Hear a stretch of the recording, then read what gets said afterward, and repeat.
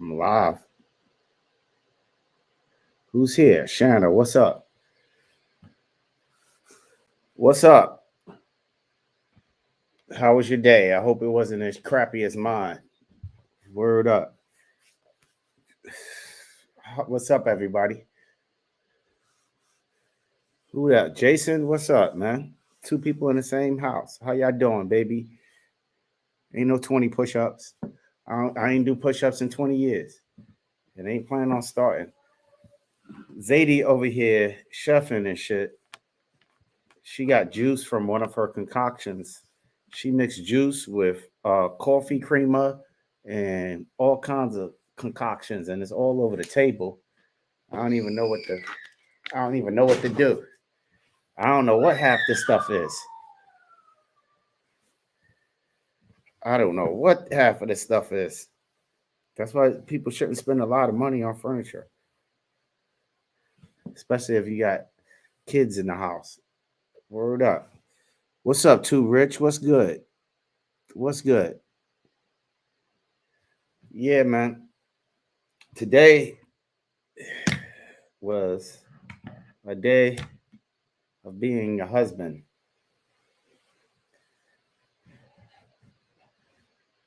You know, being a husband doesn't come with and a father, and mostly it's being a father is easy.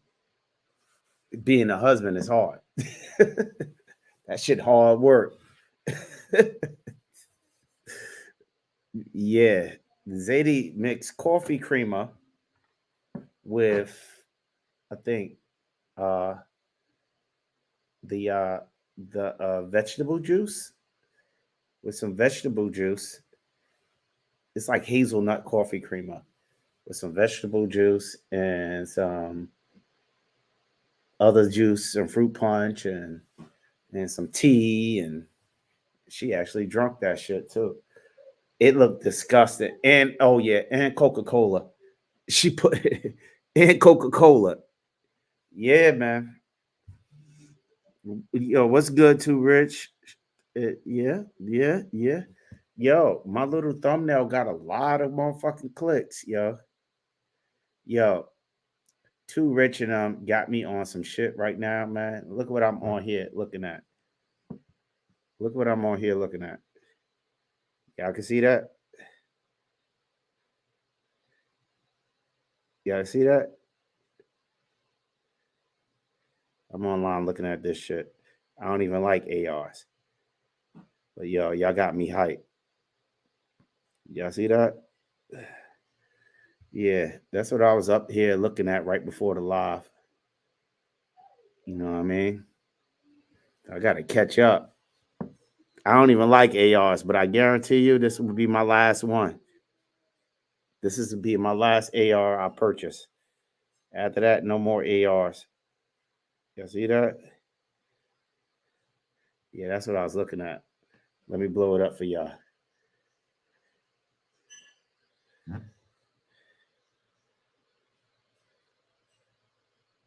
Yeah, man. That'll be my last AR. My very last one.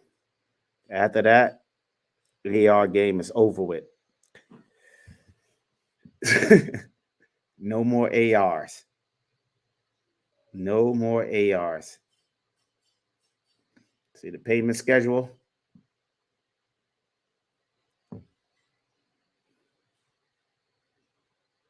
I had to get a payment schedule for that bitch. I had to get a payment schedule for that bitch. This here is a Cat SR30 Mod 2 300 blackout 7.5 inch. You know, that's it. After that, no more ARs ever. Ever. That's it. No more. You know what I mean? Waiting for Cass to get up in here. And but yo, that thumbnail went on fire, man. The thumbnail went on fire. I put it on YouTube. I think it's like daggone my second highest, or one of the top viewings, one of the top views for the entire time we had the channel. But it's great, man. It's great. So I'm just sitting here listening. I think it was a song, man. So the reason why we actually came up with the topic, we haven't been in a car. I've been working pretty late lately for the past 2 weeks or so. I've been working really late, so I haven't had a lot of family time or whatever. So I had to pay for that this weekend, and uh, and believe me, working comes with a cost. So yeah, so we came up with this shit because I was kind of like glancing through my YouTube today and glancing through my Instagram. And early in the morning, I wake up probably about 3:34 in the morning every morning. And I'm listening to, looking through my YouTube, and it was this song with just a catchy beat. I was like, damn, that shit is hot. But then I was like, what is this dude talking about? You know what I mean? I'm listening to it. I was like, damn, dude said he wish he dig up a dead body and shoot this dude in the face. I was like, wow. So I looked up the song. It was just a background song on somebody Instagram thing. I think they were riding bikes or some shit. So I'm looking at, I was like, word. I was like, what the fuck is this song? So I clicked on the thing. I seen a little clip on Instagram, go to the YouTube machine, switched over, listened to the song. I was like, the song is hot, but what is this dude talking about? This is like drill music type shit, right? So I was obsessed with this song and like, what the fuck these kids was talking about, yo? Because I'm completely out of the loop. I'm completely out of the loop. My son just kind of like turned me off of that shit because that's the only type of music he be looking at, right? What's up, Joe Va? Chris Stevens, what's up? Yeah, my son he listen to that stuff, but I'm like disconnected, and you disconnected when you old when you completely don't relate to what these kids is doing. You know what I mean? Because I know that my folks and my elder uncles and my elder aunts was like, oh yeah, listen to that bull crap music, and they don't got this and it don't got that, and I find myself doing the same shit. You know what I mean? I find myself doing the same thing, right? So I'm listening to this daggone music, and the shit was popping, right? But I'm a lyricist, I'm a hip hopper, right? And part of my main thing in hip hop, you gotta have some lyrics, and you gotta have a flow. So you can have a whole bunch of words and put it together, but lyrics ain't enough. You gotta have a sick ass flow that got your cadence in it. You know what I mean? And I'm listening to this music. So listen to the one song, seeing what else he got, see his crew rolling in. And then I seen the ops, what they're talking about. And all of it is some really dope music, really dope music with these very talented, young men. You know what I mean? I haven't seen no women that do it. But in my research, when I was looking up, the topic I was getting, and the topic was a lot of big rap music, but in particular this drill segment of the rap music. So I was looking at drill, and I was seeing the females all across the country and all across the world, even out in England and whatever, they doing that drill music, and it was that shit fire, yo. Say what you want. Say what you want. That shit fucking fire, yo. I love that. Yo, so today was my drill music day. You know what I mean? So I was listening to that shit. I was like, all right, all right, all right. I'm feeling it. I'm feeling it. But at the same time, listening to the lyrics, my old school hip hopper in me, listening to the lyrics, I was like, God damn, these kids going through it. So I hit the news feed, see what the fuck is going on. I hit the news feed, see what's going on. I was like, wow, they really talking about that shit. They like, wow, it's like, what?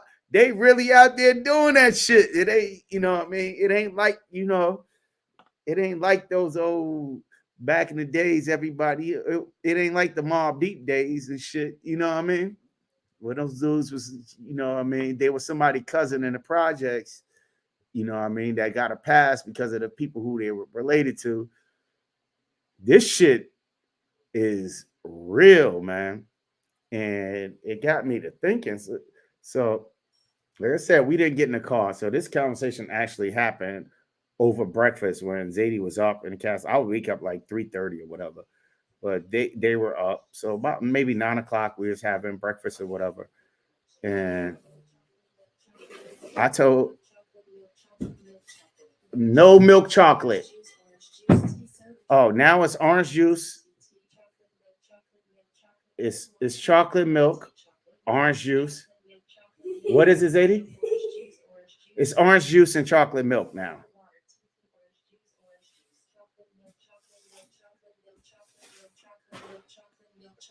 What is it? Chocolate milk? Let me see. So it's a chocolate milk and cheeseburger. So what do we got here? We got. Oh, now she's talking about a mail truck. Here, stop it. There's too much going on. There's too much going on. Here. Here. Take your device. That's a device. Zadie uses the device to communicate with. I'm not. I don't. What do you want? Go play. I don't care about this mess. Go play. Here. It's nothing funny. Go play. No, you can't ride your bike. It's too late at night. No, you can't go kayaking either. Here, go ahead. Summer over. Go in the room and play. So yeah, she wanna go biking and kayaking, and the weather just dropped a little bit. But yo, anyway, I'm listening to this shit, right? And this shit was like some hardcore drill music. So I'm like, damn. So I let Cass watch it. I was watching YouTube videos, and she was like, damn, this is some hardcore shit. And she said, that's what my son listens to. I was like, yep, that's that shit. And she said, that's why he thinks the way he thinks. I was like, yep, that's exactly why he thinks the way he thinks. Because he loves that stuff. So I was just like, you know what? We getting too old. Because I remember when in I don't know if any of y'all old enough and shit. Because I'm an old school head. I'm an old head. When he had the message, you know what I mean?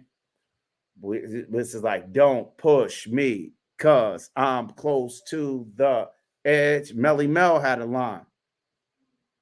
You know, Melly Mel, he said, I'm trying not to lose my head. Ha ha ha ha. It's like a jungle sometimes. You make me wonder how I keep from going under. Now, that shit was like 1979. Carter was president or whatever the fuck, right? I was in like second grade. That shit was hitting hard.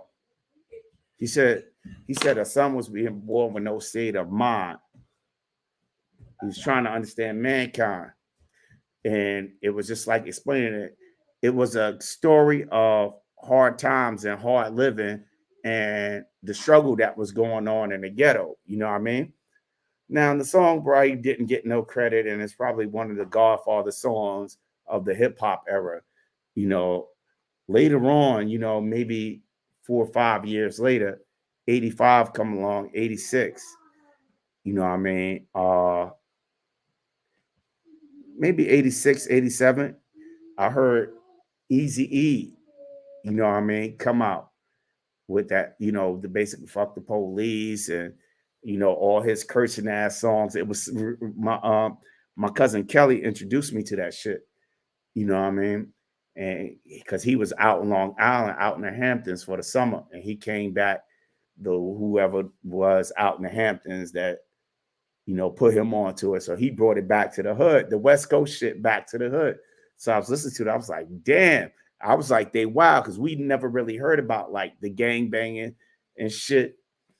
And then, you know, this was like 86, 87. Then, the Ice Cubes came out, and, I love that shit. You know what I mean? Then it was, uh, PSK and all this gangster shit. That shit was coming out of Philly with Will Smith and them crew. Them Philly boys were some fucking gangsters. But I looked at it like this. Everybody, like by the time the 90s came, everybody was complaining about this gangsta ass rap and these thugs and the bitches and hoes and the shit they selling drugs and running from the cops and fuck the police and X, Y, and Z. Everybody was talking about this shit. You know what I mean? But nobody was addressing the issue of police brutality. Nobody even looked at it till I was probably grown and the Rodney King thing happened, or the Crown Heights riots in Brooklyn, where I was living at. Nobody paid attention to this shit. The music was sending out a message to the rest of the world saying that we were occupied. We were in occupied territory. Our neighborhoods are impoverished. We were calling out for help, and instead of getting help, we were condemned by the politicians. We were condemned by our churches because it wasn't Jesus, praise me, and kumbaya, and spite me and kill my brother for mercy. You know what I mean? It wasn't that, because in reality, that wasn't the fact that was going on in the neighborhood. Then the mass media, on a chop job, executing us, Hillary Clinton, super predators, Republican Democrats turned against us because, and then blame the music. Next thing you know, CD covers and tapes had censorship stamps on it. You had to have ID to buy a fucking record. You know what I mean? Because it wasn't fit for public consumption. Why wasn't it fit for public consumption? Because it was saying something that too many people were sensitive to hear. They didn't want to hear about fucked up shit going on in fucked up places in America. They didn't want to hear it. It couldn't be that bad. Yeah, it was that motherfucking bad. Yeah, it was that bad. So instead of addressing the situation and addressing the condition, they addressed the call for help. So the person picked up the phone and dialed 911, and they said, fuck you, I don't care, and hung up the phone. The entire society of America during those days was begging for America for help against police brutality, help against the dire crack conditions, help against violence in the neighborhood, help against these corrupt ass churches, help against these corrupt ass real estate, help against our living conditions. But instead of the government fucking coming around and looking to help us, they condemned the messenger. They chopped up the caller and said, fuck it, and say, hey, you on your own. Just don't listen to that damn music. If you don't stop listening to that music, this shit will stop. If you stop looking at YouTube, this shit will stop. If you stop listening to the news, this shit will stop. No, fucking no. Rewind 30 years later, you know what I mean? Armel, grown ass man, completely separated from all of this shit, from all that shit that I grew up with and all that stuff I hear. I listen to the shit casually now. I'm just an old school. Seriously, the only thing I really listen to is Tribe Called Quest and Jay-Z. You know what I mean? Jay-Z for neighborhood nostalgia, I knew to do. You know what I mean? Tribe because I love their vibe. Another thing I listen to is Mos Def, mainly because I knew that dude. You know what I mean? And he was, when I was growing up, and hanging in the places where me and my brother D was hanging, Mos Def was a dope ass rapper before he got a deal. You know what I mean? But yeah, but that's just mostly for nostalgia's sake. So I dibble and dabble and listen to, the little brother Pop Smoke, that shit fire, Griselda, the in and out of this, the locks thing or whatever. But most of the time, every day, it's Jay-Z, Tribe Called Quest, probably a little bit of that down south thrown in here and there, Mystical, Outkast, the Dungeon Family, shit like that. You know what I mean? You know, UGK, UGK. Throw in some Cali stuff. You know, Chronic is on frequent rotation in the car. The original Chronic, and other Chronic, the second Chronic. You know what I mean? With Still Dre Day. Yeah, so that shit is in heavy rotation. But as far as this new stuff, I really don't mess with it. I really don't mess with it. But like I said, for years I had a young man in his house that's all the fuck he listened to. I had to tell him to turn it down all the time until he got the hell out.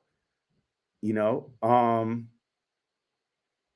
like turn that down. You know, I ain't disrespect this vibe because everybody got their thing they got going on.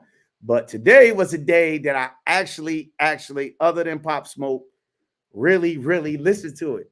And I was like, damn, these young men in America, and not just in the black community, these young men in America who singing these songs are hurting. They're fucking hurting. And when I dug into this thing that's going on in Little Rock, Arkansas, where this happened to artists that I tend to have focused on today, Kingdom, what's up? Where I tend to have focused on today, you know, because I dug into it a little bit. I did my you know, research and everything. These cats is related. It's a little small city and everybody related down south. You know what I mean? And I remember back in the days when the Bloods and Crips went crazy down in Little Rock. They brought that shit out from LA. And then I remember watching the TV show Snowfall and knowing for real life that when the cities got hot, everybody went down south, including, you know what I mean, people I grew up with. You know what I mean? We cats left the block because the block was too hot and it wasn't enough money to be made. And what you were selling for $5, you can get 24 down the way, whether it's North Carolina, Mississippi, you know what I mean, Connecticut, upstate New York, Ohio, you know what I mean, all these other places, and they scattered, whole neighborhoods scattered. I was in the military when I got to Virginia. When I got back to the States, in Virginia, that was probably about 94 because I was overseas. My whole block was in Norfolk. You know what I mean? My whole block, they were down in Norfolk and they wasn't in the military. So I just had, it was some New York boys. It was some New York boys down in Norfolk. So I didn't even have enough time to recover from my thing. But this music was just a cry. I felt like it's like a 911 call. And I don't want it to be the way the past generations did to us, say blame it on the music or say don't listen to it or abandon it. But to do contradictory to what they did, what's your sexy? What's she coming down here looking all sexy? Look at Cass coming down here looking all cute. You got fix your face, blush your face down. You look like a zombie. Look like a zombie because it's not my normal makeup. Zadie went to my normal makeup, man. Well, tone yourself down. You don't need the makeup. Tone yourself down. I look like a zombie? Yeah, you look like a zombie. It's a bad coloring, man. Hey, Zizi. You look like a zombie. My expensive makeup she ruined. That's all well.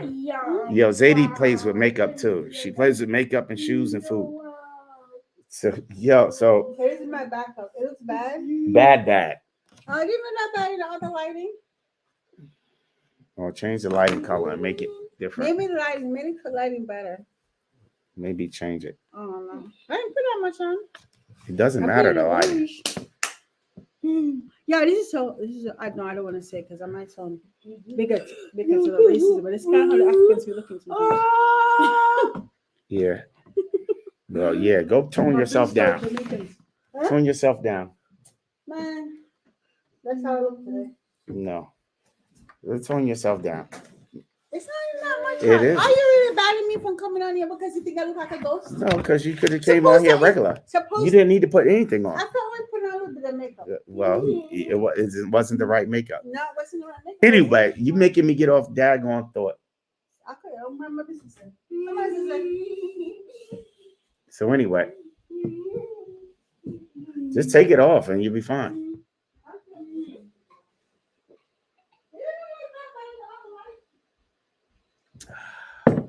It's horrible lighting in that bathroom.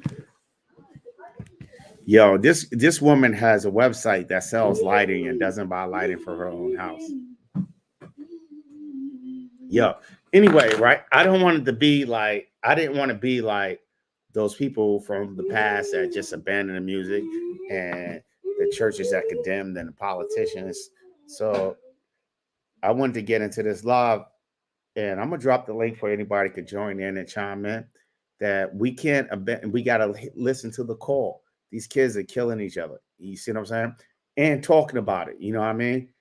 They really don't give a shit about it. They out there displaying these guns like it's cool. Everybody flagging each other. No types of fucking gun safety. Like everybody talk about training. Who the fuck is training these kids? You know what I mean? It's quite apparent that there's no male role models around them. So you mean to tell me out of the entire community that these young men live in, you know what I mean? That there's no dudes that could say, hey, or promote themselves as an example? Yeah, I took it off. It's your lighting. It's the lighting? Yeah, because you're lighter than I am. Here, put a hat on. What's wrong with my hair? Are you nothing? You know I'm saying put a hat on it because it'll make the shade. It'll dress up. Maybe it's too much lighting. See? Try that. Lighting is harsh. I'm darker than this you, one. Arma. You're like 5 shades lighter than me. That's why your daughter come over like this. No, what does complexion got to do with it, man? Complexion because it's lighting, not for dark skin. I look good all the time. So here, try now. It doesn't. That's light is off. Yeah, you see, leave her be, Arma. Goddamn right, Chris. Come on, this way. I have She look like a damn voodoo doll. She look like Zadie look with the flower. Y'all seen the Instagram with Zadie and the flower? Look like Zay with that damn I flower. had to clean out the car today. Zadie try to cook, chef up some shit. Zadie try to chef up some shit. See, I get my bag 2 locks going. Some person, y'all. See, we got drums. Anyway, I don't want to be like that. You know what I mean? So these young men, they don't have nobody like positive male people in the neighborhood who they can rely on and say, hey, this is how you get there. Show them how to do something other than what the fuck ever they're doing, or give them some pointers of what to do with all of this goddamn cash that they be counting, or what the heck. Here, boo-boo. This reminds me of the video that we talked about last week where the young guy was there playing with a gun and the money and the cops arrested him a little bit later. Yeah, but who like somebody to tell them about finances or nothing?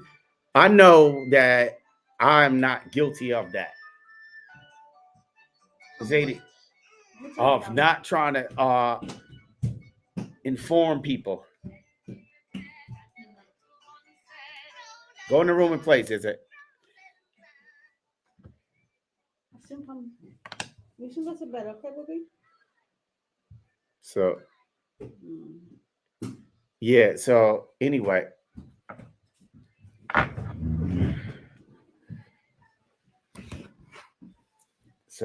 Right? Say hi to everybody, Cass.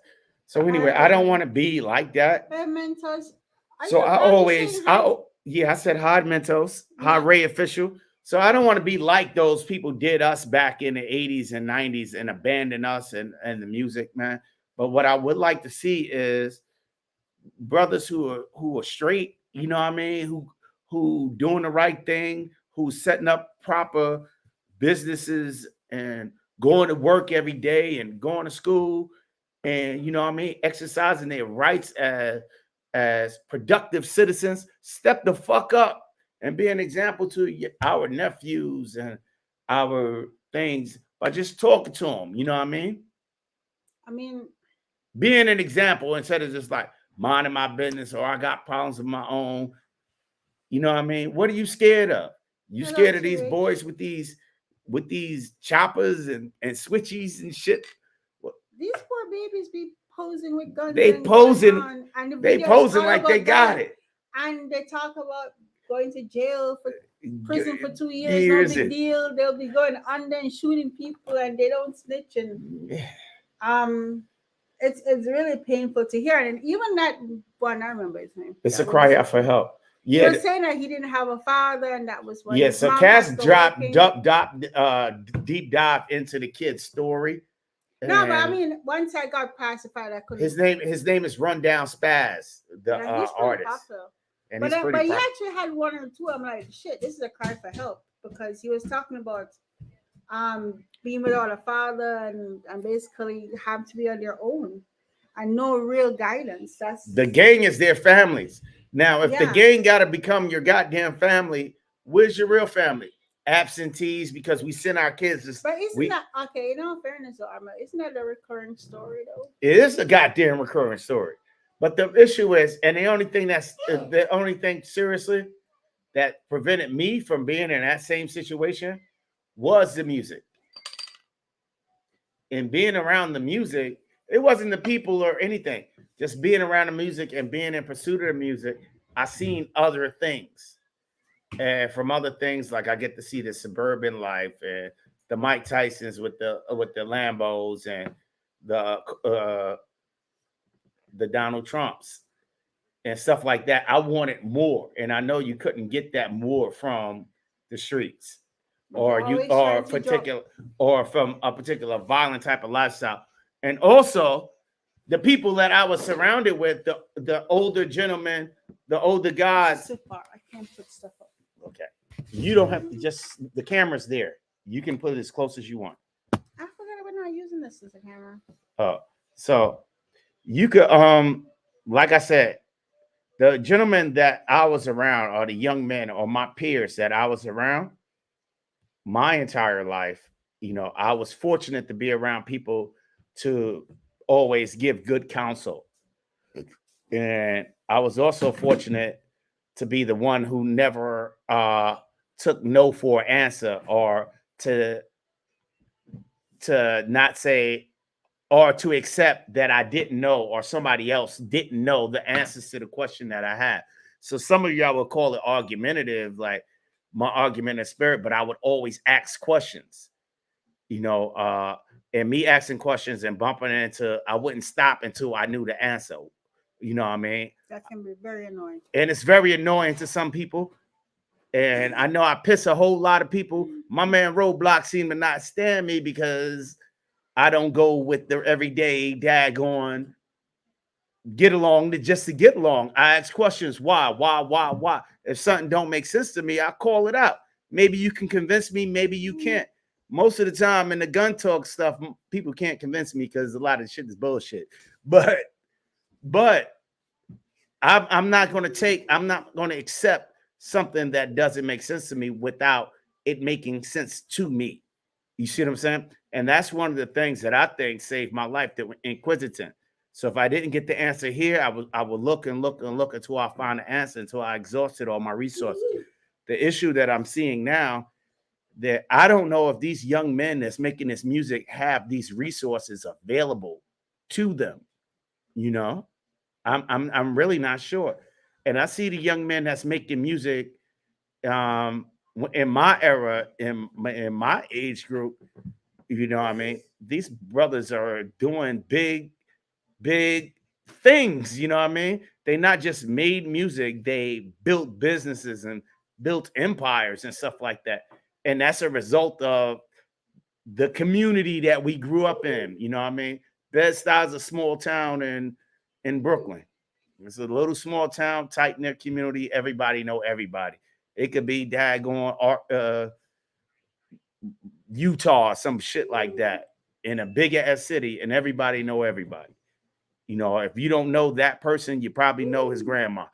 You know what I mean, or his kin.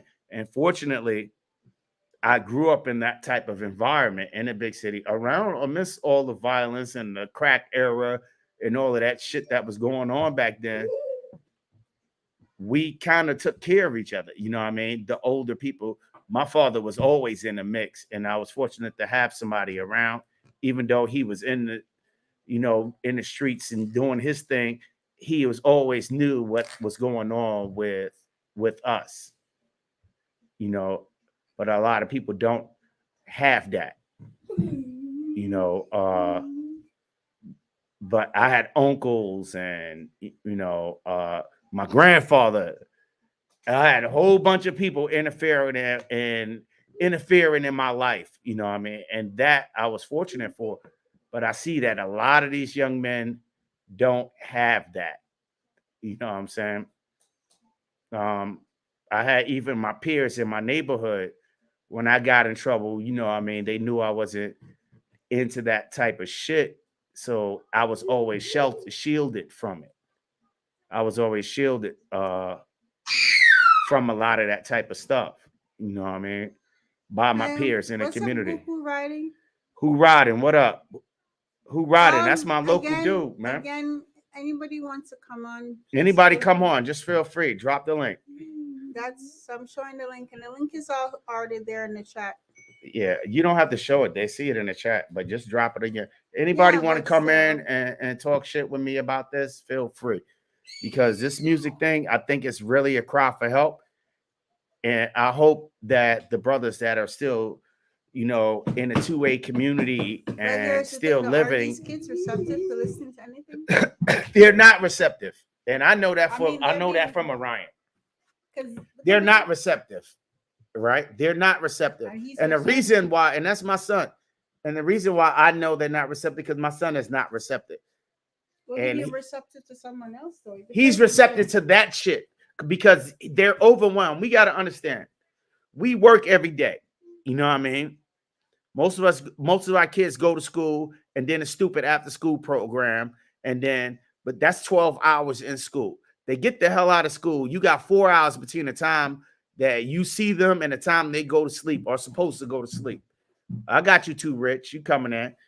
You got 2 hours. What's up, too, Rich? Give me a minute. Let me finish my little thing. You got a few hours between the time that they get home from school and you get home from work to feed them, talk to them a little bit, let them play the game, whatever the fuck they do, and they go to bed and go do the same thing all over again. So the schools, the after schools, in between the peers that don't have nobody at home, these rap videos, social media. It's not just social media. It's a combination of everything. We lost our time. We lost family time. And we lost valuable time. And we lost core values at the same damn time.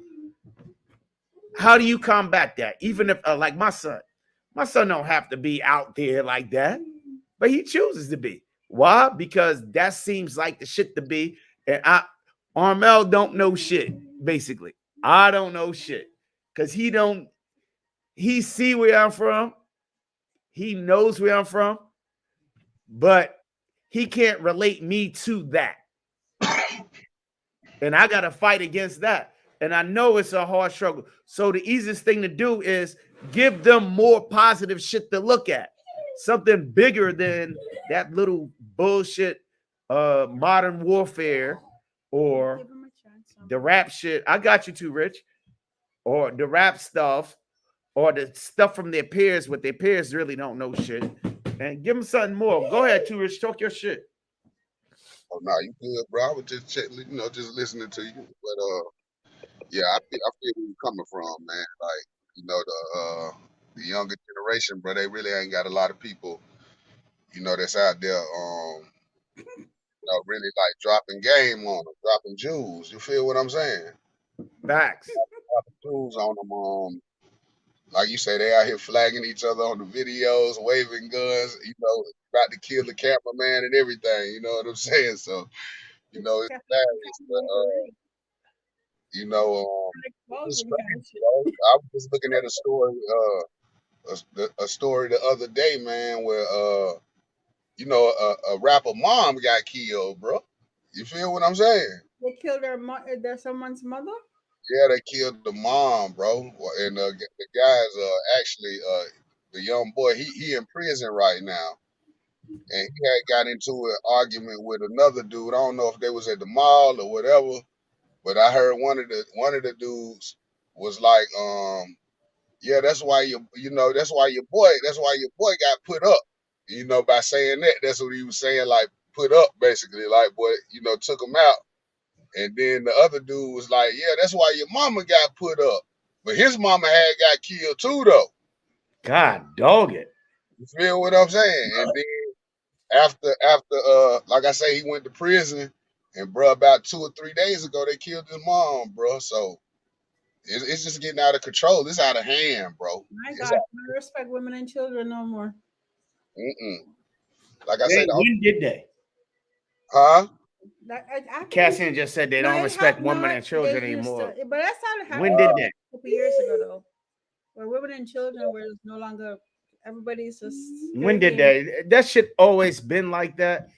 But the ways and the balances right now, you know what I mean?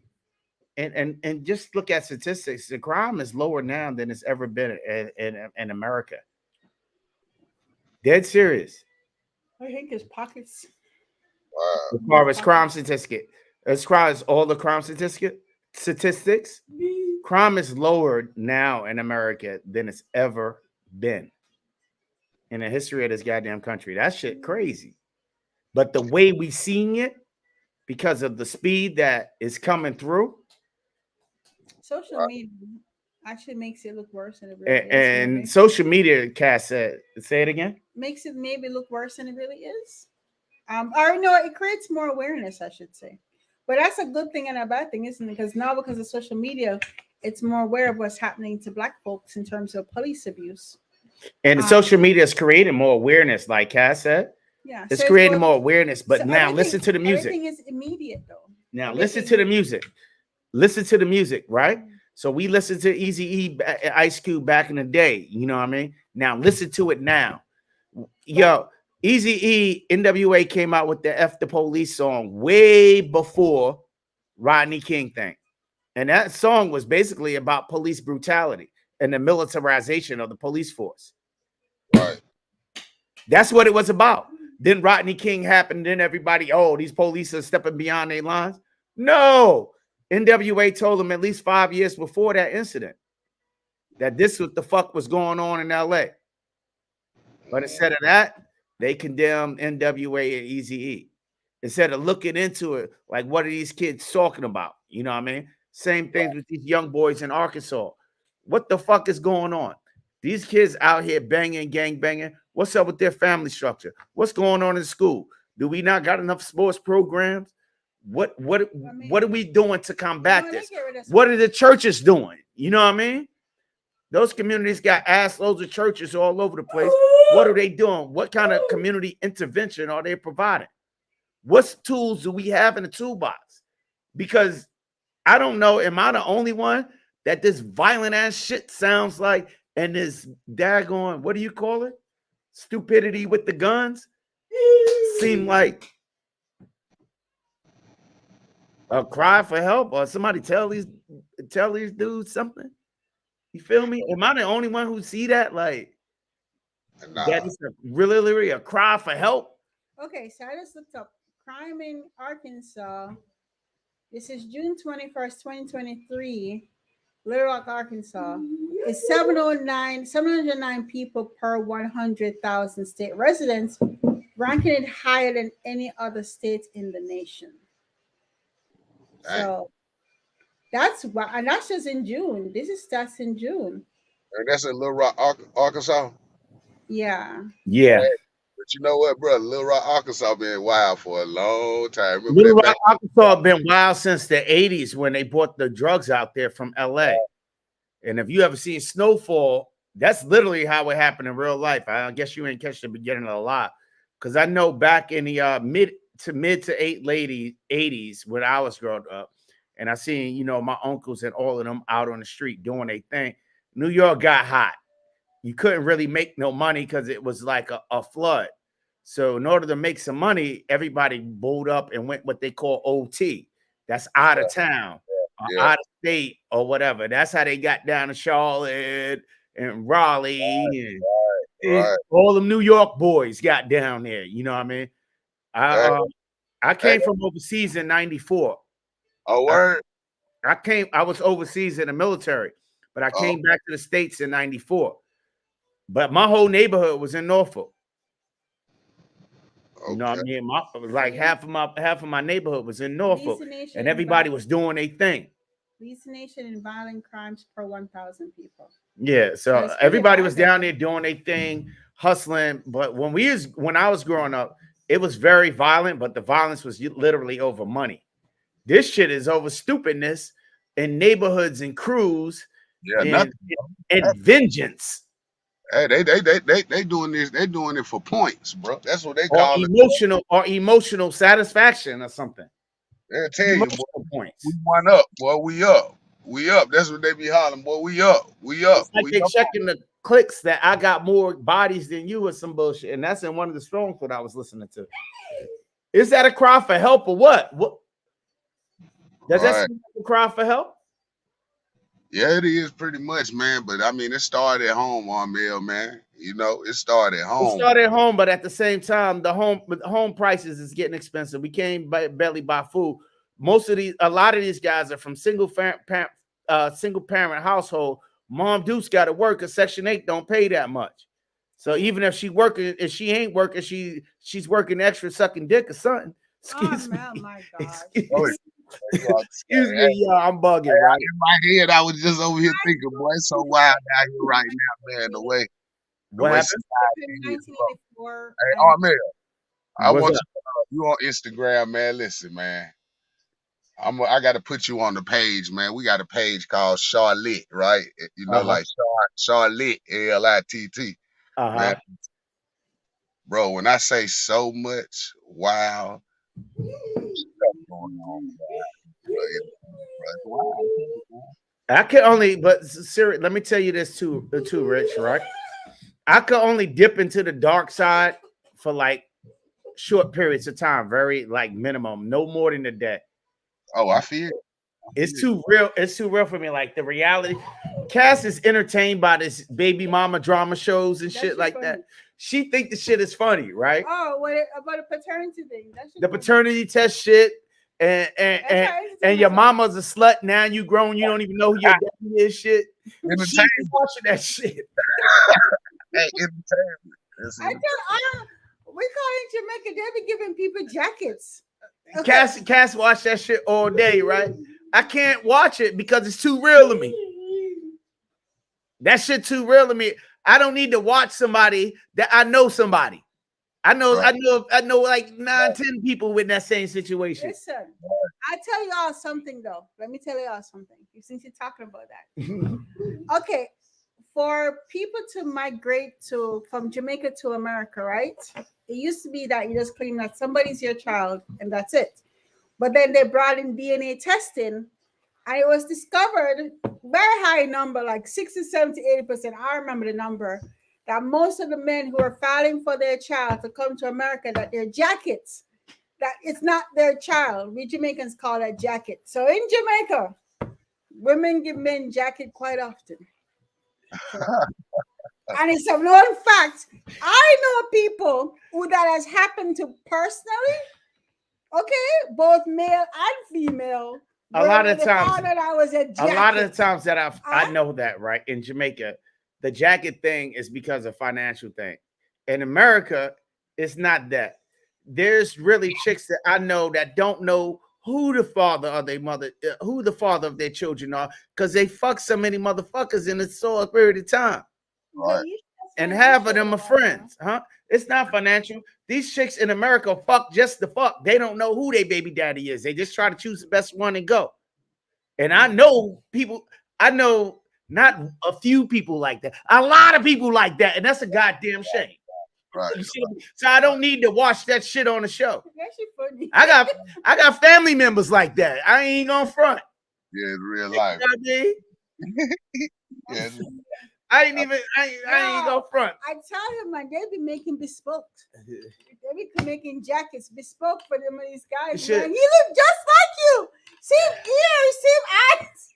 Shit, she don't know that she fucked you and your brother in the same goddamn day. You know what I mean?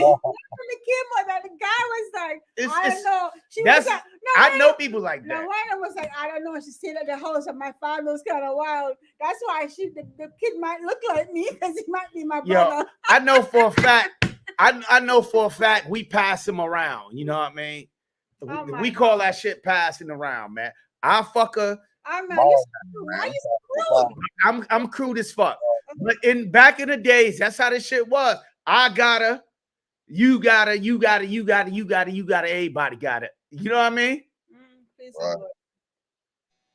Yeah, I know fact. Like now who wifed her and that's your baby mama now? I don't know. What? Who wifed her? Somebody gonna wife her. Don't go there. I ain't even getting into there because No, don't that go shit. there. That's why I don't watch those That's shows. borderline disrespectful. Don't go there. No, but I'm saying though, I was just giving an example. Okay. That's why I don't watch those shows because that shit too real for me. You know what I Okay. mean? And I don't only dabble in like this particular subject Well, of the shit music funny, thing. so, It ain't fucking funny Y'all need to clean. I'm watching to amuse myself. Why are you coming to my circle? because it's not funny to amuse Because yourself with. You are somewhere else. You think I'm watching it to amuse myself. You come in the room and you're complaining. How is that shit Get in the amusing? freaking room then. How is smutting amusing? Because I'm always want to see who the daddy is. Right, man. Does it matter?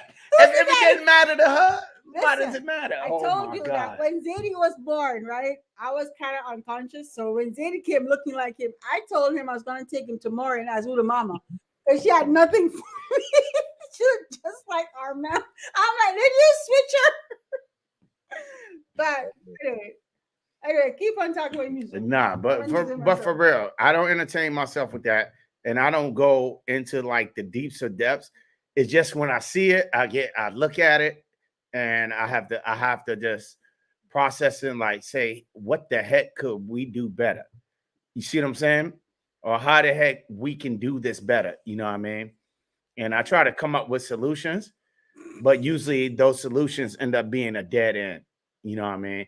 Like one of the solutions I come up with is we got these brothers, you know what I mean? I know of quite a few brothers in the two-way community that we be vibing in who still live in some of these challenged communities. You see what I'm saying? Yeah. Or still have family in these challenged communities. You know what I'm saying?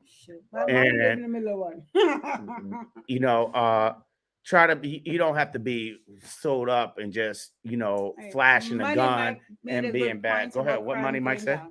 1993, 79.8%. 2022, Yeah, 16.5%.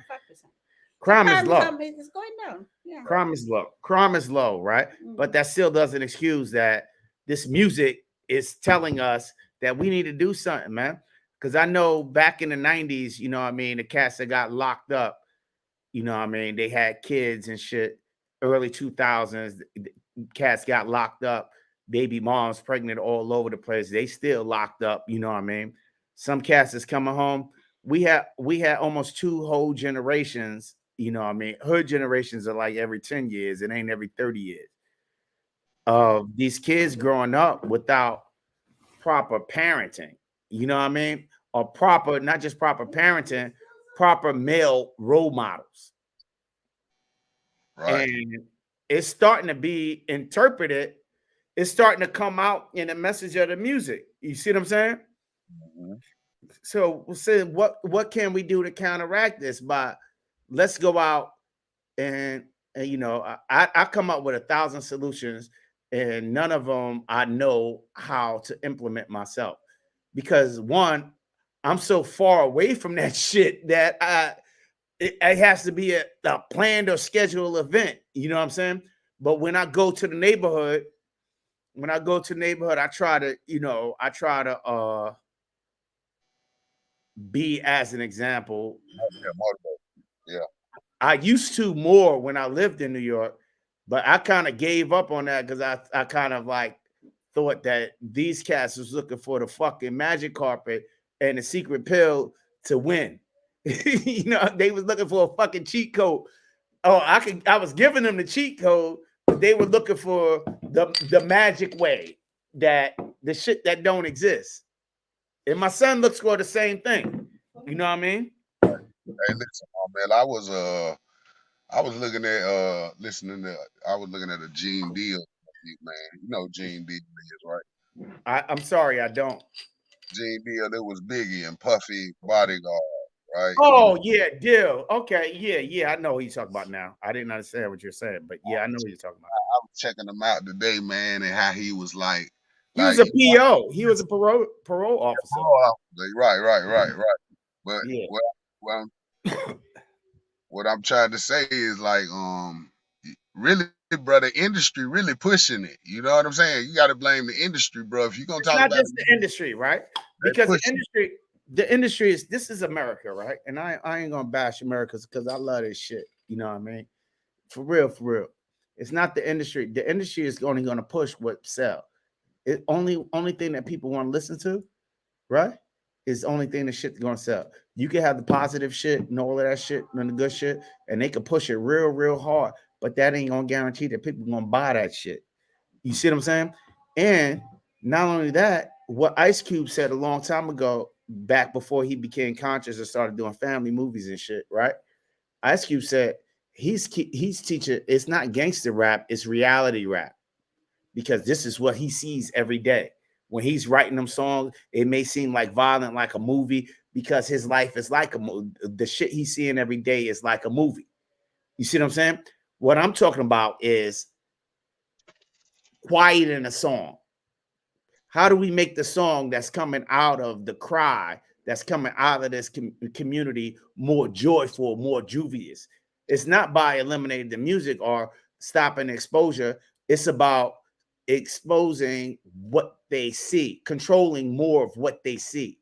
So if they see it more positive brothers than dumbass niggas with these fucking choppity choppers and switchity switchities and dumb shit, we can really do something about that. And we show them a better example of not, drinking and driving and drugging stupor, and show them that a working man can do more with his money than that cat can do with theirs. You know what I mean?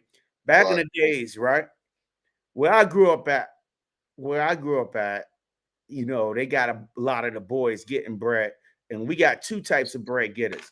We got the hustlers, you know what I mean? And then we had the rappers, and then you got the working dudes, but the working dudes couldn't keep up with the rappers and the the everyday guy that go to school safety, the everyday guy that go school safety worker, or the guy that go work at North at sanitation or whatever. You see what I'm saying? And then you had guys that were in a higher income bracket like me, and I was literally going broke in daggone car payments and everything, because I wasn't competing with the every regular. All my friends was hustlers. So if they had it, I had to have better. So I was more of an example. Say you could get the same thing by working or whatever the hell. And I was out rolling around with them. I wasn't doing nothing. I was doing Ray Official. What up? Come on in. What up, Ray Official? Give me a second to talk your shit. Rodney's in. Rodney, what up? I was out there in the Porsche and the Beamers and the Range Rovers, pulling up different cars every week. I was that dude. But I was not the hustler. I was just the everyday working ass dude. And the cat asked me, it's like, Armel, the little young boy asked me, Armel, how you do this and you work? I said, dude, you gotta go to school or figure out how to make yourself accountable. Get some kind of certification, figure this shit out. You know what I mean? And then build up and then figure out how to make your money work for you. Oh, that shit too hard. Go to school. I ain't going to school. I said, I really don't know no other way, bro. You want me to tell you another fucking way? It ain't no other way. You know what I mean? You go to school. Well, I can you're going to need money to do that. If you don't got shit, there's two easy ways to do it. That's shit that make the cheat code. One, first move, military. Second move, go to school. Get a fucking trade, a skill or something. Get a certification or something. Once you get that, you can figure the rest out. Learn money management. Hey, Ray. Ray, talk your shit, please. Let me take a What's going on, man? Go ahead, bro. But you know what? You got to look at the way a lot of shit is going, and especially with our people, and not all of them, but the bullshit is what gets the the views. It's just like like you say with the music. You got this negative ass music where motherfuckers kill. I like that shit though, Ray. No. Listen to what I'm saying. It's kill, fuck everything. That's all the music is about. That's I love that shit, right? Why you probably do. I don't listen to that bullshit. You know, unless it's the old shit or whatever. You know, the NWA and shit like that, and you know, all the shit, the old shit. This new shit, I don't fuck with this new shit because the shit makes no goddamn sense to me. You know, all these every fucking rapper that we hear nowadays want to sound like fucking Lil Wayne. I don't like Lil Wayne. You know, I don't like none of that shit. You know, but the other thing too, you look at the shit that comes on TV. You know, the reality TV and shit like that. I could look at the reality TV. I could look at Modern Warfare. I could look at all this shit. No, what I'm saying is that shit right there, that's the shit that people tune into. People love the bullshit. You know what I'm saying? They love to sit there, you know, because you will have people sit around, you know, women, don't call me a bitch, don't do this, but then they love to watch that shit. So, you know, the shit is fucking crazy, man. Let me give you an example. It's funny you said that, Ray, right? My son, my wife do real estate or whatever, right? So my son comes up in here and he's always talking about money, right? So he's like, he's putting his money together and he's coming to buy a house. I said, what do you need money to buy a house, an investment house, and get rental for? I said, straighten your shit up, straighten your credit up. You good. And he said, I gotta have the money and all of this. He said, I want to buy cash. I said, what you gonna buy around cash? You're gonna need like, you know, how much you said? Like 100. No, he think cash is actual cash. He said cash when the little baby and them bought a house cash. He thinks it's actually he actually suitcases of money that they buy the shit with. I said, Orion, yeah, I ain't gonna say my son's name or whatever. It's still a cashier's check. Yo, and then he gets mad that we're laughing at him. We sit here. We thought he was. We thought he's like, yeah. He's like, yeah, cashier check. He thought it was like a whole bunch of money that you just throw in front of somebody and say, I want this house. Like they do on his fucking Instagram. He thought that shit was real, bro. I said, this is what I told him, right? I said, remember when you was little, when you was watching WWE? He said, yeah. And I told you it's fake. He was crying because I told him WWE was fake. I said, this is the same thing. You know what he did? He got mad and got in his car and left. Because he believed that shit to the heart, like WWE was real. But that's the problem. Price of cash. Right. Cash versus a cashier's check or a wire, it still has to come from a legitimate source. He thought it was like $100 bills and shit, but Cass was laughing like you do the money dance at the strip club and shit. Yo, Cass was laughing her ass off. She couldn't stop laughing. She was laughing all night long, right? He got mad. That's the problem, though, man. They don't seem to understand that the shit that is called reality or whatever, reality TV, is fake shit. You know what I'm saying? You're not walking anywhere and gonna sit there. You know, if you go somewhere and you sit there and drop $20,000 cash on a car, or even $10,000 cash on a car, somebody come to look for you because at a certain point you can't drop that much cash on anything. Why would you even carry that much cash? Because, well, first of all, because that's like the what they call that shit, man. The fucking At first it was 10,000, but now it's under that now. Yeah, well, now I think it's $9,999. Right. You know, yeah. So anything over $9,999, that's gonna flag your ass. And and wherever you're going, it depends on the car you buy. Because if you buying used cars, right? And I have to know about this kind of shit. I don't know why. Don't ask me. But when you buy used cars, when they transfer on the title, they always write it off as less than what you paid for it, for their side and your side. So they're always going to write it down as like $799 or something like that, or whatever that is. But they're taking $12,000 from you. You know what I mean? Because I know we were shopping for a car for my son.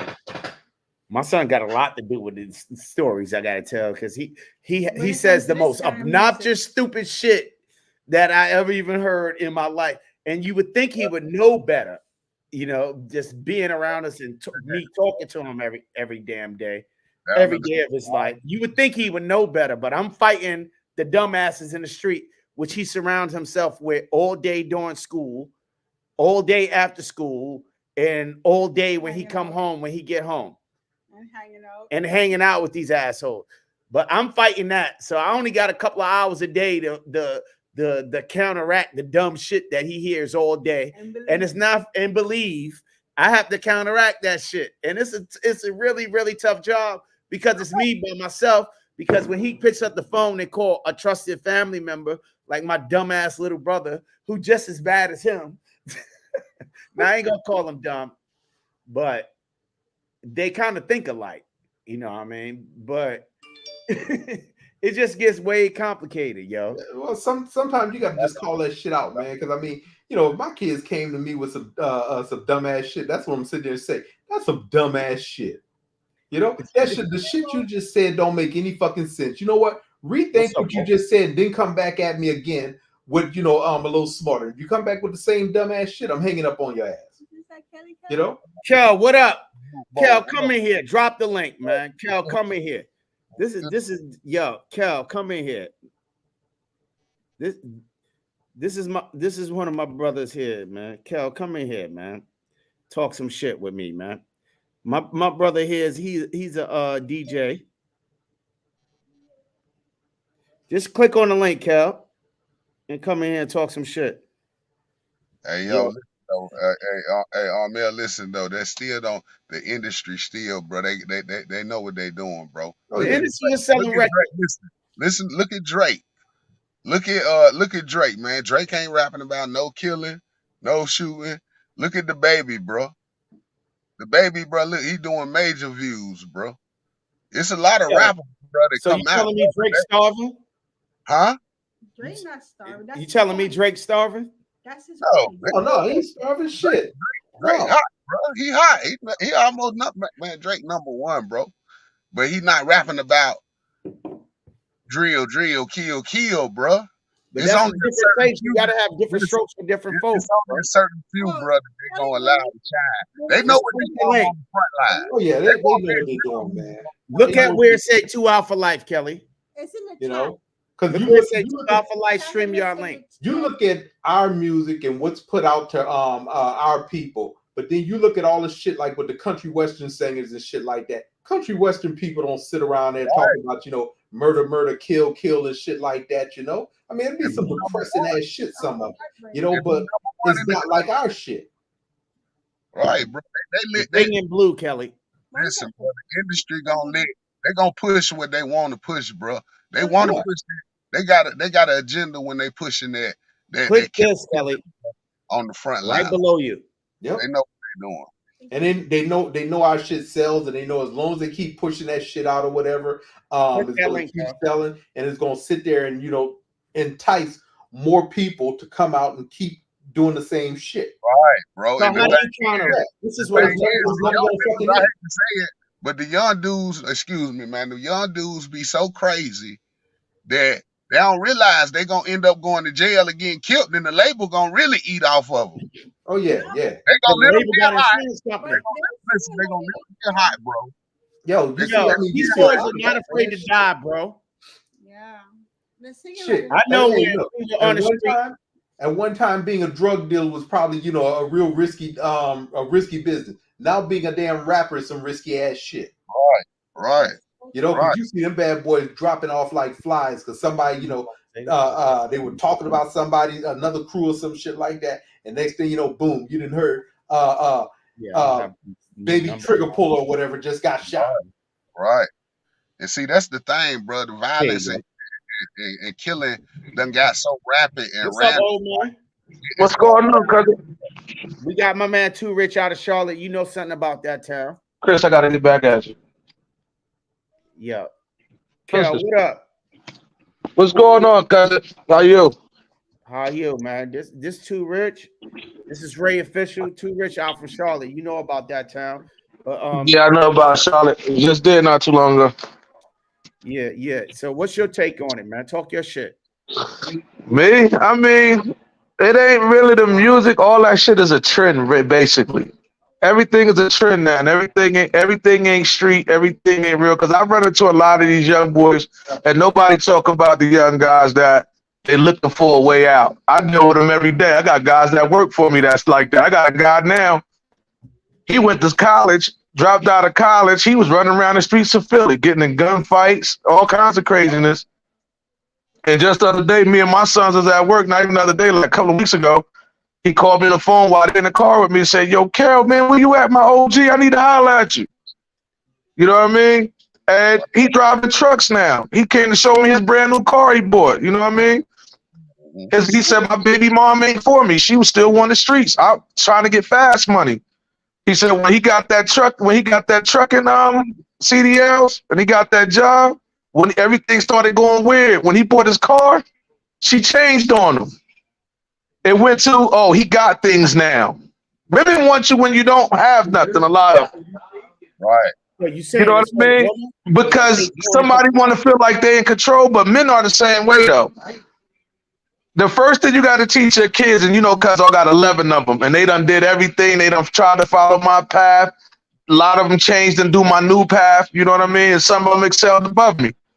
But the thing is, you got to teach your kids first that it's not a man and woman thing. It's not a young and old thing. It's a human being thing. Because it's a shame that the kids can't go outside like they used to. Like in New Jersey, they can't go outside. 40 bodies in the mud in a 7-mile radius little town. Right. You know what I mean?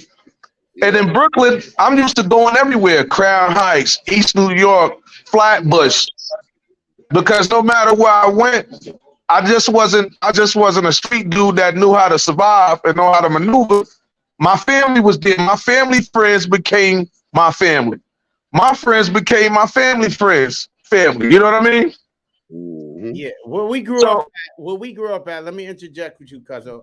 Where we grew up at, so if he lived in one neighborhood and my other cousin lived in another neighborhood, so my other cousin friends was my friends. That was my man too. You know what I mean? We inherit each other's crew. Right. I don't know what the hell going on because the boys out in Little Rock, these two dudes that's beefing on the rap team, they cousins from what I'm understanding. Yeah, you gotta First cousins.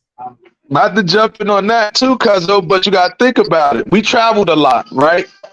And what I got from me traveling a lot, you know, I'm in Philly now, so what it is, every city have their own lifestyle. Yeah. See, down south, they've been shooters. In New York, we was fighters and shooters. You know what I mean? LA was drive-bys. We did drive-bys in New York. They did walk-ups. They doing a little bit of everything down here. Now they got the East Coast acting like they West Coast, and it don't fit. Like that blood shit didn't last. That was a trend. Now it's the I'm gay and I don't know who I am, so I'm non-binary. Everything is non-binary. Church is non-binary. Sex is non-binary. Everything, because they're so confused, everything is non-binary because they can't explain the situation. I don't know what non-binary is. I don't even, yo, Cass talk about say it. What say I this? don't understand what non-binary is. I don't understand all these different pronouns. I don't get it. She don't get it. I mean, I'm not anti-gay, try all the different alphabets, but I understand the transitioning of all. I'm all about what the fuck can I do right now. You know what I mean? You know I'm far removed from this shit, but I still want to do nothing because I got sons that's still in this shit. You feel me? I got family members that's still in this shit. You know what I mean? And I want to do something, but it feels like I ain't got nobody who can ride with me. You know what I mean? I got to talk to this one nigga, this one young man, and he got 12 fucking dumbasses telling him the wrong information. You see what I'm saying? So it's 1 against 12. I'm fighting a war of information, of proper information against nothing. So I would like to see, you know what I mean, a lot of the brothers and sisters, not just brothers and sisters in the community, step up, man. Take a break from the chasing the bag and getting the money, and let's save our families, yo, and our communities, yo. Just say something. Let's check yourself, homie. Don't try to go walk up to the young man and take his fucking gun. You'd be stupid to do that. But yo, check it, honey. Say, yo, you know, I'm holding a class right now, and I could teach you how to get real nice with that. You know what I mean? I'm there, boy. I'm like, you listen, bro. I be trying to. I be feeling the same way, boy. It's like the boy. Hey, I'm like my boy sitting on the cooler, boy, telling me don't drink the Menace to Society, boy. Listen, that's how it make you feel, like when you trying to let them know, like you try to speak to them and try to put them on game and let them know, man. Try to put them on a different path. Don't look at it. Try to at least, let them, man. It's hard to explain, bro. But Nah, it ain't that, man. Kel, Yeah. I don't know. I try not to go into too much of the way we grew up on this site, on this page. But Well, I talk about it, but I downplay a lot of it. You know what I mean? Even though they think I ultra play it. But, the whole thing is, right? We live the movie. it depends on, like I said, it depends on where you from. The game is different. Like, if you look at how many people that know me that say, "Hey, you should have wrote a book," because they'll tell you, they be like, "Yo, I was there to see it." Like people tell my kids that all the time, like, "Oh, yo, the dad," but my kids know me for who I am, and the first thing with me is a respect level.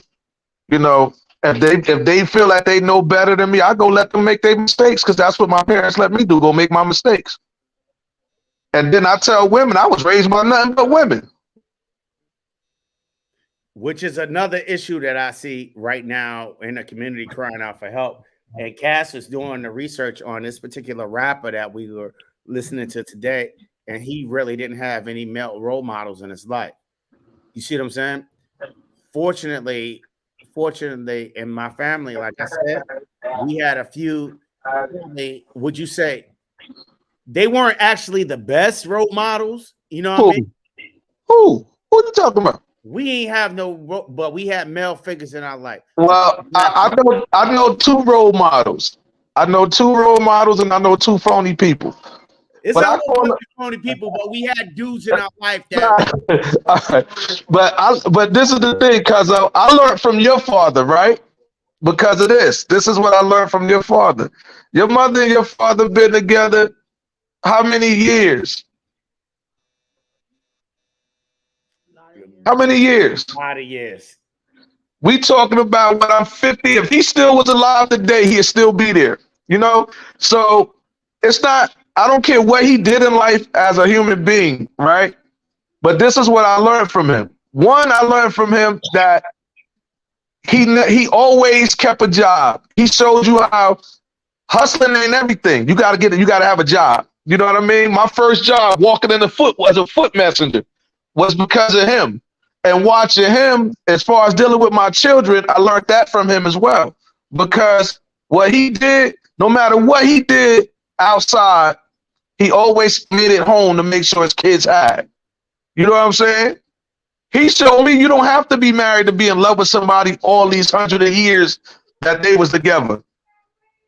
You know what I mean? Some people say, oh, he got it because he flashy, and you know which uncle I'm talking about with that.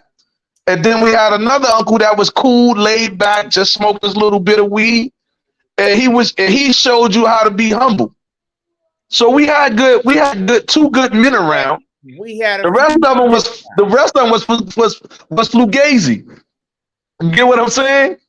So look at our grandfather at the same time. Right. But that nigga was fugazi. You feel me? He was fugazi. But look at his brother. His brother was the real thing. See? Yeah. We have a picture. See, so that's the people that I respect is the people that I get something from. Like one time I asked your pops, I said, yo, why y'all never got married? He said, because I don't believe in that paperwork. He said, I believe in what I got, and it don't take nobody to tell me what I got. He said, nephew, we happy at my house. He said, all your aunts marrying these people for what they got. Are they still with him? And they wasn't, cousin. He hit a point. He hit a point that made sense to me. You feel me? So I have respect for people that the average person don't have respect of. And it ain't that they don't like you for what you do. They jealous for how you move. That's everybody. Mm-hmm. So to me, with this rap shit, These kids are doing the same thing we done. It's not different. It was bodies hitting the floor when we was out there. We talking about 13, 14, 15. Right. Facts. You feel me? I remember riding a train from Automotive High School. And we had the front like we had a gun to keep a whole bunch of niggas from Fort Greene from jumping us on the train. Facts. And then when we jumped off the train, the cop jumped off the train. The cop ain't do nothing on the train when them niggas was trying to get at us. But when my man's reached in the bag like he had a gun, he had a comb. Ricky had a comb in his bag, and the cop threw us on the wall. What you got in the bag? Ricky pulled out the afro comb and laughed at her. She was like, "Get out my train station." Yeah, it was. You know what I mean? Like, even when they talk about the police, it's a lot of things that people not seeing. We grew up in Brooklyn where people was killing police left and right, holding up gunfights with police. So when you say a cop killed somebody, I believe a lot of them was in fear when it come to New York or when it come to Philly. But when you say Jersey, down south, that's racism. It's two different. It's two different fields. It was racism in New York as well. Right, but all of them was getting murdered. Like, you know, them cops was getting beat up in New York, cousin. Yeah, They was getting beat up, gunned down. But them police that's in Jersey, nigga, tell me when you heard of a Jersey cop that got killed. That's in Central and South Jersey. Never. But how many cops in Central and South Jersey killed black people or just pull them over and beat them up? That's a different experience. Exactly. So it's two different places, and they try to pinpoint everybody with the same issue, and it's not the same issue. It's the same with these kids. Same issue. So It's not the same issue with these kids. They come from different. They coming from different eras, doing different things, right? let me clear Now, this don't get me wrong. clear this up. Don't, So you saying that because the music from down south, that these brothers down south, these young men down south are experiencing something that the brothers up north is not experiencing. right? They lifestyles are different everywhere you go. I went to St. Louis, and I was Hold up. That's Right. why music from Griselda sounds different from the music from Little Rock. right. But this is the thing: the industries, the radio stations, the people that's in charge of getting these young guys this money, like Meek Mills just said in the interview the other day. Society pay to hear shoot them, kill them, knock them down, kill them dead, whatever. Take these pills, take those pills, right? But then if you listen to the young guys that do them rap battles like LA Leakers and all of that, Team Backpack, them are your boys that actually are what you call them. You would say they have wordplay. Mm-hmm. They rhymes make sense. That's not what the industry want to hear. That's why they all online now. And that's why they doing stuff like street battles and stuff like that. Those where your real lyricists are at. Your lyricists are not on the radio no more. Yo, let me interrupt you, cuzzo. Everybody going. Nah, I ain't gonna criticize the music, right? Because if you listen to, I'm gonna send you the link. If you listen to this fucking young boy lyrics, it's not just lyrics. My little young boy got fucking flow. He got the elements. You know what I mean? These two little young boys, they got the beat, they got the rhyme, and they flow. It's crazy. And that shit is fire, right?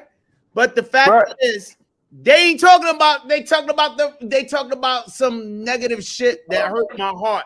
But they only can talk about what they know about. You know what I'm saying? Right. They shoot that. Where they from? Chicago? They only talk about what they see. They from Arkansas, my dude. Arkansas is just as bad as Chicago. They talking about what they see, bro. That's the thing. They can only talk about what they seeing and what's the style now, right? A lot of these guys is fucking faking the funk. I don't think Don't get it jacked up, because we know a whole lot of rappers from New York that faked the funk that was part of nothing. Back in the day, they was faking the funk. Now I think No, not all of them. Them New York boys cutting up right now, boy. They cutting up. Who you talk about too, Rich? Go ahead, New talk your shit. York boys cutting up, man. You know, listen, bro. They wilding, bro. I be peeping a lot of little shit that's going on in New York, bro. What? There a lot of boys running around there catching them bottles and shit like That been like that. That never changed. New York, New York is nicer now than it's ever been. For real, for real. Nah, New York just changed. And I'm gonna just tell you this from knowing this, right? Check this out. People in New York, nobody got killed unless it was about money or some type of disrespect. It was never really an area thing. It's probably You actually had to have beef in New York, right? You actually had to have a beef somewhere for somebody to say, "Oh, I can't go to Flatbush." I know people that have beef in Flatbush and still go to Flatbush because the whole Flatbush ain't trying to kill you. New York is about the money, bro. It's about the money. If it's about money and it's about respect. That's all it's about. And in order for you to have beef with somebody, you had to be involved in something. And you can pay for respect in New York. young boys that took it to another level. Bro, I've seen it all. Boys wilding. Matter of fact, I not what was it last year, the year before last? One of my homeboys from Putnam Avenue, his cousin that was a young boy, he got kidnapped. They threw him in the car. Hold up, Cal. Yeah. We're in a public space and you're releasing a lot of information. Oh, my bad. Yeah. But it's just that shit like that happens. Periods on this shit because put periods on it, please. No problem. Please. Yeah. I got you, cousin. Certain shit I allow about myself to be public. A certain shit I just want to keep somewhere. Oh yeah, definitely so. But it's different. Like things just happen, man. It's crazy. But every area is different. Yeah. That's every state is different. Yeah. Come on, what the fuck? What's up? My man Dude Knowledge just crushed goddamn Sealy Optics, man. And he left a dildo on the table. Yo, Cass just watched the video like twice to see what you was gonna do with the fucking dildo. Okay, that was a good marketing for the entire video to see what you're gonna do with that dildo. She watched the entire video like twice and went back because it didn't loop to see what you. Yeah. She said it was a good marketing. And she was laughing the whole time. But yo, keep up the good work. Put that video on YouTube. You're doing your thing. I gotta see what's going on with Gideon. And like I said, unless you want some bullshit, go ahead and buy the Sealy Optic. You know what I mean?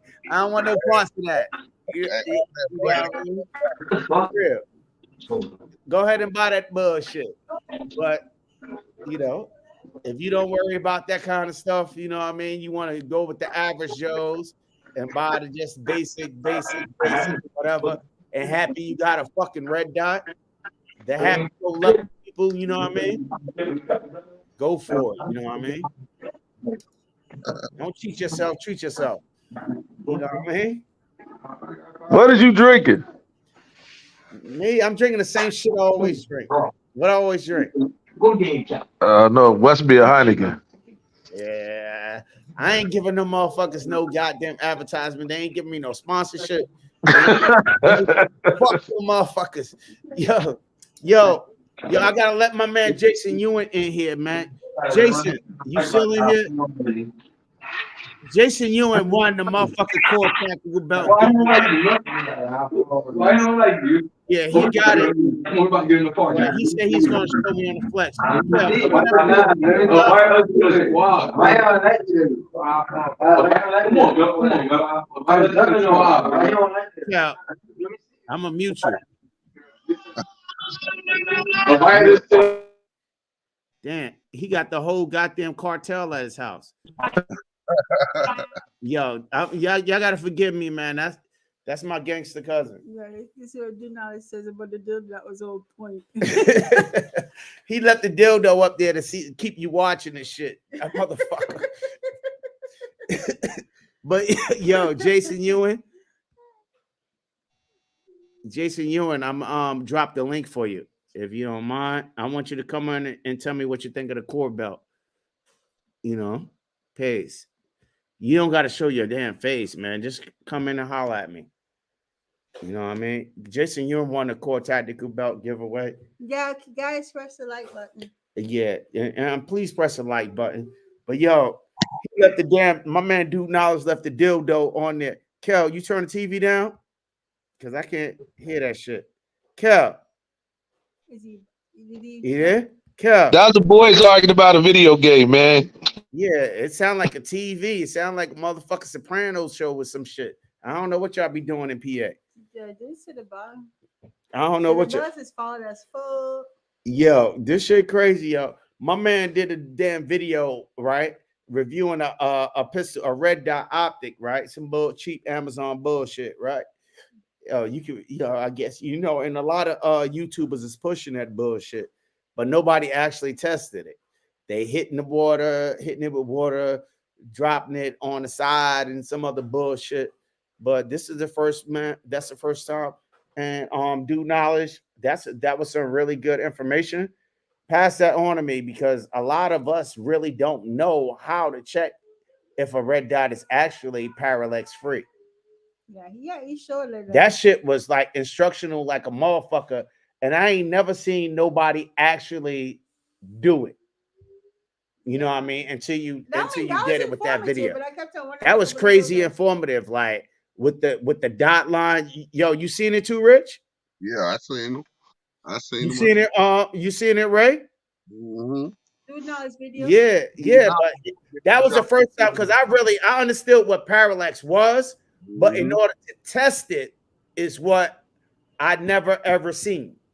No, I haven't seen actually test that shit. That's what made this community so dope, though, bro. Just to be able to get that knowledge like that.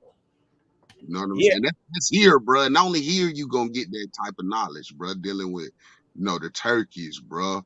Like I say, RGG, bro. I don't know shit. I just talk shit, bro. Everybody knowledge. I don't know shit. I just talk shit. But you with the community. Yeah, I'm just fucking around though. But just check this though, right?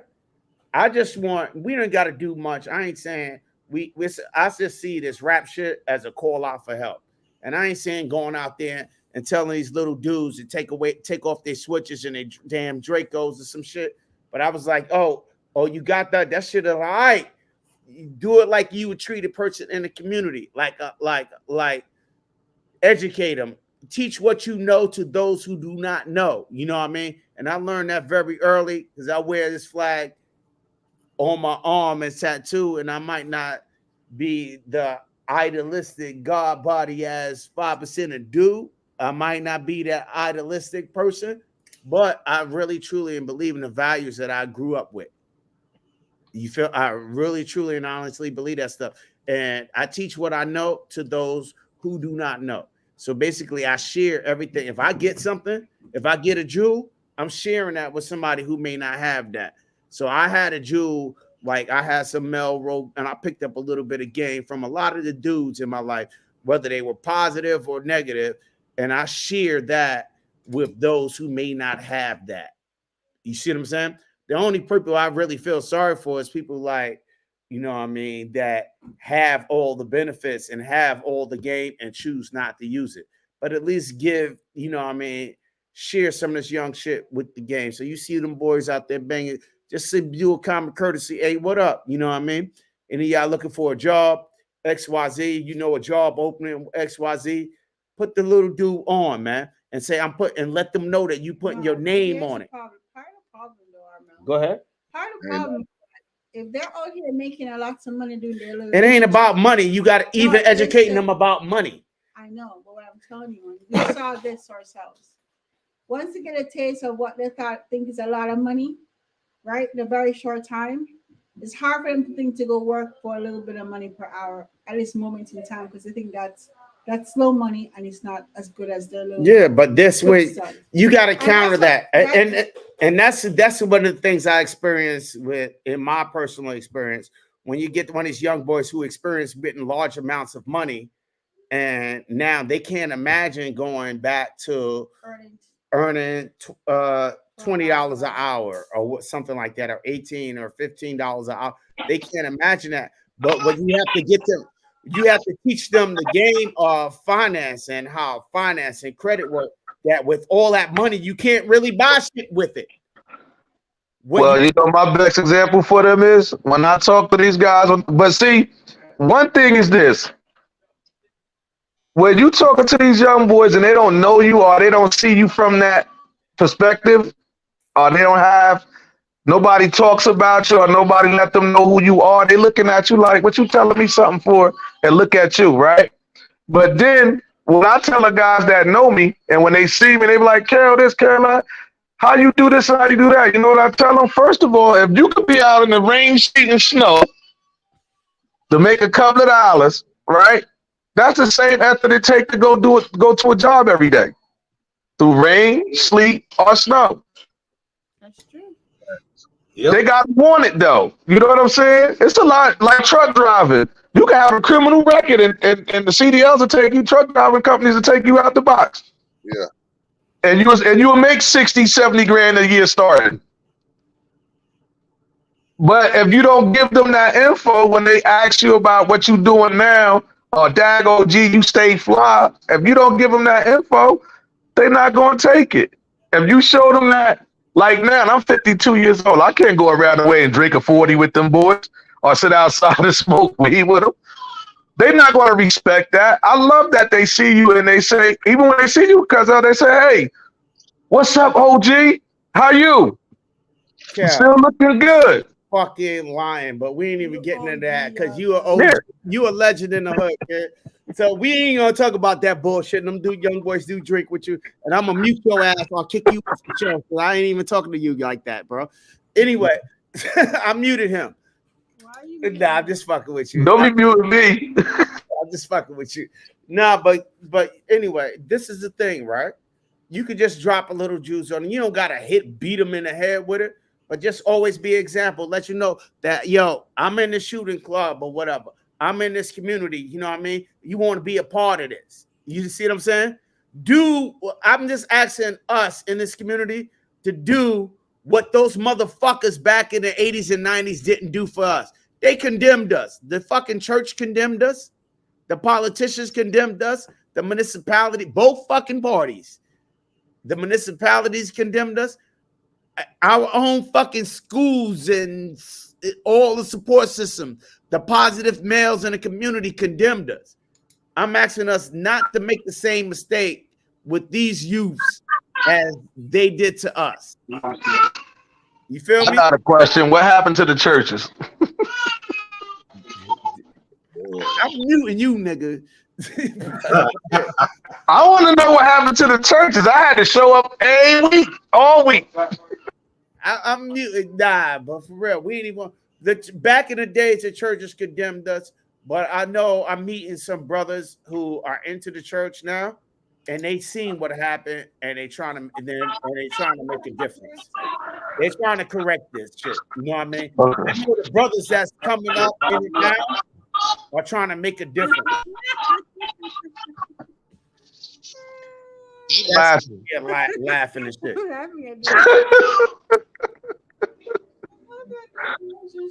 What he laughing at? I can't see what he said. Having a side conversation, but I don't know. It's just funny. Yo, did you see Shannon's picture with the statue?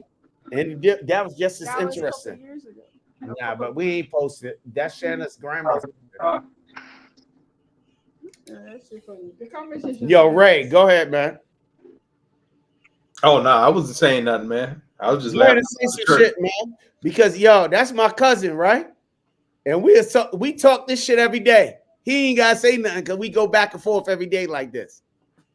I still want to know what happened to the churches. That's what I'm talking about. Yeah, I'm to church. You gotta ask somebody. They don't come out. Used to listen. When somebody gets shot, the church used to come outside and pray on the block. You couldn't hustle. You couldn't do nothing. Now you could kill 1 million people and a little kid, and the church ain't gonna show up. The church waiting for the check from the Democratic Party, bro. About the hustle. That's a whole different story. That's all it is, man. The church is about to hustle. Yeah, they like it used to be. Ain't nothing there. Nah, man, ain't none of that shit like it used to be. You don't see none of them coming out anymore, man. Nah. The church, you don't see the church coming out. You don't see the Nation of Islam coming out. You don't see nobody coming out. That shit just fucking happens now, you know. It's like and then when they do come out, they don't talk about it. huh? When they do come out, they don't talk about it. It ain't seen. You know. I think they're like the world. I don't think nothing really changed. I just think that more people don't care. Stay clear of everything. These guys that's rapping, I don't blame it on the music. I mean, they only rapping about what they did or what they see or how they live. You know, you gotta, you know, we had a choice of picking and choosing of what we listen to, and they had the same choice. But this is the thing: when you ask your kids today, "Hey, why you listening to that trash?" I sound like my mother. Why you was listening to that trash? I was like, Jesus Christ! I was listening to Eric B. and Rakim, Nas and Nature. Mm-hmm. So I find myself doing the same thing. It's just different people, same style of music. And come on, gangster rap. We talking about NWA and all of them. I'm talking about these new dudes, bro. Hey, yo, why y'all mention AZ, man? Y'all Huh? don't know AZ. Who? AZ. Who? AZ, brother. Nah, We talking about AZ, Nas, AZ, the firm, AZ. yeah, that dude. Keep on saying who. Go ahead, Nah, man. he I'm all right. laughing because I'm laughing to myself. I'm hearing him go, ooh. Nah, I was just fucking with him. I was just fucking with him because he you know, Yes, man. he from that dude. He from the east. You know, he ain't really nobody, man. I mean, he ain't really. He had that legendary flow on Illmatic, but other than that, I don't really mess with. But AZ was more street. He had a lot of street cred. That's how he made it that far. Yeah, you know, I mean, his people there. He was related. He was related to them boys in Cyprus. His lyrics was hard though. Yeah, he was alright. One of the hardest out of New York. I don't think so. I like storytellers. You ever listen to Uncle Murder? Yeah, I rock with Murder. I rock with Uncle Murder. He hard. Uncle Murder is hard, and he a storyteller. I love Uncle Murder. Uncle Yeah, Murder. Murder's a rapper. That wrap up. They yearly wrap up. Oh, the wrap up is nice, but all his he got a lot of songs that like New York City. some come of on his in here. songs remind you of Slick Rick telling stories. Right. New York City, you want to come in? Who was that? Rodney Brady? Yeah, let New York City come in here and talk. Yeah, shit. Rodney know all that shit, man. He know everybody. We're gonna have too many New York people in here, man. In a minute, Rodney, click the link. Talk your shit real quick. You know what I mean? How many people in the lot? Hit that like button, please. Yo, you know that you know this is my family right here, right?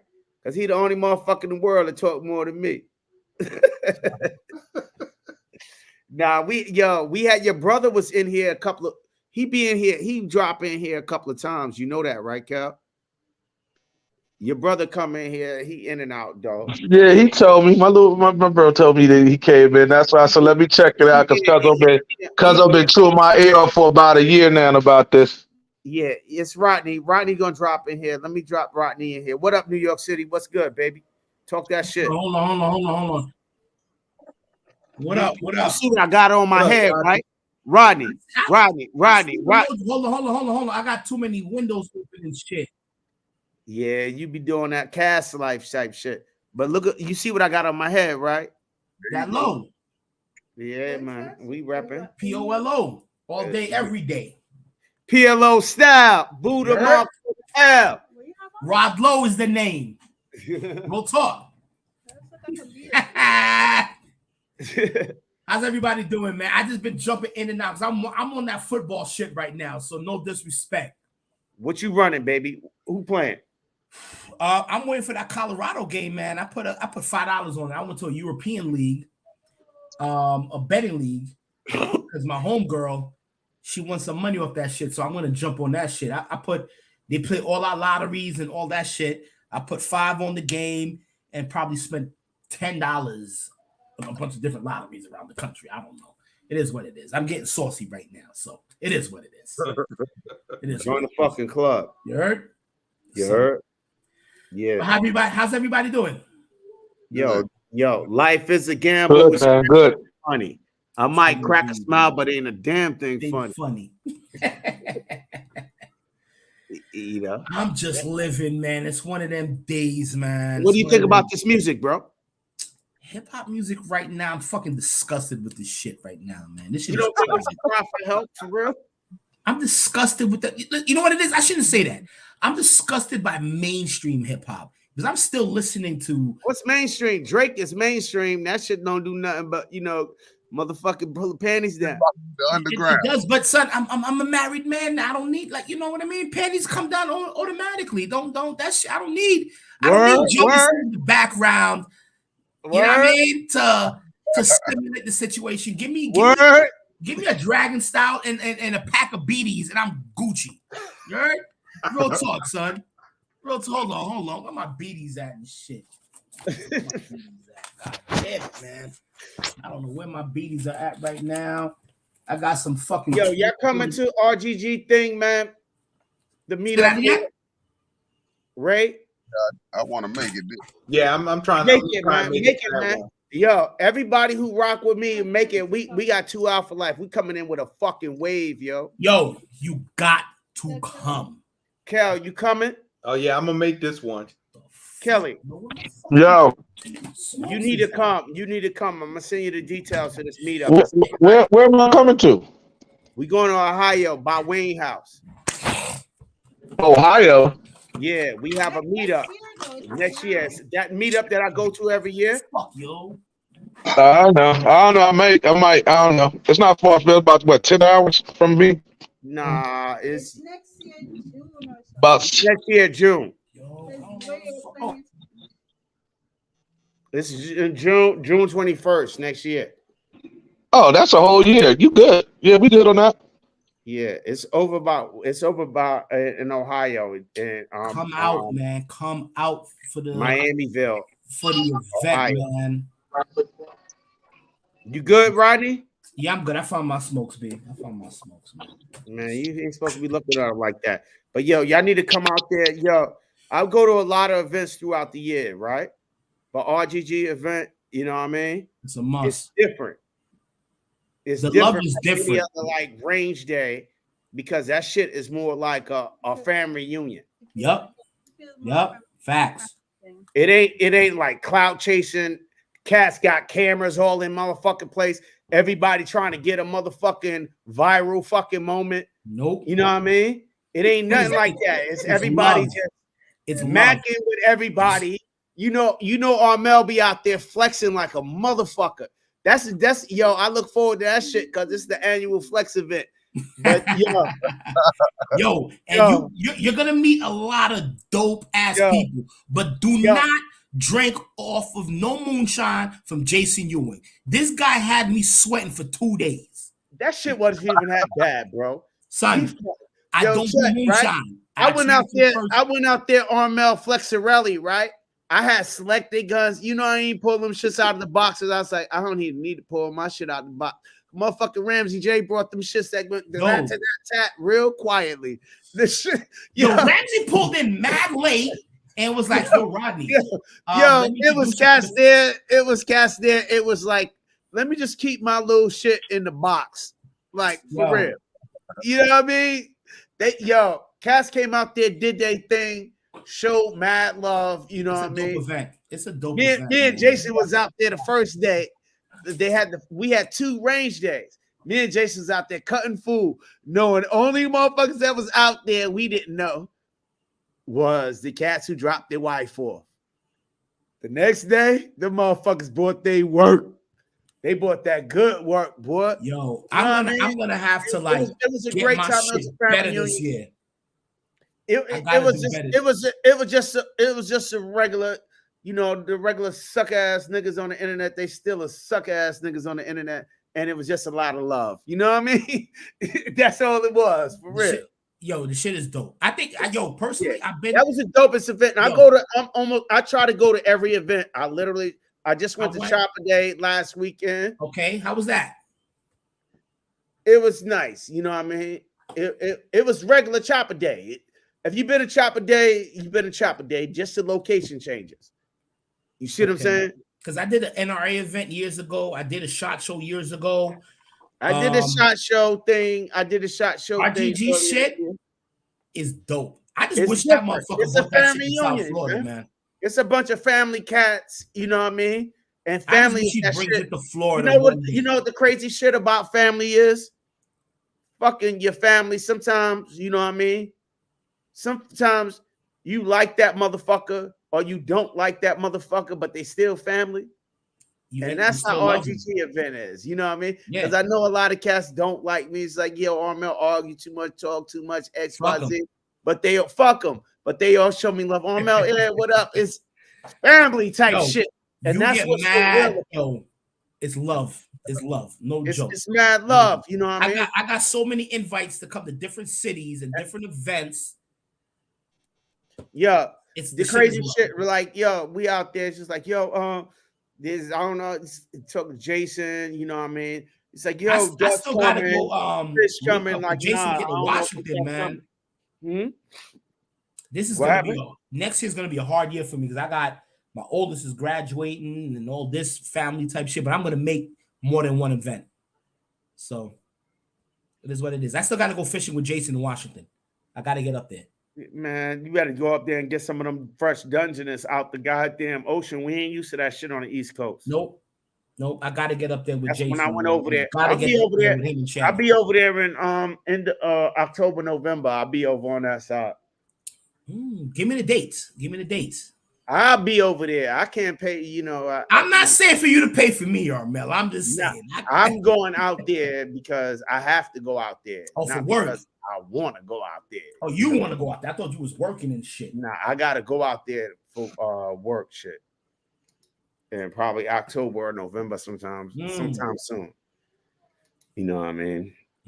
Or, you know, whatever my situation is. Yes, I got to link up with them two out there because I got an uncle out there in Washington State, so I got to. Yeah, I'm waiting for them to move over here. You know what I mean? Back to the move a little east. Come closer home. Back to the good old East Coast, man. You know what I mean? Back to the good old East Coast. Ray Official, where you at? Hell, man, I'm right down the road from you. Where? I'm in Fredericksburg. Man, you better get on Fredericksburg. What's less than an hour away, area? Yeah, I know. I'm just right down the road, man. I told you that. That's not far.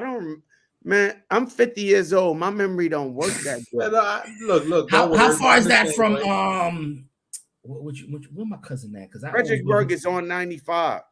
Yeah, 95. Right on 95. You cut through there. Actually, they're closer to you in Manassas. Manassas is like 45 minutes. When you go visit him, he's closer. Ray is closer to you. Okay, yeah, because my cousin lives outside of Manassas, somewhere called. Yeah, I was trying to catch up with Rodney when he came up here, but he left early.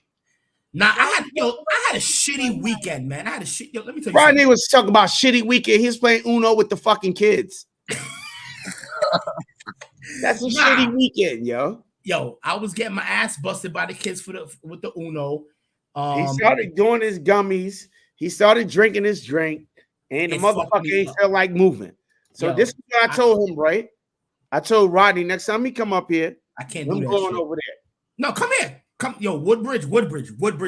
Yeah, Kingdom was over there. Kingdom was over there in Manassas. Kingdom rolled through. Yo, you bring your tents, sleeping bag. My cousin got the crib out there. Everybody's welcome. Trust.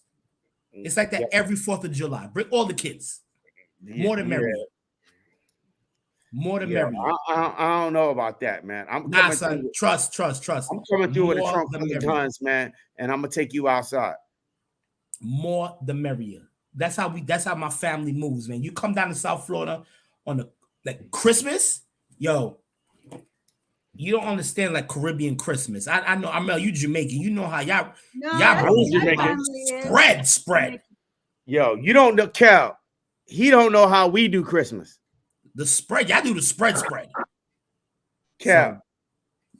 I fell back from the holidays. I don't know shit. Nah, Yeah, it's how we spread, used to do spread, Christmas man. back in the days, man. That was crazy, but I don't even do none of that. Yeah, Yo, I know. If anybody's dying, That stuff make you tired, man. That's a lot to be doing, man, every year. My Yeah. brother-in-law from Dominica, yo, them Dominicans can party. Them Trinis can party. Just come to South Florida for Christmas. I'm telling Look at you. Sleepyhead. She party Christmas and New Year. Shit, I ain't going down to Florida. Oh, we was in Florida. We being down there for New Year or something. It's too hot in Florida for me. Not Yeah. during the holidays. Not during the holidays. Holidays is like 60s and 70s. No, You'll enjoy, man. Trust. Drinks, mad food, 24/7. Just bring a sleeping bag or something. Because the ice. You be good. Love that Florida weather. Well, I don't like the summers down here because we moving though. We're gonna this weekend we're bouncing up to GA to go look for another crib, but the heat is just disgusting now. Man. I'm a city dude. I got too many snakes and lizards for me to be in a sleeping bag anywhere in Florida. Nah, bro. We live in the city. We live in the city. The snakes are not out here like that, bro. If you drive like Nah, they got them damn iguanas. yeah, we got iguanas. We got mad iguanas over here now. But you drive 30 minutes west, game changer. Ain't that funny? Up north, we got rats. Down south, y'all got iguanas. But yo, heads be eating the iguanas up, man. I walk in this park every day in the morning after I drop my son off and then in lunch for lunchtime. Yo, heads be out there with their BB guns taking the iguanas out. What? Yeah. 'Cause yo, a lot of people eat iguanas, bro. A lot of people. Wow. I had that shit. If you can't eat crocodile, I ain't eat no iguana. You can have that. Nah, I man, had you that could. shit. Curry I had up iguana the soup iguana, in the man. Bahamas. If you can't Yeah. eat feathers, I had it a bunch of times in other different places. Had iguana soup. Curry up I had the gator iguana. bite. It's very few shit. Yo, this Jamaican lady said. This Jamaican lady said, right? I was in Jamaica, right? This Jamaican lady said. So she was selling jerk pork, right? Street vendor. She's like, he's selling jerk pork. So I bought some jerk pork. So I'm standing there and shit. It was like, we was in Boston. Boston is a place known for jerk. So I'm standing there and I'm eating my little, they put it in a little thing and I'm eating my thing. And somebody's like, oh, you got jerk chicken? She's like, it's not ready yet. All I have is like jerk pork that was ready. She said, the dude was like, oh, I don't eat. He was with a little white girl. He said, so dude said, I don't eat no pork. She said, you eat the pom, you eat the pork. That shit fucked me up. He eating the swine, died on the swine. Yeah, she said, you eat the pom, you eat the pork. That shit fucked me up. It is what it is. Yo, remember you wasn't standing there. Remember we was in Boston though, right? Yeah. When we bought the jerk sauce, but I was standing there eating the pork. It shit, yo, I almost spit my food out. That shit was funny as fuck. She said, "You eat the pom, you eat the pork." Word up, but we gotta also watch what we eat. But back to the original topic. You know, we talking about traveling in South Florida and shit and eating alligators and motherfucking iguanas and lizards and shit, right? What are we gonna do about this youth, man? They calling out for help, man. Yo, son, I don't know, man. I don't know because it's just crazy right now. Because I'm just looking at New York down here. I'll holler at these kids, yo. I'll holler at them. I try to too, but yo, check this, bro. I put up as much content as possible, right? I love the flex. You motherfuckers know I like the fly shit, right? I throw up as much content as possible. Like, yeah, they put up their little Dracos in their videos. Y'all seen this Tavor or some shit like that. Oh, yeah, that's fire. Armel, yeah, that's fire. They looking, they ain't liking. They looking because when I see them, they be like, yo, that shit fire. Exit. Yeah, motherfucker. You can get your shit right, man. You got a record XYZ? Nah. Oh, if you got a record, yo, A lot of them they're so wrapped up on this TikTok. yeah, and but social media. you gotta always, bro. You gotta always. This is what I advise. You gotta always lay out the options. I ain't talking about pressing them for it, but lay out the options. Just build with them. Even this gangster dude right here, you know what I mean? He brought little OG down here, the little young G down here. We showed him how to do some construction shit because we was raised different. That motherfucker ready to go. Am I wrong? But nobody doing that today. Yeah. Am I wrong? We brought little dude down here and we still working. He love that shit. Yeah, he love it. Plus with the opportunity, you know what I mean? Show the little dude how to. He probably never been on a construction site before that day. Now he can't get enough. It's like you Nope. money doing this and don't got to look over your shoulder. You know what I mean? got a couple of young boys like that. These young guys, there's a lot of them I listen.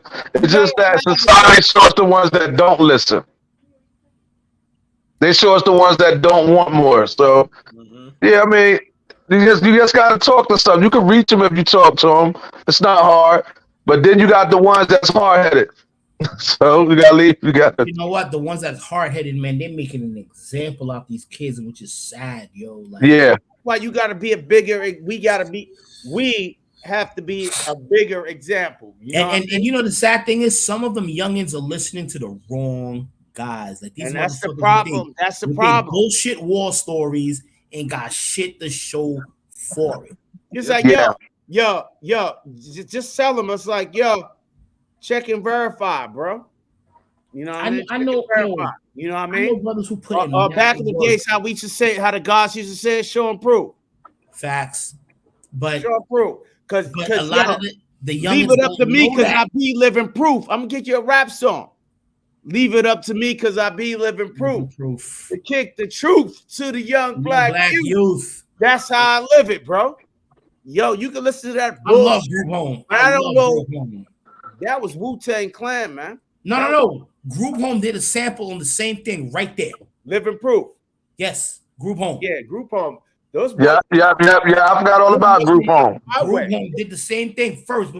I shouldn't say first. They did it around the same time Wu-Tang did, because there was like a little beef between for a couple of months with the with Guru's crew and RZA's crew at the time. I was working in radio at the time. I remember that shit. Are you talking about the grave diggers that they was beefing with at the time? No. What he was talking about, because that shit hit the streets. Them boys from Prospect Towers before they tore that shit down. Yeah.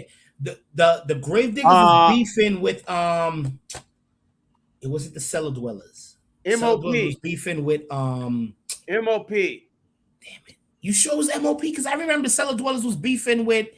God damn it. Yo, you know we the only ones in. Yo, keep it popping. Shanna came back. Yo, go ahead, man. But this is all you got to do, man. Be a bigger example, man. Well, it's only teach the youth, man. Yeah, but it's only one rapper that I really listen to a lot now, and his wordplay is crazy. Who? J. Cole. You know what? J. Cole, he puts me to sleep. I'm not gonna lie. Nah, I don't know how you say that, man. J. Cole, I don't fuck with him. I'm such into the b-boy type shit. Like his wordplay is crazy, man. I like it. But the last album he put out, the beats was sleepy beats. I can't do that sleepy shit. I'm a short price type of guy. I need that. Hold up, Rodney. Ray, hit me on IG, right? Ray. Yeah. Hit me on IG. We going up to the mountain next week. Can you roll? Oh, I'll be right back. I gotta grab a beer. I'll let you know. Let me know. We go up in the mountain. It's a little bit. It's like an hour from me. It's probably an hour and a half from you. It's right off of 50, Cass. It's the same distance as us. So hit me on IG. I'll give you the directions and see how you can get there. It's off of 50. All right. You know what I mean? It's off of 50 from DC. Hey, But what are you? Armel 7714? no, Oh, I'm Armel, just 771. okay. Just a 771 thing. Hit me on IG. I'm gonna give you the location to the Bat Cave, and it's literally the best outdoor range out here. Period. Point blank. Period. Point blank. You know what I mean? And we go there, and they show the kid love there. You know what I mean? Kel been there. Kel, you been up in the mountain. Yeah, a few times. Nice. Yeah. And those folks up there show everybody love like that. You know what I mean? We had the range for ourselves, had I don't know how many motherfucking hundreds of thousands of ammo we blew up there that one day, Cal. Yeah, my son's still talking about that one. Yeah, that was legendary moments up in that mountain, bro. I bought in my New Year's up there. Me and my man Tack Life J, Tactical Turkeys, yo. We New Year's Day, we up on a mountain, like feeling good. My man smashing that bass, you know, he be in the chat with me all the time. Yo, I ain't seen Tack Life online lately. He good? He working. He doing this 1-2 thing. You know, we got to do what we got to do. Mm-hmm. You know what I mean? Tack working, but everybody who go up there love that shit, yo. All right. What part of VA is that? That shit it ain't on a map. Put it like that. And believe it or not, I'm about to move out there. I'm on a land hunt right now, man, because I'm too close to my neighbors. Shit, that's me next week. No, And that's I'm me. tired of paying people range fees, bro. Yo, Man, we're I'm flying thinking out about going to to Georgia, man. Your neighbors don't even come outside. Friday. Yeah, my neighbors don't even come outside. All they do is say hi, and I don't see the motherfuckers no more. But yeah, but for real, I don't even want to see them motherfuckers for real. I'm flying out to GA Friday, man, just to go look for some land. Huh? And we're going out to GA Friday night. Saturday morning, I'm meeting with a thing that messed me up about down south, man. This basement shit changed your life, bro. Yeah, well, I live in a certain part of GA too. Yeah, but yeah, it's crazy the way they do their basements down there. The basements are like dope. split basements. The shit is just, it's a whole different house. I can't live without a basement right now. Yo, I ain't gonna lie, I love that shit, man. Yo, bro, I can't live without a basement. I for real, I can't move nowhere when you don't have basements. Like that North Carolina shit, the prices is good, everything good. My family over there, we all good. You know what I mean? But they don't have basements in Florida, bro. In South Florida, and you don't have to worry about seeing me down there living there. You ain't got to worry about me. Shit, I'm looking at. I've been looking at in Georgia, man. Got a basement. I looked at a couple of places in Georgia with a basement, but it's just few far between. Nah. You got to know what cities, because we're going up next Friday night, meeting the realtor Saturday morning. And that's all we requested was straight basements with at least a couple acres of land. Yeah, same thing I'm doing. I'm looking for 40. This is what I'm looking for: 40 plus, right? 40 plus. I'm looking seriously. The big spot we talk about going that down south shit, but I'm looking at West Virginia or Tennessee. What side of the Appalachians are you looking to live on? Not far from fucking here. I'm seriously, as far as my work situation, West Virginia perfect. Virginia is perfect, but this shit, Virginia, we could do it in Virginia, and that's what our primary place where we're looking. That's a drive, bro. That's a drive. Oh man, you want to be in Tennessee with Hickok? Yo, Tennessee is every time I go there, ask Cass. Every time I go to Tennessee, I be like, this shit is dope. Yo, same thing, man. We went to Tennessee in August, I said, you know what? This right here, I could move here. Tennessee is fucking dope, yo. Every Everything time I about go it, there, I'm mesmerized. The food is banging. Everything out that bitch just lines the fuck up. Yeah, I got family in Tennessee. Tennessee just lines the fuck up for some reason, yo. And the transportation, if I need to visit anybody, the transportation to anywhere is centrally located to get to anywhere in a couple of hours. Yeah, but in the 9 price, hours. the price of shit in Tennessee is going up, man, because you got a lot of people moving out there too now. Tennessee is 9 hours from everywhere. Mm-hmm. It's 8-9 hours from everywhere where I need to fucking Everywhere go. you want to be, the good places, yeah.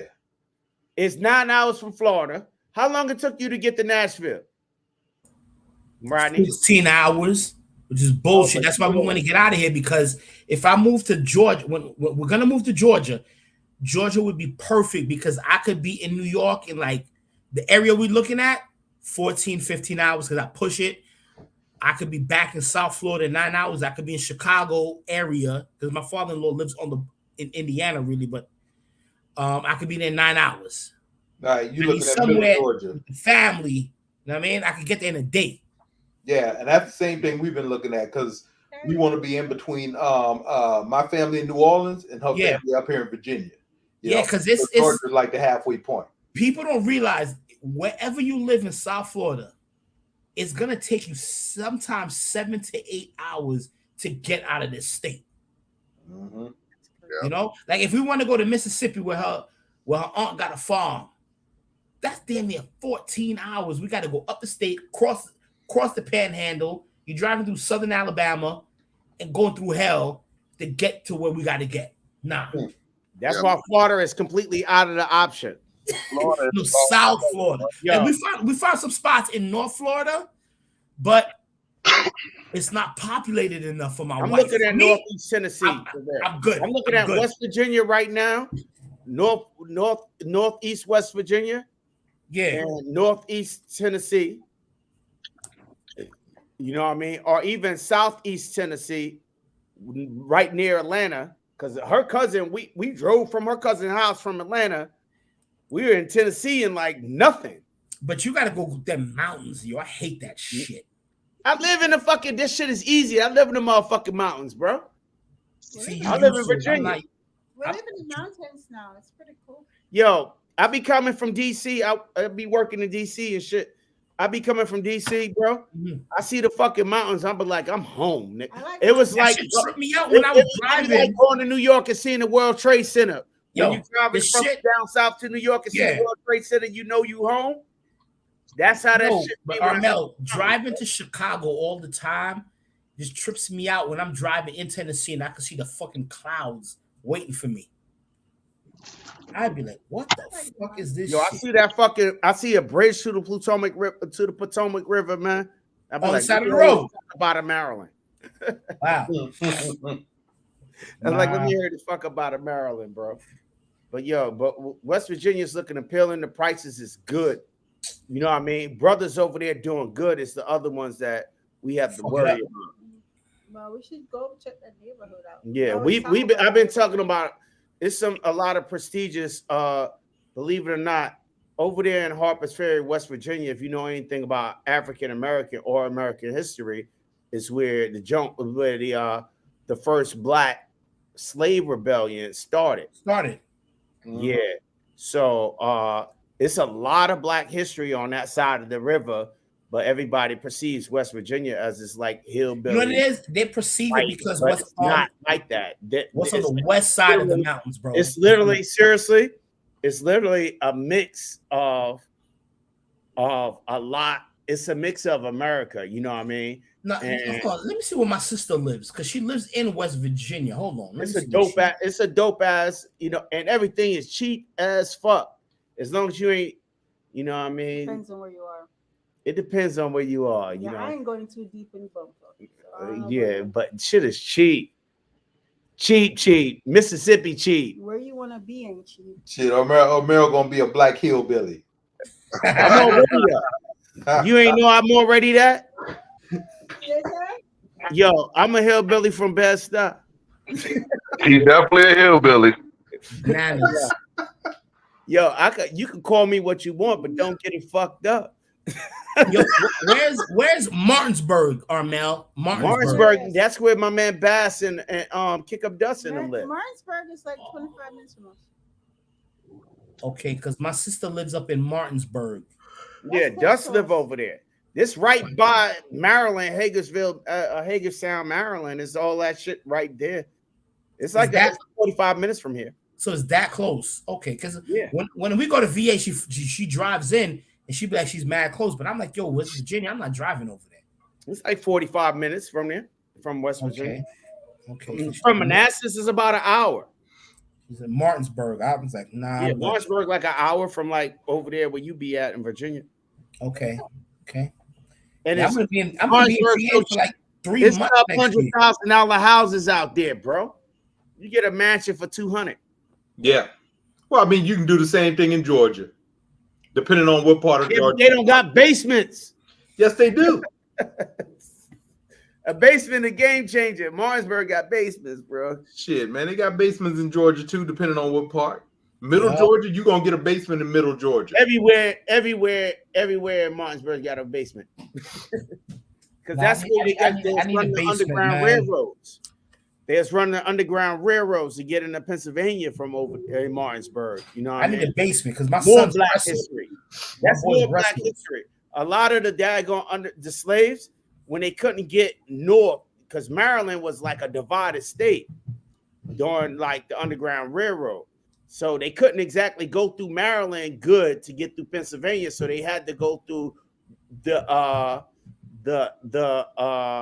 abolitionist side of Virginia, which became West Virginia, to run it to get the fuck away. I see. Yeah. So they was a lot of like underground slave stuff, like because those people that settled down in West Virginia back in the like 1800s and shit, they were like a lot of them were like German and Belgian descent, and they were anti-slavery. They were like more in the abolitionist Christian movement. They were helping. That's over there. You know what I mean? And then the Irish came over there. And they fucked shit up. Nah, it wasn't even that. Nah, some of the Irish fucked shit up, man. Yeah, they did. In New York, they did. I know for a fact. The New York Irishmen fucked shit up, man. But they pitted the blacks against the Irish. It was a little bit of thing, but West Virginia, dope ass place, and it has a lot of African American history there. You know what I mean? I'm gonna look into that, bro. I'm gonna look into it. They don't even talk. A lot don't even talk about. And as long as but Armel, is it true? As long as you're not involved in drugs or no dumb shit like that. What G said? He said trouble too much. Not to have a basement. Yo, basement is a game changer, yo. It's an escapism from the crazy. I lived in Southern Virginia. Yeah. Your wife is bugging out. It's an escapism. Yo, I lived in Southern Virginia, out north of Virginia Beach area, Portsmouth. We ain't have no basements. It was fine. You know what I mean? But basement now, up here in Northern, I can't do without, bro. I'd rather have a smaller house in the basement than a bigger house with a basement. I swear that shit. You know, there are cribs in Georgia where the basement is much larger than the upstairs structure. That's how my basement is. Yeah, like my man lives in an area called Decula. No, in some places in Atlanta, like closer to the Tennessee border, they have basements. Okay. No, I gotta. Down here, we don't have basements. Only a small section in South Florida got basements. Nah, in Atlanta, yeah, I was saying that. But she lived way in Western Atlanta.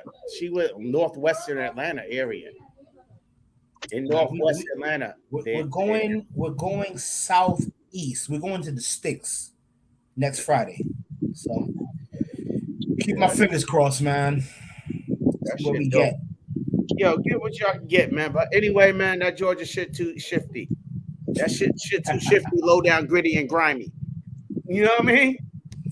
Come up to civilization, man. Nah, I want to be away from the city, man. I don't like that shit. Like now, Get tired of it. I need to grow my chickens. I got doves in the garage, yo. I gotta get rid of my HOA, bro. That's bullshit. That's enough. I gotta get rid of that, bro. I gotta be on some rogue shit. Oh, so you got it. So somebody telling you what you can or can't do. Nah, they don't tell you what you can and can't do. They just find you if you do what you're not supposed to do. So they're basically telling you what you can or can't They ain't telling you shit. You do what the fuck you want to do. You just be prepared to pay. Nah, they gotta go. They gotta go, bro. They gotta go. Yeah, it's some bullshit, man. Because I got one here. Ooh. Yeah, we good here. But I don't give a fuck, man. Shit. They sit there and told me I ain't supposed to have a trailer in my yard, man. I got a damn trailer in my yard. I'm like, fuck y'all. Then I fuck with you? Huh? I had a trailer in my yard in the driveway, and they told me to move my trailer from the driveway, and they said you can't have it in front of the house. So I parked it next to, because I got like protected area on the side of the house. I parked it there for months, and then I just took it to another property. And that was it. But yeah, nah, they ain't said shit to me, man. That's what's up. Over here in South Florida, man, you got a HOA, man. They are some fucking dicks. Yeah. Nah, mine's not that bad. I told these motherfuckers, you know, because they tried to fuck with me at first. But I told them, I said, look, until y'all sit there and y'all got y'all shit right, don't fuck with me. You know? Yeah. I mean, these motherfuckers, you know, it's like with my house, man, I keep my grass, you know, nice and neat. Pressure wash my house every year and stuff like that. I don't do that shit. Good. Man, these motherfuckers don't pressure wash, barely cut their grass and shit like that. But they're the, you know, association on your ass. Yeah, you know, but they want to come and tell everybody else what to do. You know, like, man, get the fuck out of here. Bro, we got that sound like because y'all have better shit than what they have. When they can't get it, they complain about it. Yeah, well, that's what it is. That's what it is, man. The motherfuckers just do that shit. You know, but you got to realize that even says sales taxes in Tennessee is high. So who put that together? That type of thing that you can't have shit where you live at, that you pay for. It's good. The HOA is good because it maintains in one way. It maintains. Of course, you keep the shit tight. It retains the value of your house and it increases the value of your house. And it increases the equity in your house. So that's what it's all about, collective earning, right? But that's if you enter staying in a house for a small period of time, right? For a short period of time when you're going to stay there and you're going to sell it. But if you on some shit like I'm on right now, where I'm going to lead my shit to somebody and this motherfucker can't sell it and everything is trusted out, I don't need no HOA to regulate it. And that's the shit. That's like my next move. You know what I mean? My next move is no regulation, and this shit ain't never gonna be sold. This is Armel shit, and whoever Armel family is coming there, this is our family. This is our family shit, and you can't sell it. If your ass is homeless, you always got a place to stay, you sorry motherfucker. If you want to be a bum crackhead motherfucker, you always got a place to stay. My shit gonna be like the pink houses, nigga, at grandma house. Nah, nigga, I don't need no homeless people fucking my shit up, son. I'm dealing with that right now. I'm talking about if you homeless and you blood, you ain't never homeless. You always got a place to stay. And that's how my next move is looking like. Until the crackhead burns you shit down. Yeah, burn that shit down. Call the insurance company. We covered. I don't think they got crackheads anymore, do they? Bro, they do. Let me tell you something, man. One of my cousins met the wrong broad. He got guap. He got money. This bitch introduced him to crack. Who the fuck gets introduced to crack at 46 years old? Oh shit, that's some new shit to me. We were like, yo, son, like we the same age, nigga. Like, what the fuck are you talking about? Like, yo, oh nah, son, we live in that South Beach life. I got money and that. Smoking crack. I had an uncle. Well, it must not be that 80s crack. He ain't smoke all his money up. Son, he's almost there. He's almost there. Let me tell you something. The shit is wait till he's almost in his 50s to smoke crack. It's so real right now. We got cousins coming down from New York next weekend to try to do an intervention with this nigga. pardon my French, yo. Like this motherfucker, like, fucks us smoking crack. I'm living in South Beach. I'm living in a $1 million condo. I'm doing this, I'm doing that. He's doing all the drugs, but crack is the joint to them. And he got it. Don't take long to blow it with that shit. Why you coming in? An IG model girlfriend. You might as well have everybody in chat come in this motherfucker. Blowing the bread. Yeah, it don't take long to crack shit. But I heard there's deals from crackheads when they first starting. Yo, I don't get this shit because anybody see how the crackhead attacked me on RGG show? No. That shit was crazy. Motherfucker, I've been clean for 11 years. And I ain't say nothing about crackhead. That shit was skilly, right? I just said, nah, a crackhead get yo. Them guys on the RGG show just yo, that's fucked up. That's on RGG show. He said the crackhead shit. You say like, Skilly Doug is a crackhead? No, Skilly said that I had a crackhead install my motherfucking rims. That's why my car okay. Right? And I said, nah, Skilly, it wasn't a crackhead. And then motherfucking crackhead, recovering crackhead. I've been clean for 11 years. And Armel, you would be my first victim. I was like, what the fuck this motherfucker talking about, man? I love Skilly. Skilly's a Skilly did say Skilly just told me that I had a crackhead install my rims back. Crackhead just jump in from out of nowhere. Yeah, the crackhead jumped in from out of nowhere. You know what? Skilly probably went through that. And then attacked me. Like he went through that shit probably. I'm like, what the fuck? Why the motherfuckers want motherfuckers be in the chat, man, hate me so much, right? They just want to say some shit about me. That shit fucking offended me. I said, now Skilly got the crackheads after me. And I ain't do nothing to the crackheads, but motherfucker, I ain't even sell no crackheads, no crack, man. I just gave the crack dealer the crack to sell the crackhead. The whole fucking crackhead squad after him. Hell yeah, man. How the fuck I get the crackheads after me, man? You vexed somebody. You gave somebody too much baking soda. Now, I ain't get him a fucking Cal, would you tell him we was out there with that raw? I plead the fifth. My man's like, yo, I'm not taking no indictments. Yo, but hey, close to the street. Hold on. So Armel earlier gonna sit there and say, nah, put a period on that. Don't say we ain't talking about all that. Exactly, right. And then he just gonna throw me under a train and shit. I ain't never selling no crackhead. Hook and real. Yo, I ain't never selling no crackhead. I swear to God. I'm like that crackhead. I've been clean from the streets for 7 years. Yo, and I make 6 digits a year, so I'm happy now. like you said. Yo, I see some shit. Man. So if any government officials are listening, I am clean. Yo, you passed your statute of limitations, Gazo. I can't even spell cops. Who that? He's a what? I don't even know what that is. Word up, gotta do. I ain't see a judge since 2007. 2007. I'm doing good. What the fuck? I feel good when I go to an interview now for a new job. You coach and they be like, "What's your record look like?" Coach you like the Jews. Yo, I know. I got a motherfucking. I got over a top secret security clearance. I'm good. Hey, when they said I could add hazmat to my license, I knew I was good. That's what's up. I'm good. You definitely gotta keep that shit clean, boy. Yeah, but you know what? If you teach the kids now that if you make a mistake with an education, you can come back. That's what it boils down to. And for real, education. And I'm gonna tell you about this rap shit. You know what I mean?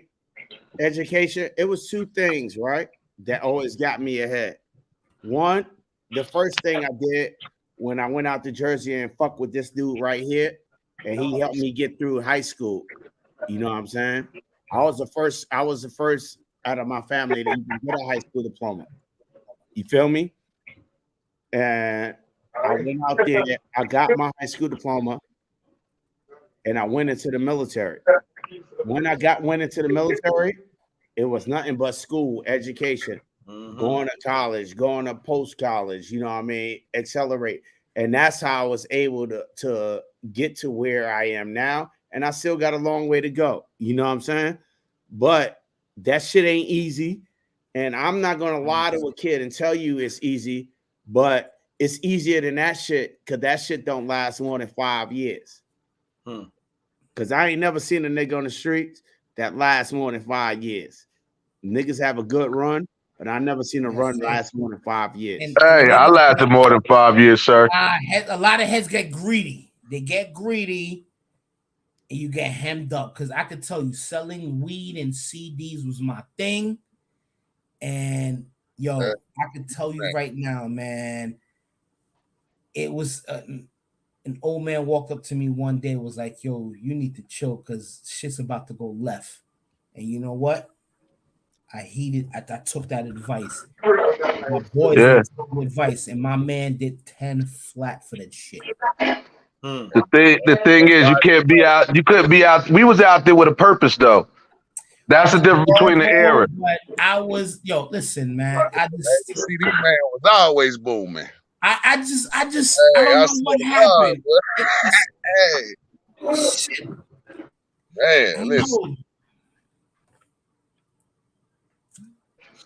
You selling CDs too? Nah, but I just know the CD man always booming. Yep, CDs and DVDs straight off the net. Green on the low. I do say that green on the low. Yeah. I was down in New Orleans. Let me see. I was down in New Orleans, man. I was selling CDs or whatever, all that early Cash Money shit. Man, I had Cash Money looking for my ass one time because I was selling so many CDs because they had all this shit was sitting there. You can go to the lakefront and you hear all unreleased shit. And they found out when you had that shit. Country selling that shit. But bro, I was working as a runner at a couple of radio stations, and I was getting shit before heads got them shits. And DJs in Queens was getting shit, and I was moving shit before that and some wood. Huh? Rodney, a lot of people don't know the story, and Kel can vouch for this shit, right? I grew up with Sean Combs, right? Like, that was my main man. He used to throw parties, so the mixtape that the DJs that he used to have playing at the parties, I used to always have the CDs. I used to be giving them shits away. Vouch for me, Kel. Sean Combs was my best friend. Like 12, 13-year-old. That's my nigga. I was always at the parties. Puffy? Yeah, I don't think you want to go to his parties now. I remember him. He taking hostages. Like, I remember him. He a dope dude. He always liked sex and pussy. But it's crazy because a lot of our homeboys was rappers, work for record companies, DJ for Woo. A lot of people around us that made moves. MOP. I used to be around them when they was called Decepticons. Deceps. Yeah. But I remember, Armel, you mentioned him, right? My man George used to go to Columbia. We was like, what the fuck? This thing went to Columbia? Like, we just were not used to brothers being that super smart at the time. Being young and Columbia, dumb. Rodney. What are you talking about? Shut up. Like, being that young, like you being young and dumb. And I didn't even know he was going to Howard, and he was dancing. What was he dancing for again? The dudes in DC.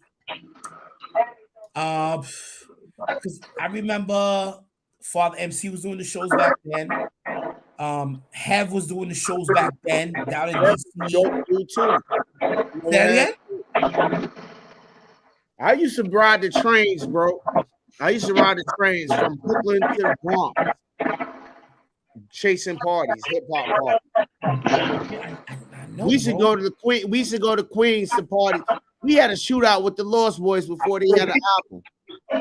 Because the Lost Boys was a crew. Heads don't know that. That Yeah. a lot Yeah. of the Lost Boys became Yo, G Unit. yo, I was messing with one of them niggas with my man girl, right? And they tested us. You talking about Sunrise movie theater? I'ma slap you. Now we talking about Wait. Lost Boys. Did you just say Sunrise Ozone Movie Theater is Park. the one in LI? Yeah. I did that shit too. Wait. Hold up. Was that? Were you part of the '89 shootout? I plead the fifth. We plead the fifth. Yo, Doing the Scarface movie. Hey, listen. Scarface movie, right? You remember Popeye's Chicken was down the street? Yes, sir. That thing went on from the movie theater down to the Popeye's Chicken. Brother, I know. Oh my God. We should Yo. be about this shit on the internet. we was there. Heads don't know about All this. because of this dude, all because this dude, Not that me. listen, all because Yo, this dude, you started the Sunrise Movie Theater during the Scar. It wasn't even Scarface. What was the shit?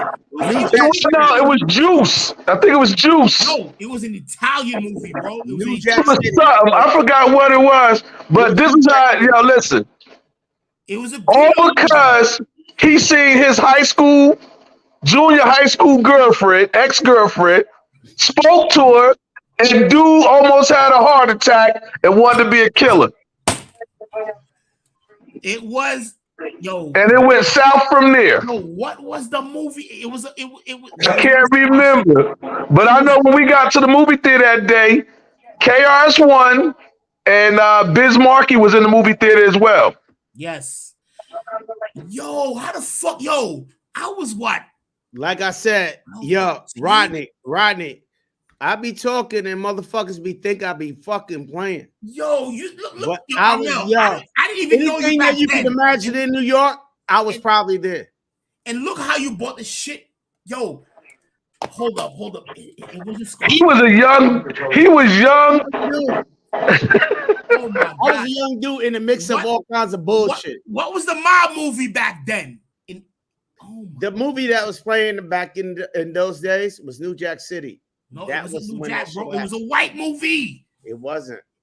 You sure? Because That wasn't New Jack City we went to see. We went to go. I forgot what we went to see that night because we didn't even really get to see it. King of New York. We snuck in. It might have been King of New York. And the shit got lit. Oh my God. It was Yeah. City, son. Oh shit. Hold on. And you know how shit comes to you when you go to bed? Let me text Papa and see if he remember what the fucking movie. Cause that I dude don't remember what movie that was. I don't remember what movie it was, but it was crazy. We said Sunrise Cinema. We all took off running. Wow. Oh my God. I was there, Ronnie. You was a young boy. I was a kid because a couple days later, shit went down in like Roosevelt Field. I was like July. 15, bro. So you must have been a baby. I was Yeah. I was 12. He was like 14, 15 around that time. I was like 15. I was like 14. Baby. I was 15. 11. I was 11, 12. Oh my God. Yeah. You mentioned Sunrise Cinema. Oh, shit. That was the last time I went there too. I said Godfather That's 3. how I was there. But that night, It was an Italian gangster movie shit. I don't remember what it was. I don't remember, but I know that the only thing I remember about that night when we walked in, Biz Markie and KRS-One was in the movie theater at the popcorn stand, so it was a big movie. But we never got to see the movie because as soon as we sat down, he got us in trouble. Hold on, I'm pulling up. I'm looking Sunrise Cinema. Yeah, yo, man. You know I love them Jamaican girls with them accents, bro. That shit to fuck me up. Hold on, I'm looking right now because it's closed now. It happened in That shit 1990. demolished. Hold on, I'm looking at it right now. It happened in 1990. Hold on. That's when everybody used to wear the gold nugget watches and the chains. Yeah. Hold on. I'm looking. Goodfellas. The Godfather Part 3. That was it. Okay, yeah, that's what Joe Bob said. Godfather 3. Godfather Yeah, Part 3. it was what? It's I right don't here. remember the movie. I was about to text on my phone. Game. Right here. It's right here. It was Christmas Day. It was Christmas Day, and motherfuckers fucked it up for everybody. All off of somebody saying hi to somebody's girlfriend that they knew, and the dude went Wasn't crazy. me. That shit was crazy. Yeah, it was Christmas Day. I remember that shit. My uncle came to pick us up, and we was trying to lie to him. Yo, we was trying to lie to him, and that nigga gave us the guns.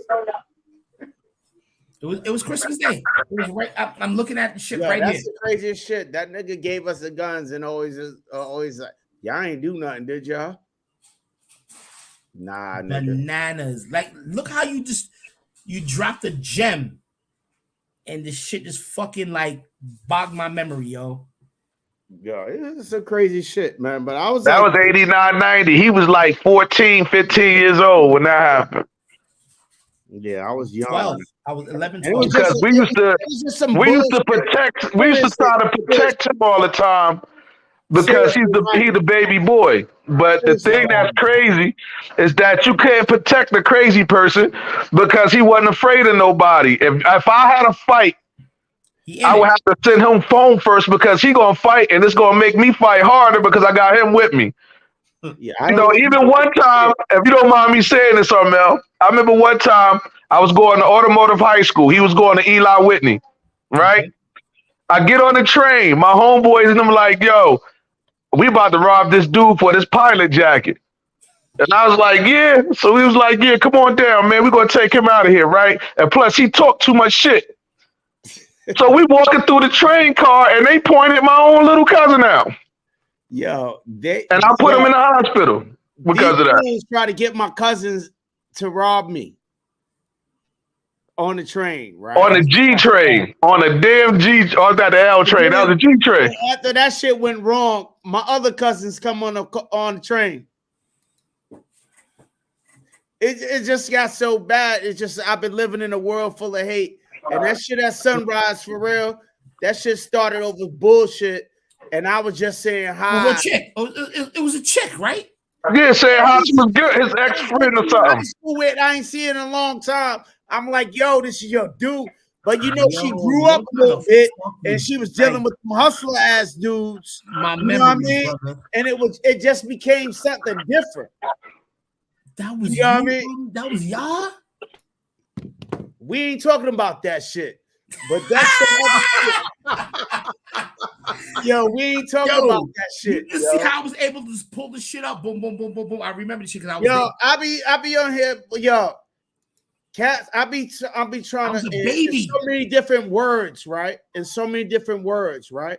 Most of the people in America, they ain't grow up like I did. Brother, let me tell you something. There's something special about, and I survived that shit. That's what I try to preach this shit. Black men growing up in NYC in a certain era. It ain't just NYC, it's any place in America. So nah, you know what I mean? I just think NYC is just so much. Listen, that shit was a different time. That was 80s, early 90s. But I gotta agree. I gotta agree with him though. It's New York, Philadelphia. It's a different. It's different. It's a different kind of breed. Chicago, Atlanta, the Carolinas, another different type of breed. Yeah, the West Coast is another different type of breed. Every area, like I said earlier, is different. If you traveled a lot and visited a bunch of hoods and bad neighborhoods in any city, you went to motherfuckers. I only felt comfortable. I got more braids in the suburbs. I only felt comfortable in the hood. I ain't gonna lie to you. So when I travel places, I want to go to the hood, right? But I'm admit, and I ain't never been scared of too much of nothing. But St. Louis, I'm scared of that. Nah, son. I went to Kentucky one time. St. Louis? Nah, son. Y'all can have that. I went to Kentucky one time, and I was shook. I'm not even in the front, man. I was like, yo, there was not many of us around. And I was like, oh, shit. Even my wife was like, yo, shit goes left with Damien. My brother Damien lived in Kentucky. Nah, son. We was like, yo, shit, yo. I had no friends, no family, nobody close. My brother Damien, he be in the chat sometime. He from Kentucky. But you do know when you go out of town to like Bike Week, the old Greek fests, all of that. Have you ever noticed who get along with who? Usually when you down there, a lot of New Yorkers hang out with people from Philadelphia and the North Carolinas. They get along great with them. Or VA. RVA. VA, we consider VA more like north-south. You know what I mean?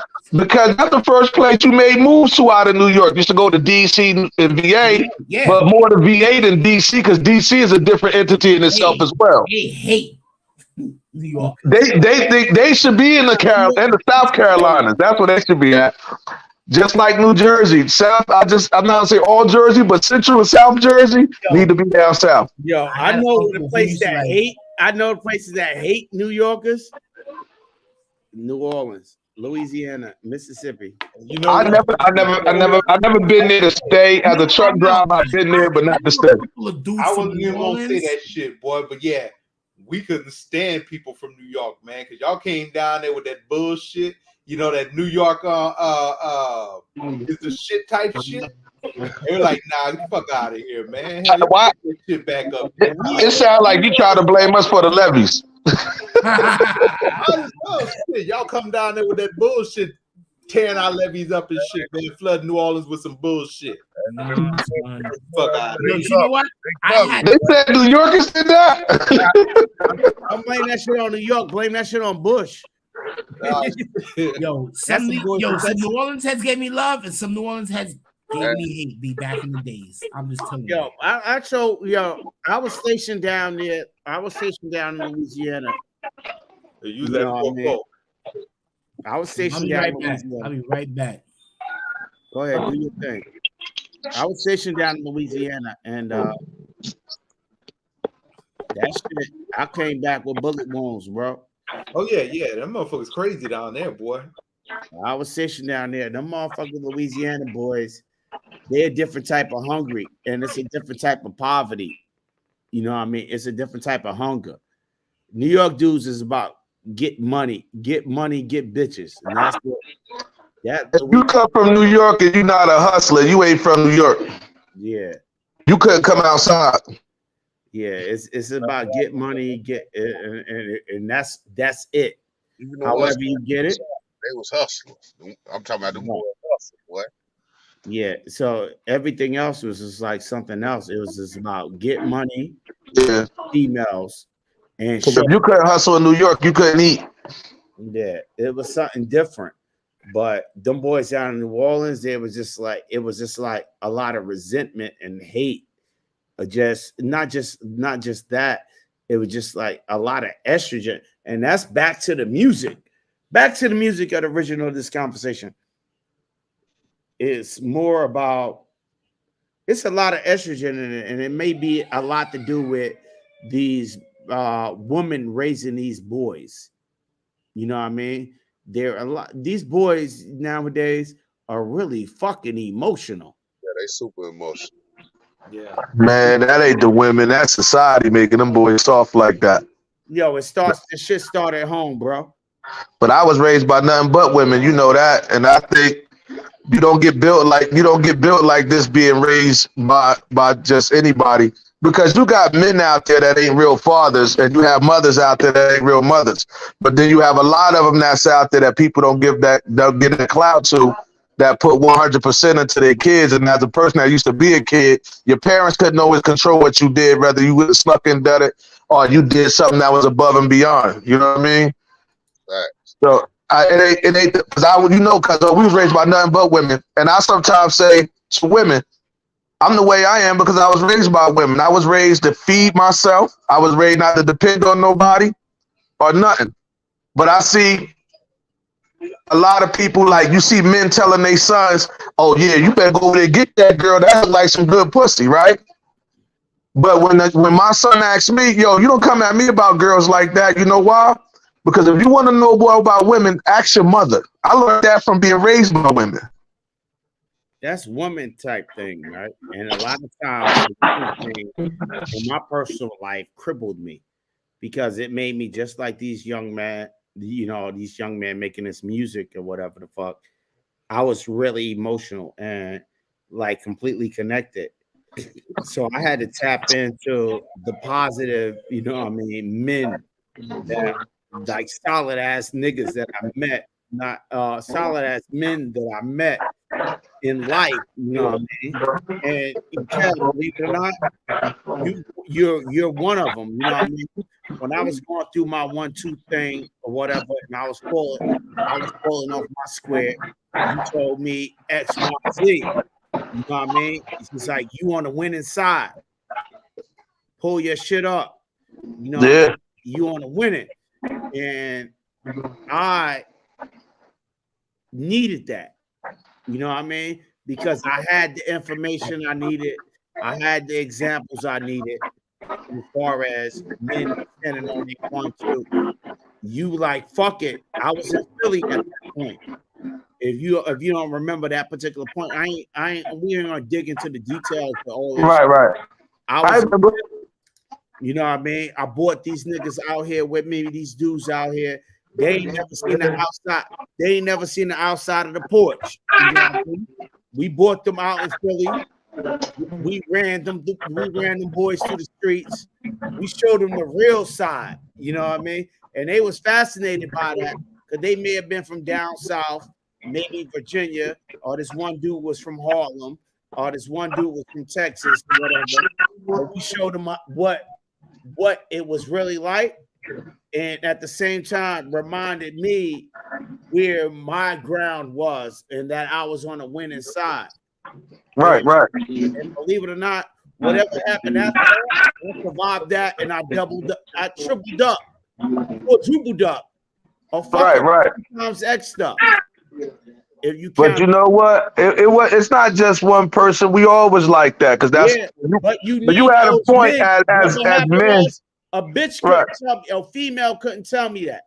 My mom, my mother was telling me that. My aunts was telling me that. Everybody was telling me that. But it took that from a man. To get me to like swallow this pill, take this pain, and man the fuck up and get mine. Exactly. Fuck you. That's what the community needs. There's not enough men out there that's man enough. But you know what, Armel? Guys, direction and options, not options. What you got to do is give them another option. We lost a generation right after us breeding these kids. We lost a generation after us breeding these kids, and it's nothing but broads. But these kids is coming for help. Let's step up. No, they need help. But it's time for like broads who are breeding them behind us, son. And they swear to God, they extra tough chicks and this. These girls be crying like babies, bro, and trying to raise these men. But you know what, though? Y'all just remind me of something, right? I got you, Boat. Vote want to come in. Y'all just remind me of something though, right? I was just looking at something. Go ahead, Boat. And they were saying how these women run around here. I don't need a man. I don't need this. I don't need that. That new generation, right? But then when they looking for a man, they want to find that good man. And dude said it something like, real men ain't outside. We home. We hung out when we was younger. We partied when we was younger. Now it's about family, stabilization.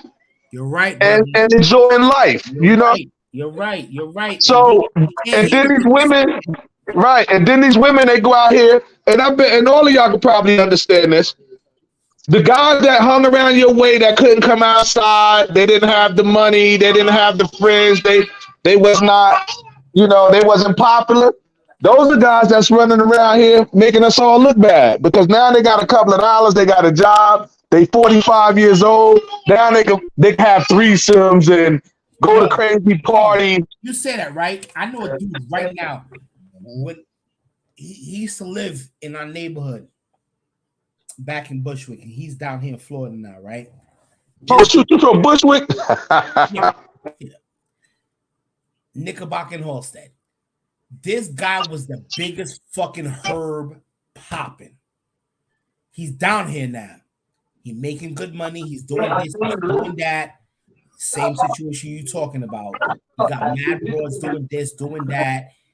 He's in his late 40s, early 50s. He was older than me, so he's in his early 50s. He's bugging. But they thinking that he's like the guy to what a real man is, and he's straight playing these broads, B. Kel, you echoing. I had to mute you. And their kids ain't ready for that dumb shit. But they're looking at this lame ass motherfucker as that. That's what I'm talking about, right? Yeah, that was my point. Exactly. That's exactly what's going on now. Facts. Looking at this lame ass motherfucker, and he ain't doing shit, ain't helping none of them, setting these kids up to take a L. The same motherfucker told you, don't join the military, don't go to college, don't do this, don't do that. Don't die for this country. Nigga, you die. Greatest of all time, you still hear it? I ain't working for no white man. Oh, that dumb shit. Who the fuck else you gonna work for? Thank you. Yeah, exactly. They kill me with that. Even if you out here with your own business, you working for a white guy. What you gonna work for? Yo, for real. Motherfuckers really thought the Emancipation Proclamation means that you free, nigga. The fuck is you talking about? You gotta work. Shit, even regular, yo, Povo, jump in. I dropped the link, bro. Yeah, they want to be non-citizens, man. Huh? They want to be non-citizens out here, man. They don't Yo, want. No, they don't I want work for the machine. tax. Yo, I seriously, I'm sorry to interrupt you, bro. Armel, I work for the man. My I work family, for the man. and it feeds my kids in college, bro. I don't give a fuck. I work for the man to fuel the machine, but I ain't, I work for whatever. I work to get what it ain't for the man. It ain't for anything. Anything you want in this world, you got to work for. Right, it's for you. You got to work to get to not to work. But you know what it is too? It's a loser ass motherfucker telling another man not to work, bro. I work bum ass nigga telling another man not to work. Hey, to me, black people' greatest enemy is themselves. Yep. Because your man that been hanging around you for decades, since y'all call you his brother. When you make it in your head, when I make it, bro, you make it. But when you make it and you looking out for him and you feeding him and you help him feed his family, guess what happens? He not admiring you. He waiting for your downfall. Niggas pray for my downfall. Notorious. And it's so true. It's crazy because we floss as black people. We try to make it, and a majority want to look good and make the rest of us look bad. And they quick because if you think about it, all through history, every nationality that come to America, where do they come first? They come to a poor neighborhood, a black neighborhood. Black neighborhood. We teach them how to survive, how to get welfare, how to do all the stuff to get ahead. And then they get ahead, and then you see them next week on the news, they talking about us. Yep. It's happening right now. Hold up. This shit that they bring all these people in right now, bro, into the black neighborhoods. Exactly. So if you look about it, everything that they put in the black neighborhood to dominate us have failed. They put drugs there. We took it and made a hustle and made a job and made money out of it, right? Everything they tried, it didn't work. They put guns there, didn't really work. So what they did, they put child support there, and it's fucking us up because the women rather have the mighty dollar than have that real man next to her. So the dude she got next to her don't have nothing, and he beating her half to death. And she got her baby dad that's got a job and doing well in the education, paying child support to take care of her, and the broke dude that's holding her down. Shit, you tripped me out, right? About child support, motherfucker. Hear me out real quick. I paid the national deficit in child support, bro. But go ahead. Like 3 weeks ago, back in Bushwick, just to visit family, elder, sick. They put a bunch of fucking migrants of these people who came in here in Bushwick, bro, and giving benefits and this and shit that was never there for the people that was there, because Bushwick is like mostly Puerto Rican, Haitian, African American, and the shit's not there no more. And now, and now you pitting the people against the other people. You know what I mean? That's what they do. And these motherfuckers, they're not coming here to help the community. Something about, yo, I love where I'm from. I love Bushwick, B. This shit just bugs me the fuck out how they just sucking it up and saturating like the shits about where I'm from, bro. This shit bugs me. It bugs me. Nobody wanted to walk through Bushwick at 9 o'clock once it got dark. Now they built it up. It looked nice. Back then, your head is jogging midday. Just I'm saying, yo, boy, you know Bushwick was tore up. You come off Broadway, off that what's the J train, and you gotta walk over on Bushwick. You be like, oh hell no. Yo, people don't. Yo, you know, I know a lot of heads like, and people know Crown Heights. They know Flatbush. They know Bed-Stuy. People don't know how grimy Bushwick got. Bushwick is a Bed-Stuy, Brownville, Crown Heights type of grimy. Yo, Big Daddy Kane was on Drink Tramps talking about Bushwick the other day. So, yo, heads just don't know, man. My great uncle still lives there. My great aunt still lives. I got cousins who still live there. Hold up. I go visit family there, man. Heads just don't. Oh my god. You said Big Daddy Kane was on Drink Champs. He also said that he liked the J. Cole. Oh shit. Fuck no, because Kane lives in Carolina now. J. Cole a fake ass. I like J. Cole, man. I like his wordplay. I don't know him as a person. I just listen to his word. You got the right to like who you like. But bro. you know what? I'm on that kid. What's the kid's name from Buffalo? Benny the Butcher. Benny the Butcher. Oh, Benny the Butcher. Oh yeah, that's a different breed right there. Yeah, yes sir. That kid, Benny the Butcher is like your age, bro. 90s rap, right? Benny the Butcher like your age, bro. Yeah, he my age. 45, 46, 47. Yeah, Benny's a beast, man. He's era a beast. Of rap, bro. But yo, who you got down south, Ray Official? Ray, who yo, down south? Kel, quiet them fucking kids down, bro. That ain't my house. You hear kids in, motherfucker. That's me. I got many wrestlers in the back. They're wrestling. I know I got 11 kids, but you ain't gonna just throw mine under the bus, punk. Yo, no, I got wrestlers right now, yo. They're wrestling. I gotta like apologize for I make them jump your ass when I come to your house. Nah, they gotta suck up the energy and just go to bed, man, because they be into real wrestling and UFC type shit. So he wildin'. I got a 26-year-old, a 17-year-old, and a 21-year-old in my house. What you talking about? Let them niggas wrestle. They already did that. He said let him wrestle. Yo, too rich. What's good? Yo, Kel, this dude was down in Charlotte a couple of weeks ago. You know what I mean? Yo, I'll be back, brothers. I don't know, because I'm gonna run to the store and get me a case of beer. So all right, be easy, baby. I ain't gonna be on here when you get back. Peace. All right, brother. Peace. You gotta try Guinness. Son.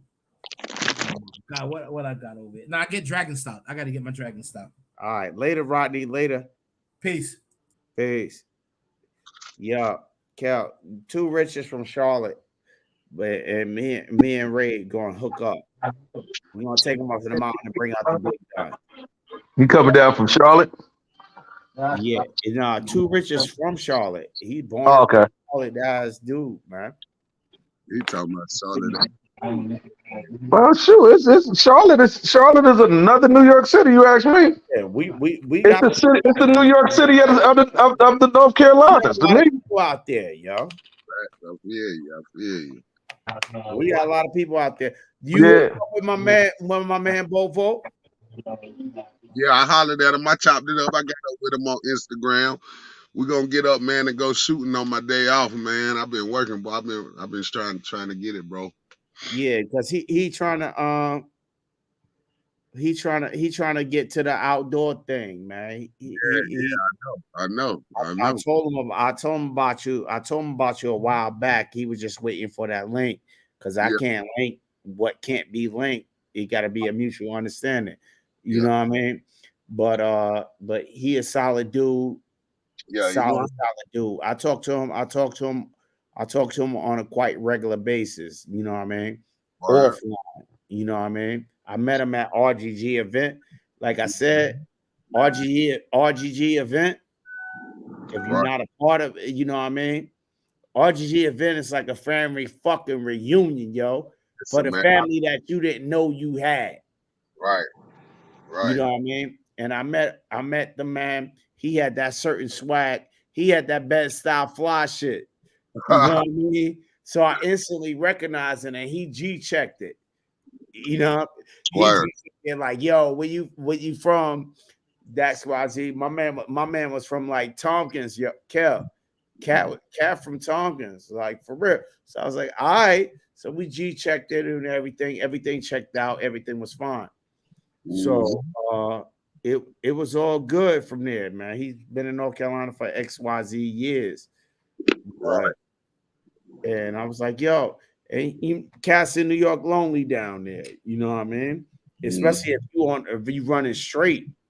Right. We try to live our life like working men. If you running straight, like work like real men, and you standing all 10 toes down, you don't want to be around the negative shit. You want to be around some positive shit. You know what I mean? So I was like, yo, take that too rich dude. Yeah, check him. You know what I mean? He is waiting for that proper intro. That's what's up. Yeah, and we afforded them the opportunity last week live. So Ray, you close to me, man. There's no reason why we shouldn't be hooking up and going up on that mountain or somewhere where you go. You know what I mean? We got some dope ass dudes out here, Ray. You hear me? Ray. Ray. Yo. You hear me? Yeah, man. Shit, my ass fell asleep. Shit. No, don't fall asleep because I'm talking to you right now. We got some dope ass dudes in the area. We got my man DC Money Mike out here. You know what I mean? He on the Maryland side, but he really close to you. And we can hook up like for real, man. And sort of and do our own little 1-2. Not nothing serious. Yo, isn't Money Mike down here? Yeah, he in Maryland. Okay. I thought he's a Freddie Bird. Okay. But he's not too far from us, man. But yo, we ain't too far from each other. We gotta get it together. You know what I mean? Yeah. Because one day we might have to drop the radios down, and shit might go bad, and we might have to call each other because we all we got. And back to the subject of the live, we got to set an example for these young boys. And I know a lot of times when we don't want to approach them because we don't have the backup like they may have with a tribal little fucking gang. But we got crew. You know what I mean? And our crew is thicker.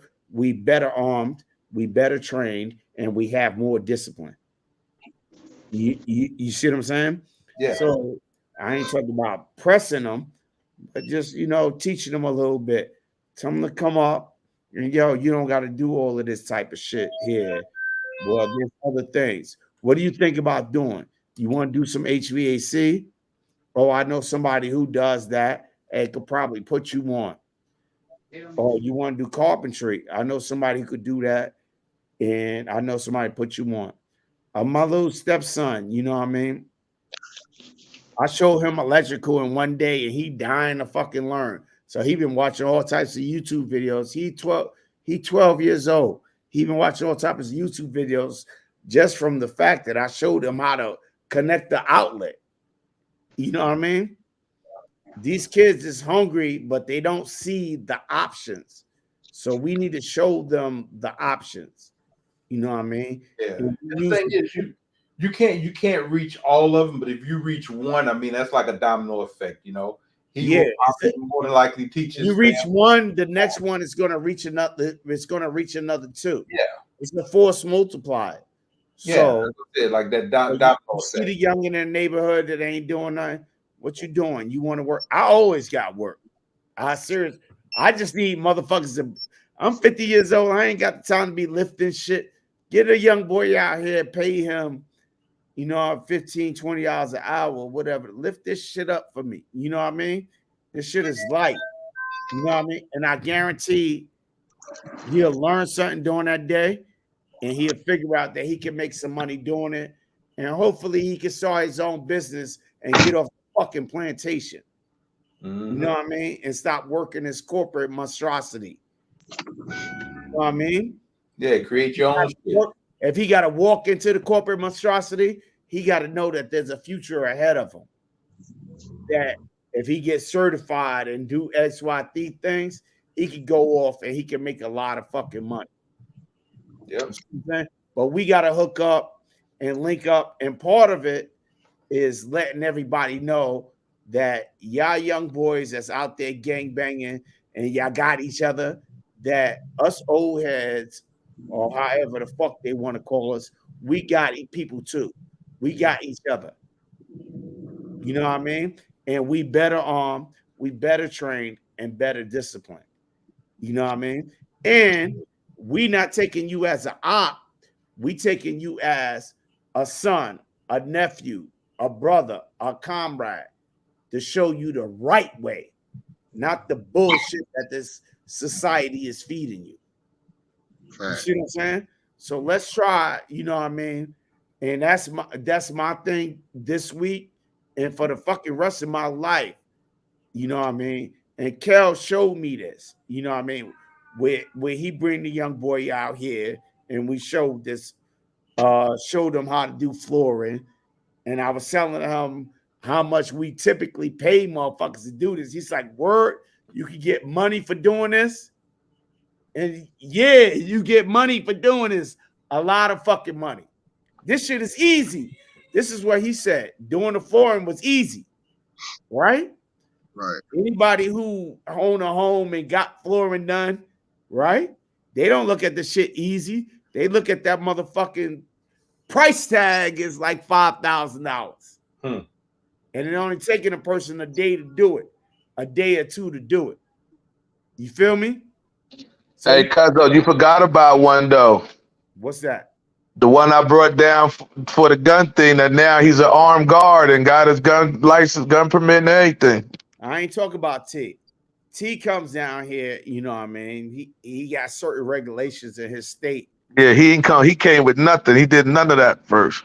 He did none of that. He come out here, you know what I mean? Take him up in that mountain, man. Throw the ARs, throw the fucking good shit in his hand. And he loves that shit. You know what I mean? He's like, yo, get your shit straight. You know what I mean? You could do XYZ thing. He follow me on Instagram. He love anything the kid do. He an armed guard now, making good money. He was a porter working for me. Yeah, he was a porter. He got his permits. He all legit. AR world. He on motherfucking the grand flexing like a motherfucker. You know what I mean? He doing his thing. But he could get it legal, but he was thinking some other shit. Like, nah, we're going to go up in this mountain and we're going to get nice with it. You know what I mean? It's little things. Find the commonality. And for real, the gun is the most common thing I seen with rap, with all these young fucking people shit. The gun is the commonality. So let's use this commonality as our tool to swing these guys back. Right. You know what I mean? Because I guarantee we got better shit than any of these motherfuckers on the street. Because I know I do. Hey, oh man, that's funny, dude. I was just arguing with my boy today. He arguing with me about, about dudes on the streets who just buying guns and got guns. I be telling him, like, bro, it's a difference. I don't just buy guns now just to buy a gun. Yeah. You know what I'm saying? So, you know what I mean? They think a 4.5 is a 4.5. Right. That shit ain't the same, nigga. A 4.5 is not a 4.5. Let me throw this HK and it's easy in your hand compared to this whatever crap you bought on the street. You know what I mean? Let me throw this. Let me throw this in your hand. Bring that bullshit. Bring your stupid Glock with the switch, and let me show you a fine firearm. You know what I'm saying? Bring that. It's all cool. Most gun ranges don't do no crazy background checks and no shit like that. But just bring them out. Bring them outside. You know what I mean? But these cats say, in a lot of the rap songs that say, come outside, pop smoke, come on outside, right? But a lot of times outside is not really outside because a lot of these gentlemen never left, a lot of these young men never left their community. You see what I'm saying? Or never left the 4 blocks which they hang out on. And then when they leave their community, they die. Right. Because they don't know how to act, bro. They haven't been groomed. Exactly. You remember that rapper? All 4 rappers died back to back in other neighborhoods. Right. Exactly, Brave. Exactly. I like to say that I'm the type of dude that, I got a hood pass and my ghetto shit is gold across the fucking planet. Yeah. But because I know how to behave, I know common courtesies and common manners, you know what I mean? I know how to be respectful. And that shit that grandma taught me and the ladies in my family taught me how to speak. I need to share that shit and explain, show other people what I learned. Hey, yeah, because the streets got respect because I remember my grandmother used to come home from church 12 o'clock at night and anything could be happening outside. Robbery, drug selling, gun shooting, and they say, hey, you don't see Miss Mix whatever coming through here? You don't see Miss blah, blah, blah walking through here? Or Mr. blah, blah, blah? They shut shop down for that. All sales stop. Everything stopped when the older person walked through. And that's what a lot of people don't have respect for now. Because I see people jumping on old people, jumping in their face. And I be saying, I'm only 51 and I dare you to try me. I'm going to put it on you. My grandmother lived in, you can YouTube this shit. My grandmother lived in the pink houses, right? They will shut down Murder Game when my grandmother walked through that house, walked through them projects. When any old person walk through there. Or any old person walk, they will shut down the Murder Game. You got the op laying on the ground and just about, we're going to let her pass first and get into the thing and then this motherfucker go. But besides that stupid violent shit, we have to show them, besides laying down the Murder Game, we have to show them an alternative to that. Because for real, there's a lot more money to get than the money that they're selling as far as the drugs and the illicit activity and the nonsensical petty crimes. You know what I'm saying? There's an alternative. There's an alternative to having these Glocks or getting the switches. Like that man Jay the Shooter's out there every day preaching how to get your FFL. We need to have more FFLs out here. You know what I mean? These young dudes, they just turned 21. They ain't got caught yet, so they ain't got a get an FFL, be on the up and up, straight and narrow, do X, Y, Z. Give them an option. You can have all this shit. Anything you want, you can have. Let's give them as much options as possible and show them that there is a possibility. You know what I mean? And that's all I'm about.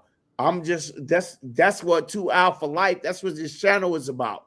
This channel is showing people another way, and that these bum ass motherfuckers in the media or these bum ass niggas on YouTube don't know what the fuck they talking about. Everybody a guru. And I ain't no guru. I just could tell you what works. You know what I mean? What worked for me. You know, and what worked for me was being around and being blessed with a lot of positive influences and a lot of good advice and positive peers. You know what I mean? And I would like to pass that down, and I do, but I would like more brothers just find a commonality and pass that down to these people that need it, because I'm listening to the music and they lost. the good brothers in the community are ignoring the shit that's going on as long as it's not affecting their household until their young kid gets shot for nothing, for coming home from school because these dumbasses don't know how to shoot. You know what I mean? I don't know how many stories I hear about children just on a school bus. I was watching Power Force or whatever. They trying to shoot Tommy. They shot an 8-year-old girl. You know what I mean? Because the motherfucker don't know how to shoot. You know what I mean? Understand Tommy shot your man, but land bullets on targets, man. Every bullet needs to go some fucking where. Be accountable for them fucking bullets. You know what I mean? So be accountable for every bullet you fire. Fine. Don't kill no innocents, man. And accidents do happen. The more training you got, the more familiar you are with your tool, the less likely those things are to happen. You know what I mean? So just familiarize these boys. This is what this do. This is why we shoot like this and not like that. You know what I mean? Because of this. You know what I mean? So just they're interested. They're already showing the interest. They flashing and all of this shit. Most likely, my cousin Seneca told me these little dudes, because he used to be a drill sergeant. He's like, these little dudes, they ain't cut from this cloth right here. You know what I mean? They just pretending. These dudes need to, you know what I mean, be around. They just haven't had the proper influences, or what my man Guns Don't Argue said. You know what I mean? It's protocol. They have to learn the protocol, but there's no male figures or pretty much female figures out there to even tell them. The female figures be like, I know the females I know be like, leave that motherfucker alone. The female thing is, and I ain't want to be sound sexist or nothing, is to leave it alone, avoidance, you know. But sometimes a man's natural instinct is to interact, and hasn't been that much interaction. We haven't stepped in. We haven't checked them. You know what I mean? Especially as elder gentlemen in the community, cats over 30. You know what I mean? Because as far as black men, we wasn't supposed to be here after 25. I know in my generation, 16 to 25 is our lifetime, dead or in jail. You know what I mean? But there hasn't been enough intervention where we check these cats. Like, yo, it's cool. Yo, chill. Is it worth it? Don't feed the machine. Feed the machine this way. Give them little bits. But you want to bust these guns? Come over here. Because there's a bigger war at play. Because believe it or not, the politicians are playing us on both sides.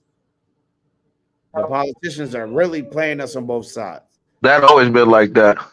One side is trying to maintain the status quo of empowerment and the 1% controlling every fucking body else. The other side is trying to oppress and control you by sending your ass to work and keeping you a fucking slave. And it's been like that since the inception of this country. Being that this country is this country and every day we chipping away at it, there's alternatives. There's ways to beat this shit. Just like basketball. They said black people couldn't play basketball because they don't have the endurance. They said black people couldn't play football because they couldn't focus or see. You know what I mean? We dominating this shit. You know what I mean? Don't forget golf. Golf, same thing. Any sport, anything, not just sport, anything that everything is equivalent, we dominate. So let's not forget that, but we also have to lay out options. If you want to play golf, tennis. You know what I mean? If you want to play tennis, if the rules are the same, we can win.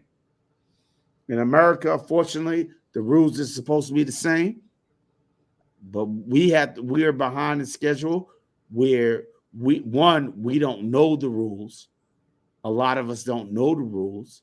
So that's up to us in the two-way community to teach these young kids the rules of two-way. Two, we don't exercise the rules or try to excel in the rules. You know what I mean? So we got to exercise the rules. Get these young boys out there to the range. You know what I mean? They're interested in you. Like guns? You like guns? Getting guns. You like guns? Getting guns. Let's shoot some guns. You know what I mean? This is how you get it legally. If you don't got it, you got a felon or whatever, let's figure out a way how you can get your rights restored. You feel me? There's not enough of us doing that, though. That's what we needed to start doing. But we have to start at a median, at a minimum. The minimum is the commonality. These young boys love guns. We love guns. Let's bring them outside to the real world of guns. Because what you doing following around your homeboys, or you want to shoot fully autos, yo, let's go fuck with Jay. I'm right here in Virginia. This dude, Jay the Shooter, 20 minutes away. If I want to take my young boy, they just faster. They don't need to shoot fully autos yet. You know what I mean? Ready. They don't need. They don't have no interest right now because they just getting used to just shooting outside. But at that moment they get interest, I got somebody I could call. I could call Jay the Shooter on a private line, on his personal phone. Like, hey, I got these dudes out of New York. Kel met him. Kel, you met Jay. Kel. Yeah. You met Jay when he came to the crib. Yeah, I met him at your all black party. Yeah. Kel met Jay. Jay the Shooter came to my crib. He lived 20 minutes away. We want to shoot the fully autos. We shoot the fully autos. But we ain't get to that point. Let them shoot the regular guns first. Then we go to fully autos. Then we can get into how to get your FFL and shit like that. Each one teach one. Yeah. Right. And that's I ain't heard that one since '92. Each one teach one. Yeah. So let's graduate first. Let's get promoted first. You know what I mean? Yeah. Let's learn the basics, gun safety. Stop flagging each other in these fucking videos, and we don't know the gun loaded. But Armel, you know what it is too? Sometimes, like when these kids be flagging in the ranges and stuff, and heads be trying to teach them and educate them, they be bugging. It's the approach, yo. You could only teach those that want to be taught. The rest of them is just who they are. Nah, you can teach anybody, man. Motherfuckers can teach a monkey to go to Mars, motherfucker, to the moon, bro. You can teach anyone, but you got to figure out. But you got to remember something. A monkey don't know poverty. Huh? A monkey don't know poverty. A monkey don't know what it's like for his mother to leave him while she out smoking crack, and you got to eat. See, you know, you got to change the train of thought. Then you got to change the terminology. Then you got to understand what you're dealing with. So, Kel, where do you start? Where do you start? It's all right. You get a guy that come work with you, right? A young guy, and you see, he telling you, hey, listen, I'm working doing this bullshit job when I can be outside making thousands. Those ones you could talk to because they're already trying to find a way out, right? Others you could talk to because of what they seen or know you to be. Busta Rhymes just made an example when he received his award during BET, and he said, "Hey, us old heads out here trying to tell these young heads how to do something when we no longer even doing it. So when they see us and we trying to tell them, they look at what you doing now, and they don't know what you did before. They don't know where you came from.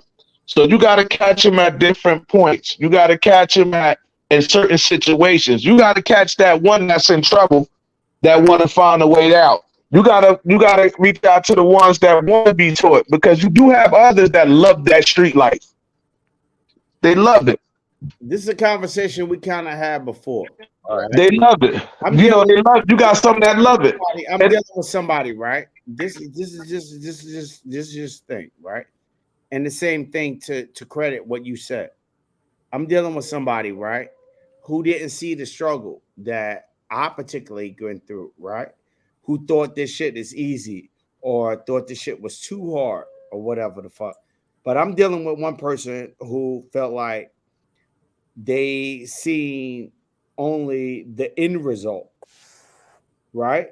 They only see the end result, but they didn't see the struggle to get to the end result. But they already at the end result. They had a halfway push or whatever the fuck. Then they got the end result. So they at the end, they already started halfway up, and they already there, right? So it's like, damn, all I gotta do is this, and you gotta catch up. Nah, motherfucker. We ain't start at the same starting point. You know what I mean? So what I'm saying is, what you have to find is a commonality. The commonality is, boom, this is the thing that we have in common, right? And we're going to build off of that. It ain't at where I started from, because where I started from ain't where you fucking started from. You know what I'm saying? And I'm actually talking about your fucking brother. But where he started from and where I started from is two different places. Do you agree or do you disagree?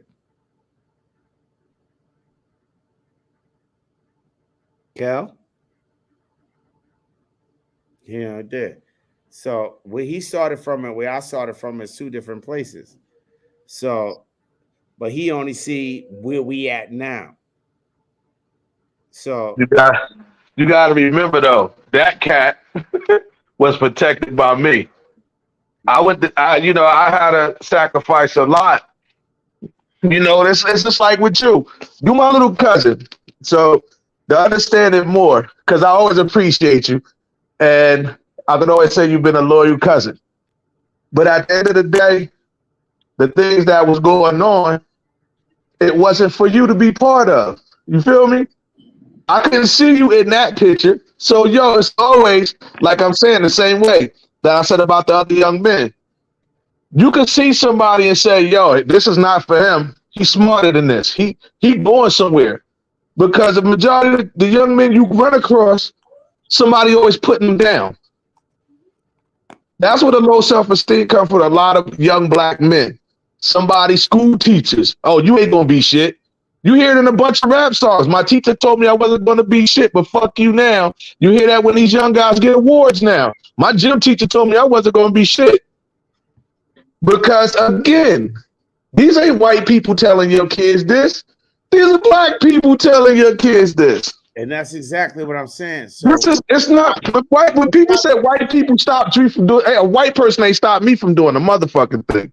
But it's not white people ain't stopped me from doing shit. They accelerated. Exactly, but these are the excuses that they put in these young people's head. This is that everybody's stopping them from getting ahead. The police are stopping them from getting ahead. They ain't stopped me. They keep me going. Shit. Right, but at the end of the day, is this. People see you do and see every last one of us as men that's on here, seen us all do something that they thought was clout. Oh, a cop pulled him over. He told that cop to suck his thing. Fuck out my face. They don't realize you could tell a cop that when you good. When you know the law, when you educated, when you know the ins and outs, when you know there's no drugs in my car. Right, you ain't I'm notorious for that shit. You understand what I'm saying? Because you know, if you search my car, there's nothing in it. You know, if you choke me out, I'm not going to resist. I'm just going to sue your ass and make sure I catch it on something. I'm notorious for that shit. These kids move dangerous. They talking shit to the cop with guns in the car. They talking shit to the cop with a pocket full of drugs. They talking shit, so they actually making their own problems, some of them. And then you have those, like I said, that somebody always putting them down, whether it's a family member or anything. Yeah. How do you stop that, though? How do you stop that? But see, how do you stop? You can't stop that. You cannot stop a parent from telling a child he ain't gonna be shit. But you know what? You got parents now doing the same shit. Exactly. And then you have parents that tell their kids, like, I be goddamn, I got 5 daughters. I wish one of their mamas would tell them, twerk in front of Uncle Jimmy. I'm gonna give her a black eye and Uncle Jimmy a black eye because he was sitting there wanting to look at it too. Right. You understand what I'm saying? I watched the video today. People are condoning this shit, bro. I watched the these grown women got these young women thinking they are bitches and hoes. It's but not if I call you a bitch, just the young women, it's the men. They got the young men too. Because I watched a video today of a chick that I know, and I called her out on it. She got her son, 15 years old, pop locking and doing some weirdo shit. What the fuck is you got your son painting his nails white and pop locking and booty shaking? You a mother, right? You know what I mean? Like, I understand my man's doing 25 on YouTube, bro. You get money. Oh, we don't gotta. Yo, her response was, we don't have a place to tell her how to raise her kids. But yo, she's the same person who, whenever shit goes left, she calls us like, yo, these boys is tripping. But you got this boy with a halter top. This shit blew my I got one for you, man. Like, the people that always say we can't tell somebody how to raise their kid, they the first one telling somebody how to raise their fucking kids. Let's give you a prime example. Dwayne Wade know good and fucking well he don't like the position that his son is playing, right? Facts. You know what he's scared of? Social media and the media. That's what you're scared of, bro. Right. You understand what I'm saying? He don't want the backlash. He don't want the backlash, right? But this is the thing. That's what you work as a parent, bro. You can say what you want to say about me, but I'm gonna make sure. And I got 11. And out of my 11, how many graduated high school already? I'm down to my last 4. Yo, when I saw that video today, and I'm like, what the fuck is this, bro? Because I'm putting foot to ass. What video are you talking about? What video are you talking about? My homegirl posted a video of her son pop locking. So I'll send this shit to you, Armel. Nah, don't even send it to me. That's my man's son. It fucks up my chi, man. This shit vexed. Now you Chinese. Vexed to see my homeboy's son doing weirdo shit, son. That shit fucked me up. Nah, man. I grew up. It ain't Chinese. Nah. But I got something else to speak on with that too. And this is from the heart. And this because I had to deal with this situation before with my ex-wife. Listen, if your child figure he gay, I'm not with the bashing thing. You know what I mean? My thing is to any child, and I have said this to a child before, I don't care what you are, but whatever you are, you better be good at it.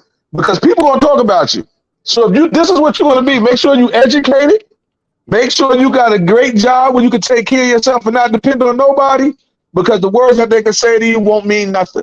But if you're not educated and you're not a go-getter and you're not a hustler and you're not a survivor, you can't be what you want to be. Your lifestyle gonna kill you. Your lifestyle gonna kill you. And that's the God honest truth. My man, Boat Vote trying to jump in. Where he at? I'm gonna fall back for a second because I want to jump on this fight because one of my I'm gonna cut you out, Ronnie. Yo, I'm getting ready to fall back too, man. My ass is. I'm hurting right now, man. I'm vexed right now. So.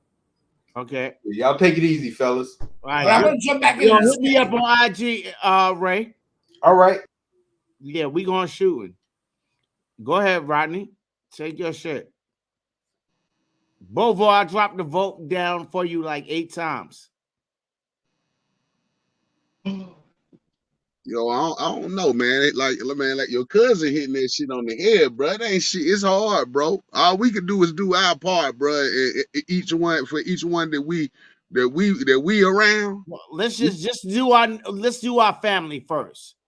Family first. The little nephews. Well, some of these young boys from the street is family, not by blood, but by culture and by sight that you see them all the time. What's up, Brooklyn in the house? I swear they like. What up, bro? Vote. Yo, so what you did just now that you ain't doing for the last 30 minutes, man? Huh? I've been doing the same goddamn thing, nigga. You ain't just pick up the fucking phone. What up, everybody? Salute. What's up, bro? Chilling, man. Nah, that's a touchy topic, boy. Word, like a lot. Go ahead. Let Too Rich finish talking his shit. Go ahead, bro. All right. Oh yeah, it's all good, man. I mean, bro, listen, I'm gonna be honest, bro. One of my little homies, bro, I run across him, you know what I'm saying, in the streets and shit. I see he into the two-way thing. You know, I don't want to, speak too heavy, but I see he into it, bro. So I try to school him, put him onto it, and try to, inform him, try to teach him a few things, because I see he keep a couple pieces every time I run across him, bro. You know what I'm saying? He holding it, but bro, I ain't even gonna lie, bro. Last a couple days ago, bro, he just caught a first degree murder, bro. So you know how they killed me, bro. They killed me, bro. Yo, just keep giving the brother a little bit of support, man. Show the nigga some love, and then believe it and go a long way. Because a lot of these young men out here, that's one thing that they didn't miss. You know what I mean? That they're missing. Like, not like love from their mama, love from a lot, not intimate love, but love from a brother, or love from an uncle, or love from a father. That's a lot of shit they missing. And the only thing we have in common is the gun, man. Let's use that to show some love. You know what I mean? The only thing I got in common with a lot of you brothers is the gun. You know what I mean? But from that, we drew community over. You know what I mean? Right. You know what I mean? And a lot of shit niggas got hate over. Fuck it. Niggas been hating me all my life, nigga. I'm used to this shit. I love this shit. You know what I mean? I move off hate. I was talking to my little brother today, man. I'm probably one of the only niggas in the world that love this shit, that love hate. Cause that shit fueled me. That shit made me feel good. You know what I mean? But anyway, yo, finish talking your shit, man. It's a shame that brother went down for that first degree. Yeah. But and I'm sorry you was too late, bro. I feel bad that you was too late in intervening, because that could have been a life you could have saved. Right. Like your cousin say, man, some of them listen, man. I love this shit, dude. You know what I'm saying? Like, we get to them too late. But it's not our fault. We just gotta back them up when it's over. Because when, you know what I mean? Hey, they love it, man. They love it. Like that boy Rich Porter say, I love this shit. I love it. They say it like that, bro. I mean, love the game, bro. Listen, some of them, it's just, they love that street shit, bro. They love it. You feel what I'm saying? The crazy shit is, man, and I'm gonna tell you the secret of my life. I love the game so much, bro, that whenever I love something, I don't fuck with it no more. Cause that shit got me doing stupid shit. Cause love's synonymous to stupid shit. So I'll leave the shit alone. You know what I mean? I won't never fuck with crack or no shit like that, cause I know I'ma like it. I'm gonna fuck you up. Hey, listen. I think the terminology for these guys and these young guys on the streets now, or these young guys, period, is that it's a respect thing. Even with me growing up, I didn't fuck about love. I just want to be respected. As long as you respect me, I'm good. But again, I learned from the older heads too, though. They should stop you and be like, "Why are you there?" Cal, let my little nigga talk, man. Let him run his game. Spit your shit, Bovo. Oh, nah, y'all moved around the table so much, and it's like everything I touched on, I had a lot to talk about as far as like the younger generation, the youngs, and you might have them picking sexualities, you might have them picking up the gun for the wrong purpose, media influence, television influence, musical influence, just a lot, bro. It's The shit is bogged out. Before when I slid off and for about 30 minutes, I got a call from my uncle. He FaceTimed me, you know what I'm saying? He just did 22 joints for a double homie. He just came home in June. That's like that's my mother's only living brother left. That's my closest uncle. I look at him like a brother, you know what I'm saying? From Tompkins. He did 22 years. He went in 2001. When he went in, he just came home from an 8-year bid and was home for about 4 years. And in that 4 years, I'm fresh out of high school. I'm living in Newark, New Jersey, wilding, just left Brooklyn, had my own crib, doing my 1-2, had my man in East New York and Boulevard Projects. Ramel had a free apartment. I told, let my uncle stay here. Threw him in there, boom. We doing our little thing. Not to brag about shit, but I'm just trying to bring you into the situation. You know what I'm saying? So within that 4 years time, we was rocking. That's my big bro. You know what I'm saying? So he was on the island and all that back and forth. Came home, boom. And we was, now I'm of age where he rocking. So when you talk about these older male influences, just talking about Brooklyn alone, that was my father. You know what I'm saying? That was my influence, my OGs, him, Kev Webb from Marcy. These is all my first uncles, my brothers and my mother brothers. You know what I'm saying? Because my pops wasn't there. My pops died when I was 4. You know what I'm saying? Project shit. So these was the influences.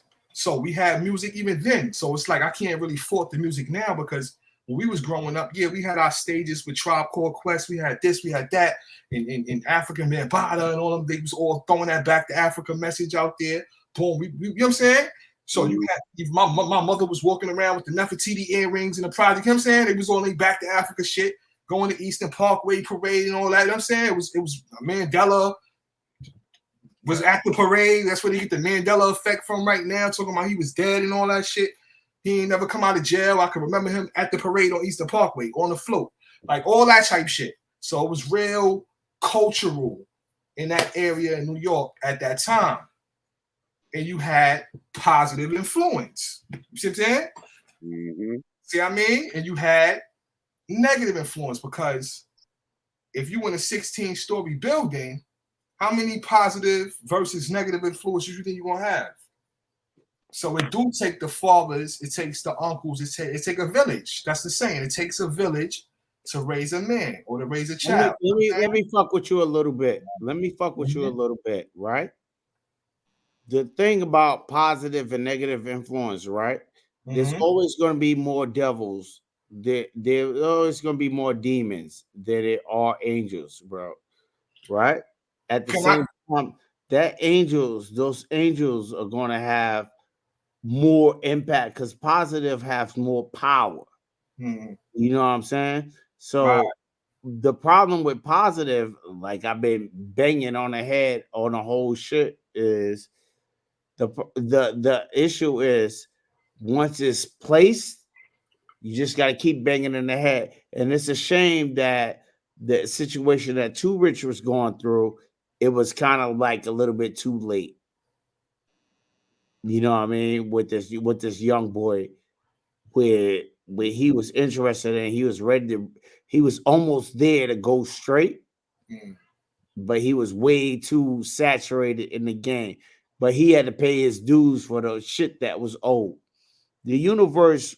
So Rich, that was in Charlotte, right? Yeah. Bro, that shit was in Charlotte, bro, just the other day, bro. I don't know if you heard when Buddy, it was the same day when Buddy was trying to jump off the bridge. Oh, shit. Yeah, I heard about that. Yes, the same. That was a couple of days ago. Yeah, a couple of days ago, bro. That's why I say that threw me for a loop, bro, because it's like, I watched this little dude grow up. You know what I'm saying? I watched him grow up, bro. Yo, it's different out here, Rich. It's different out here. Like you seen with we got 3 people in here. We got 3 people in this live that got connections in Charlotte. Yo, that's what's up. The other day, this is what happened in a 7-day period in Charlotte. Niggas ran in a pawn shop and took 29 guns. Yeah, I know. I seen that on the news.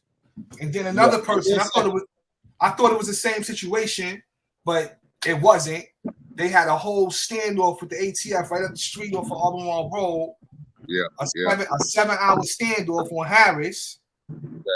And homie in front of a pawn shop. That's why I was related to the other pawn shop. But this dude, he knocked himself out, right? Knocked himself off. Boom. You know what I'm saying? So like, I'm just saying, I ain't really have a reason, a purpose to bringing that shit up like that. But like, positive and negative, it's like this, right? I can't fault my uncle for what he did at that time. I looked at him as positive.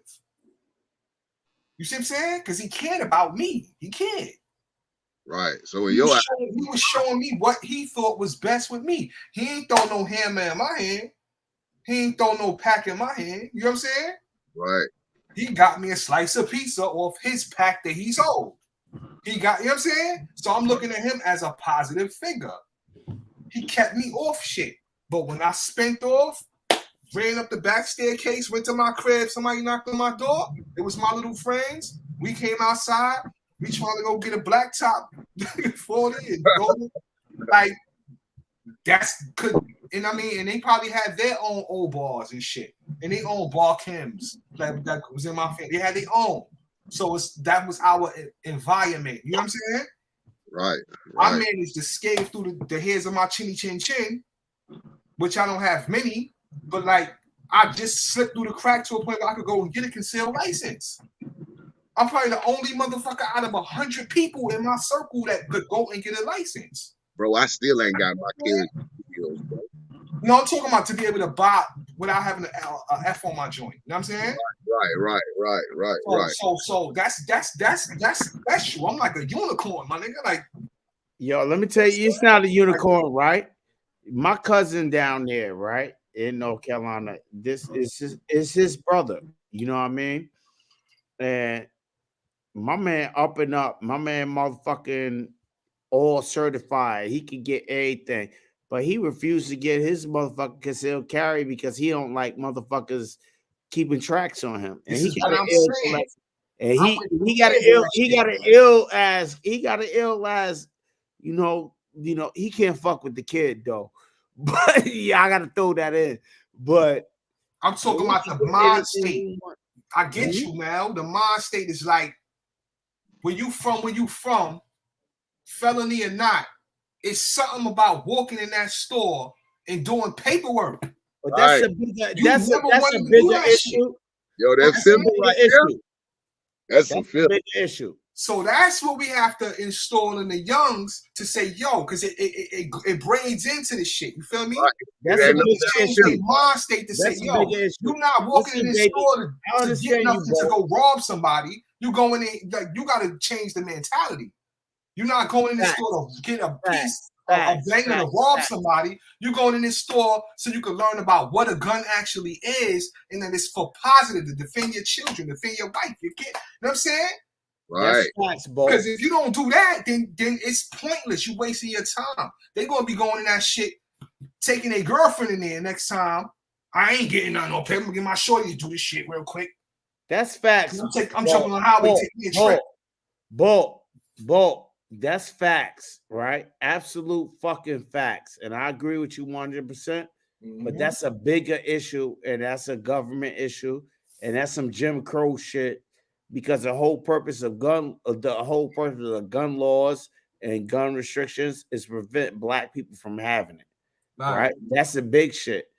But what we can do from the ground up, and the whole purpose of this live is trying to inform them. So we see these young guns with the guns, you know what I mean, with the goods, with the and from what I've been seeing, I don't know what y'all been seeing. These kids running around here with that bullshit.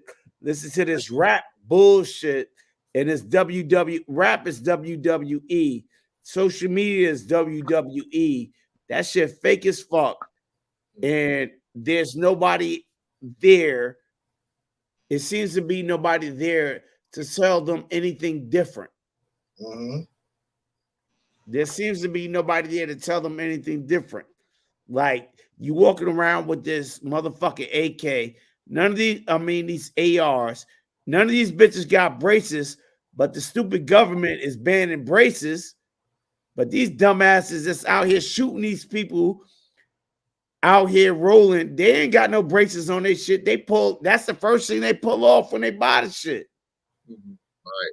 So, man, look, I hate to be this guy, right? On this, I hate to be this guy, yo. Who you, nigga? I hate to be this guy, man.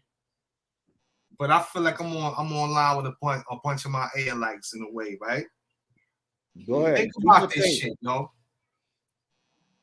You talking about young 17, 16, 18-year-old men. I don't even want to call them boys because I was a man at 16. I was a whole fucking man. At 16 years, I was making life-changing decisions. 18 men. You feel me? No, I'm saying legally, but I was making life-changing decisions at 16, 15 years old. That could change my life. Too. You feel me? So I'm gonna give them that respect to say, yo, look, 16, 17-year-old, right? Mm-hmm. They already got the AK, they already got the Draco and shit, no stock, no nothing. They already got the Draco in their hand. They running around crazy. They hitting something too. So I'm not, the niggas that hit Young Dolph, I'm sure they wasn't at no range taking practice and they hit him up. They laid him down. So it's a lot of strays, but it's a lot of bodies going down from city to city. They hitting something. Maybe it's by pure luck, 100. Maybe they hit them 2 of them shits, do the job out of 40 shots. It's getting done, right? So I'm saying, like, look, can we change that 16-year-old to tell him, don't use this fucking gun for that purpose? No. We can't. That's a criminal. Hold up. You're right. Right? But that's not the approach we're going to take. That's not the approach we should take. Mm-hmm. The approach we should take is, boom, first find the commonality of the firearm, right? You like guns, nigga? I got this. I'm gonna act like you, nigga. I got this good little ace, this 308, motherfucker. You want to take out anything in North America? This is the fucking shit you use. You know what I mean? Right. That shit you got there with the brace, without the brace or without the stock is bullshit. You know what I mean? You don't want to take no unnecessary charges. If you got to body a nigga, you want to don't want to take no unnecessary charges for some missed shots. You want to hit that nigga where he lie, right? And at the same time, when you telling him that's that way to do it, you want to say, boom, what are you really hitting this nigga for? Is it worth it? Right. Because you can do 18 other fucking things other than hit this nigga. Because you're going to depend on your family. Your family already fucked up, or you wouldn't be out here getting money. Trying to get money. Now they got to fucking spend extra money or put away extra money to send you some canteen in the county or commissary in the state, nigga. Yo, I got a little nephew. That's a new approach. But it's baby steps, bro. It's baby steps. The baby steps. Little cousin, little Shamel. His father is shop on Big Shamel, right there in Charlotte, right? Got the nice house, this and the third. We all do the same shit, you know what I'm saying? So for some reason, his oldest child, he took to guns. I take him to the range with me and shit, train him. Boom, we go to Blackstone, we do all that. Boom, boom, boom, boom, boom. He love it. He just got his light, he got his permit and all that. Went and got a Canic joint and all that. I'm like, all right, because he shot one of my Canic.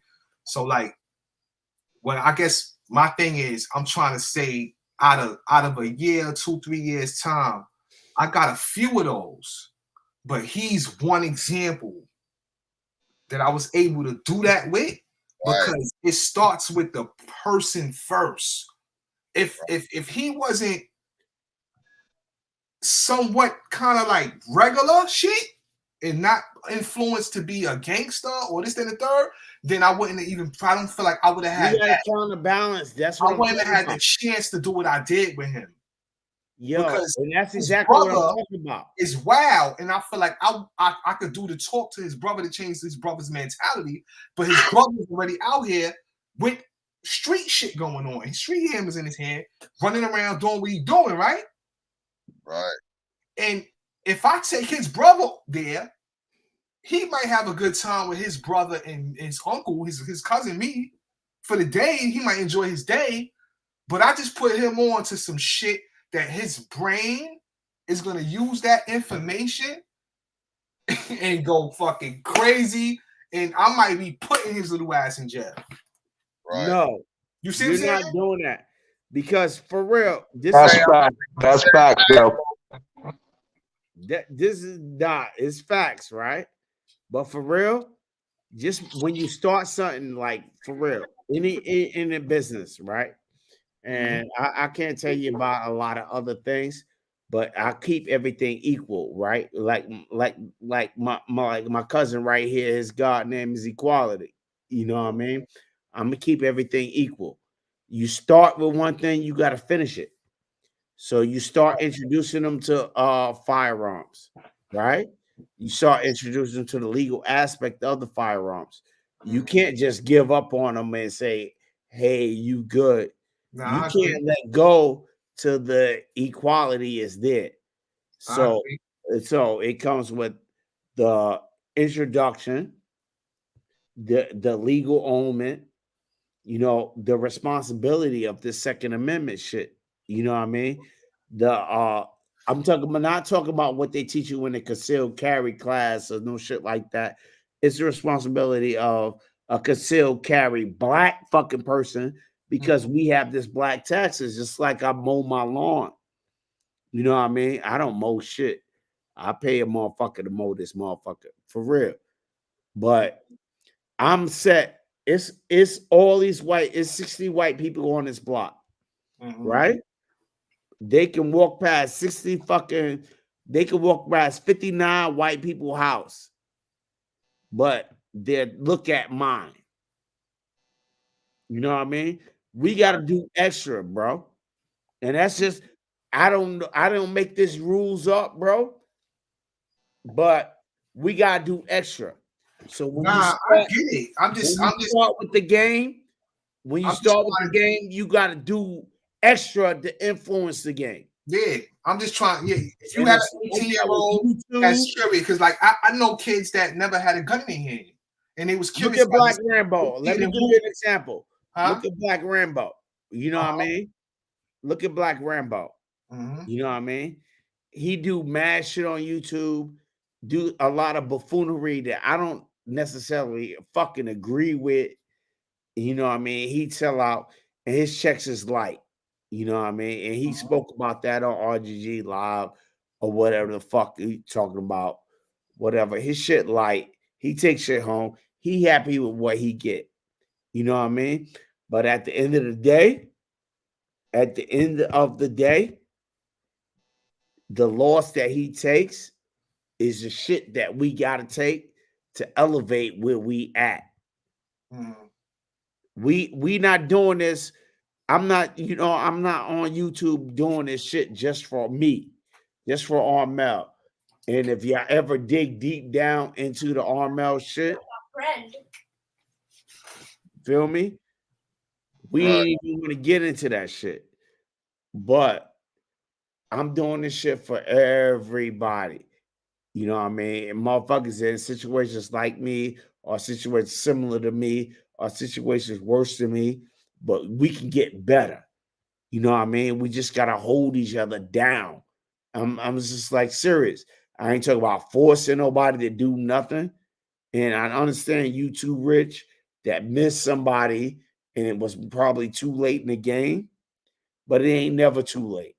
Because when this dude come home, you hold him down, a little bit. It can't be a little bit. It got to be a little extra. He can come home, start getting his job, get his credit situation situated, and you can get his rights restored and get him to be a full fucking citizen.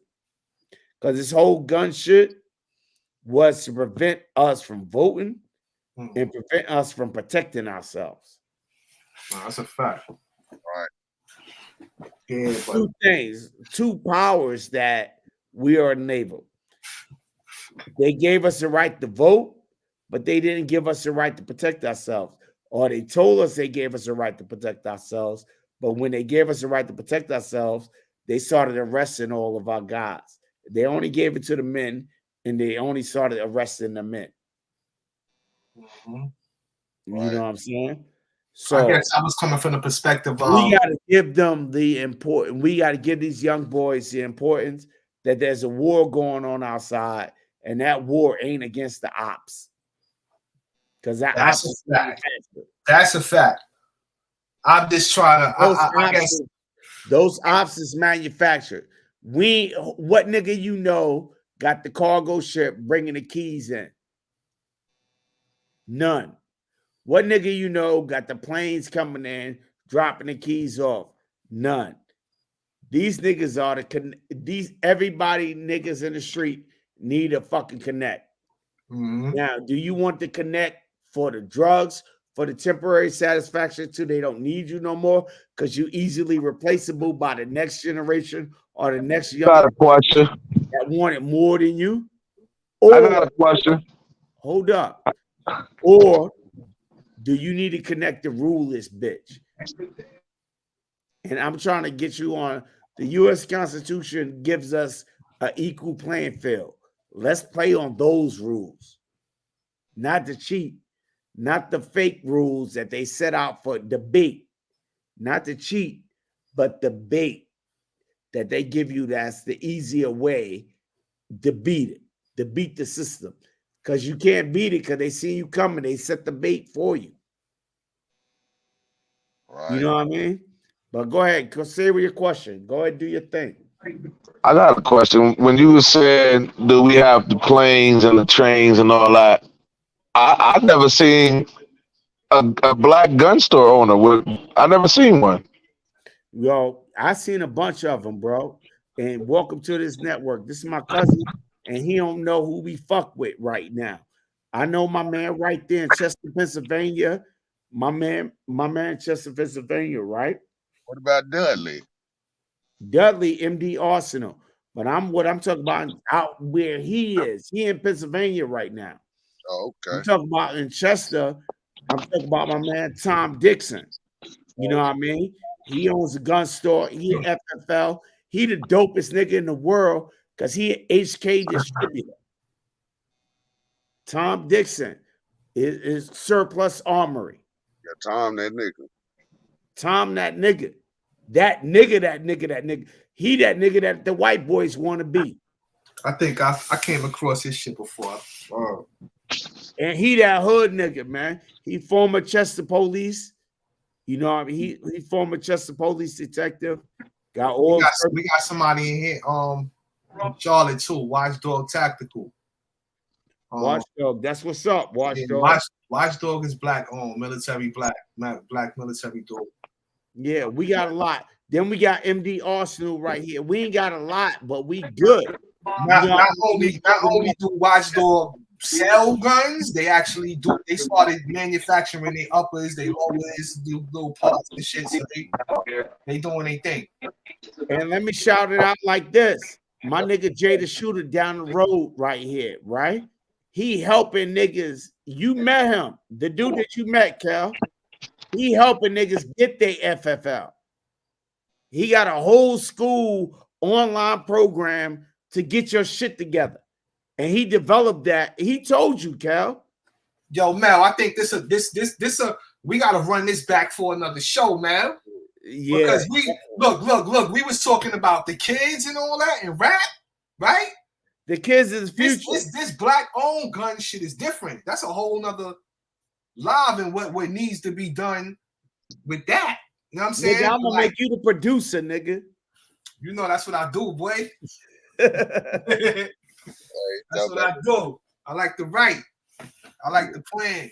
But yeah, like these kids, I just feel like you put the title up there, but then when I got on the stream, it seemed like it was two motives going on. You see what I'm saying? You had what can we do to change our children's, direction and perspective, and with the influence that's already taking place. You know what I'm saying? I don't know. I just feel like if the gun was just something cool for them, yeah, we can make the gun purposeful for them. But I don't think the gun is just cool for them. I think it's a lifestyle. That gun equals money. So we have to replace money. Is the gun a lifestyle for you? And shit like that. Because that gun is just a way to get them. I'm asking you a question, Bo. Is the gun a lifestyle for you? It's a lifestyle for me because the gun don't make me no money. It takes my money. It. The gun, I spend my money on guns. They take the gun and make money with the gun. If it's robbery, protection away from them doing what they do in the streets, getting niggas up off of them, it's not money. I ain't on front, bro. I'm doing it for not even having, bro. Some of these young niggas is killing for no money, bro. For no money. Bro, that's what I'm saying. Like, I can tell you this, Armel. My little nephew right now, bro, is in Kentucky in a federal penitentiary for guns, bro. Not selling drugs, not getting no money. You know, he eating, bro, because I send him money, bro, every week. I'm sending the money, bro. And I tried to tell him before we went in, like, listen, little nigga, you running around here playing with these guns, picking up these guns, catching these gun cases. When I tried to tell him from the jump before we even got in any kind of trouble, listen, bro, the best thing to do, it is no better feeling than going in the store and getting a gun legally.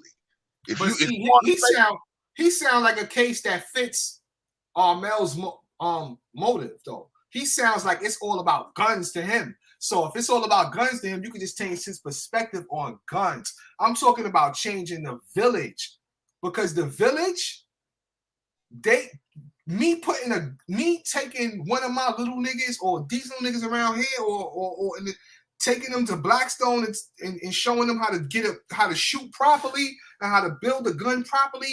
What's the difference between a striker fire and they don't give a fuck. Right. If anything, that's just conditioning them to do their crimes better. Let me correct you, right? You see what I'm saying? The crime is the motive. Let me correct you real quick, Bo. My cousin came in here a couple of weeks ago, right? And he said, Armel, why your focus is not on removing niggas from the plantation? You know what I mean? And that's what I do, brother. I'm going to cut that off, right? The whole thing, this is not about just removing this thing. It has a starting point. So with when you troubleshooting any type of thing, you start at the simplest thing first.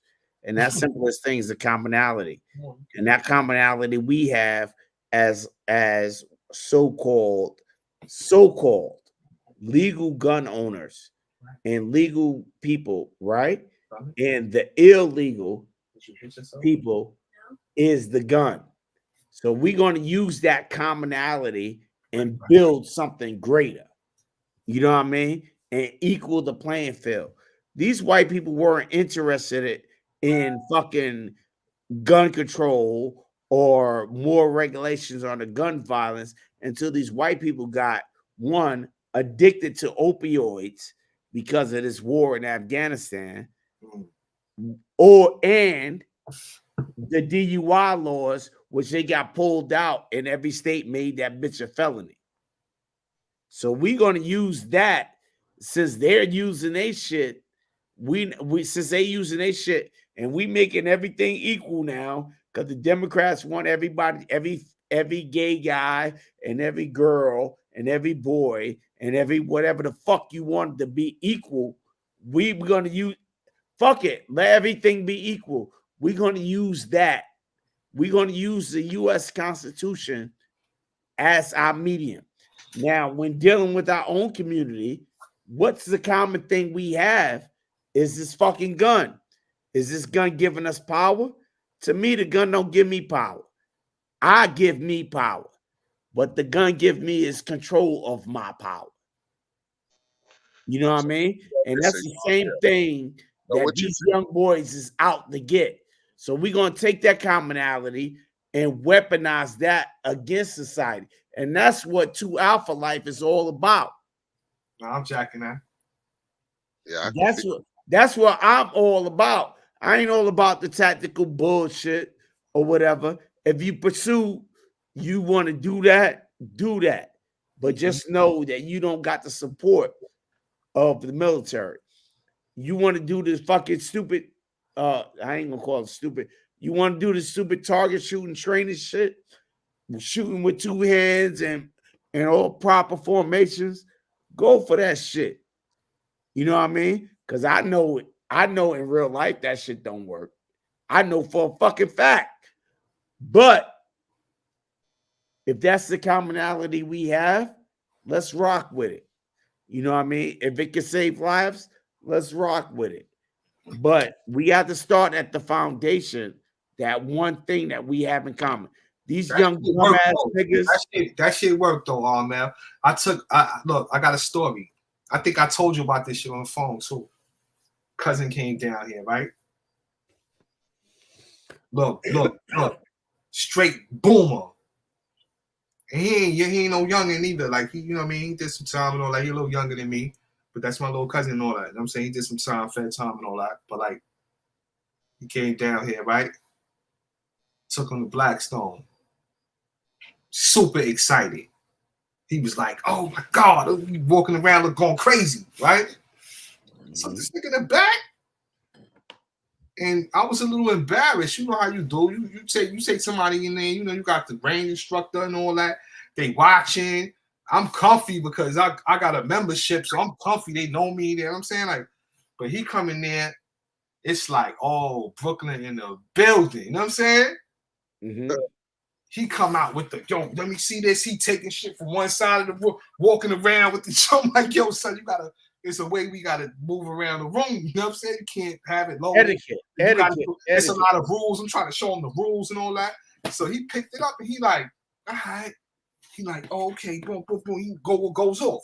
One hand. Whoa, whoa, whoa, whoa. I'm like, right? So I pulled it back. I'm like, nah, son, look, do it like this. I'm showing him, giving him the 2 hand, you know what I mean? Grip, go under, boom. You feel it? I'm giving him his ball, what is it, sight over ball and all that. I'm going through the motions with him and all that, right?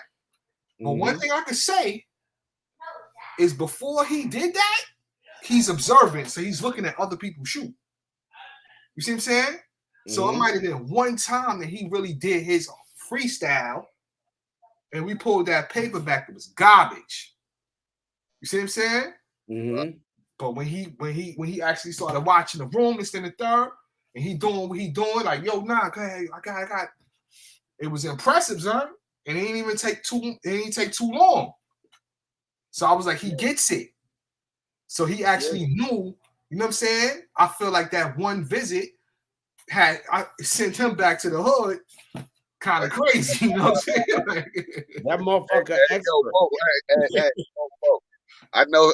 Listen. I know he walked up in that range, boy, in Blackstone. He see them $4,000 night hawks, and you know what I'm saying. Yo, Rich, he was calling me the next week, like, yo, I can't wait to come back down there, cuz. My people's out there. Yo, for real. Them boys got out there. Rich. They got Barrett's and all that, man. My people's out there, right? It was all on this Glock shit. Everything I done seen in there. My people's out there was all on this Glock shit, right? You know how just the regular hood shit, right? Now, you know what I mean? I sent my people's, I was like, yo, you elevating your game, right? You know what I mean? You can't be walking around here like these regular ass Glock niggas. While my people's is like, he looked at the HK thing, he was just like, he ready to go now. I was like, nah, I can't fuck with you. But at the same time, you know what I mean? he ready to elevate. He can't find that shit in the hood. Oh, we can't find that shit like that. You can't find it like that because the margins ain't up like that. But that's a whole nother different story that I can tell you that my world done took me to. But he can't find that shit like that. But there's finer things in life, man, and you just got to get introduced to it. Right. Yeah. See, that's the other thing, Armel, introducing them to to that part of the game, the finer things of it. See, I think a lot of them They're open to it. if they can go in them stores, bro, which they can, because you know they ain't checking no background just to come in the gun store and look. And most of these boys don't got no background. It's just bad information. True. You But know what I mean? if you could just change their mind, man, not even change their mind, but just change their outlook on it. Like, damn, yo, that comes with exposure, and that's our job, to expose them to the finer things in life. You know what I mean? You can't get that off the street. You can't get this off the street. What I'm showing you, I'm taking you off the block. You know, first step, come off the porch. The next step, get off the block. Facts. You know what I mean? First step, step off the porch. It's some bullshit noise and all that shit. Next step, get off the block. Next step, leave the state. Next step, passport, leave the country. You know what I mean? Right. And that's a whole nother thing. Leave the country. And then you can celebrate. I've been all around the world. I've been on every continent in the fucking planet. Antarctica included. Right? And I can't celebrate. The young lady asked me at work, all the places you've been, where you rather live? I said here. I wouldn't rather live nowhere else but America, bro. This is my home. You know what I mean? This is what I stand up for. And regardless of all the bullshit we have, I know it's worse other places. The grass ain't green on the other side of the tree. You know what I mean? And I'm a rock with this shit.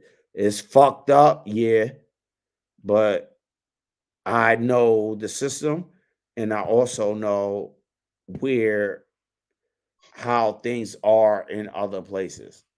And I don't know that system. You know what I mean? So I'm gonna stick where I'm gonna fit where I fit in, and I'm gonna figure it out, and I'm gonna excel in that point. But a lot of people don't have that option or know what's available to them. This shit is a great place. You know what I mean? Yo, a lot of brothers out here is working on $1 million, and I know I blew a couple. You know what I mean? And starting all over again. And Cal, you still there, nigga? Cal, that motherfucker sleep. Yo, I'm right here. What you talking about? Blowing bread. I was doing something. What you say?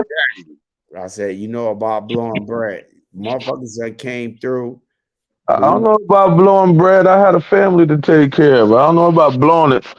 I know about hustling for it and getting it and handling my business. Hustling. But I did want to say something though, right? Mm-hmm. And you know this to be right. You know, as I'm sitting here and I'm thinking, I'm listening to everybody talk about like these young men and stuff, right? Mm-hmm. I'm a product of that. You know why? Because when I was 14, 12, 13, my step pops had me out in the woods camping with people that was in Vietnam, teaching me how to make claymores and shooting M14s, M60s. But check it though. The point of that is I'm saying, because I'm talking about these young people, right? The point of me saying that is because when I came back from them vacations down there doing that, I didn't come back with the mentality of, I'm going to get a gun permit, I'm going to get a license. I came back with the mentality that I lived in the hood and I knew how to shoot. And I knew things that other dudes didn't know.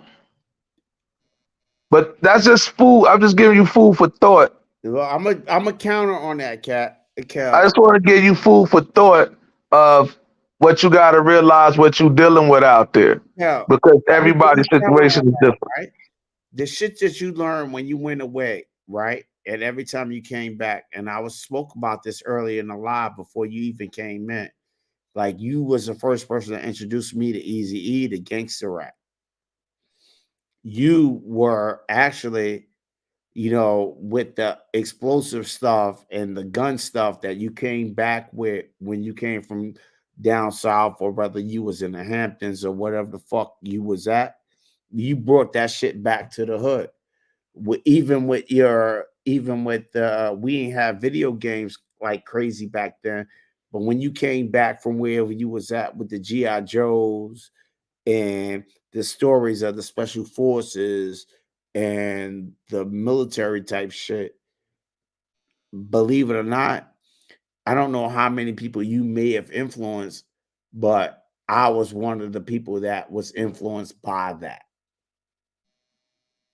And if I ain't never thank you for that, I'm thanking you right now, because you brought me back from shit that I wasn't never exposed to shit that I was exposed to, and I became interested in it, and I moved forward with it, and I did something with it. So that process of each one teach one became bigger than what I knew it to be. You know what I'm saying? This is a little shit you brought back. So we needed little pair, those little grown-ups that taught you shit, you filtered down to somebody else, and somebody else did something with it. And the cats that we came up with, them niggas either dead or doing something with themselves. Yeah, exactly. Niggas True. cats we came up with is rulers of society right now. Yeah. You know what I mean? They either went down or rule the world. Yeah, true. So that's just how the fucking shit is. You know what I mean? But that was just all of us riding together as brothers and cousins and family. We all did that with each other. It wasn't just one way. It was with everybody. We got to give these boys an alternative. Yeah, you do. Go down, or you gonna rule the fucking world. You know what I mean? Point blank. I'm gonna give you some tools. You can take these tools and rule the fucking world, or you can go down. Because that's how niggas turned out. That's how people we came up with turned out. We either up or we dead. Right. You know what I mean? And even when we down, we on the come up, nigga. I'm on the down now. Shit, I'm on the come up. This shit don't stop. Mm-hmm. This shit don't stop. Every day. Every Fact. day. Word. Paul say, boy, I might not change the world, but I guarantee you I spark the brain that will. So, you just gotta put your 2 cents out there, man. You gotta, try to, like I said, bits at a time. Little bits at a time. Yes, sir. Because you might not be able to change the world, bro, but you're gonna be able to change a few. You know. Yo. So let's use this social media, this music as our tool, not as a weapon against us. Fact. Let's use it as our tool. They promoting all this weapons and this violence.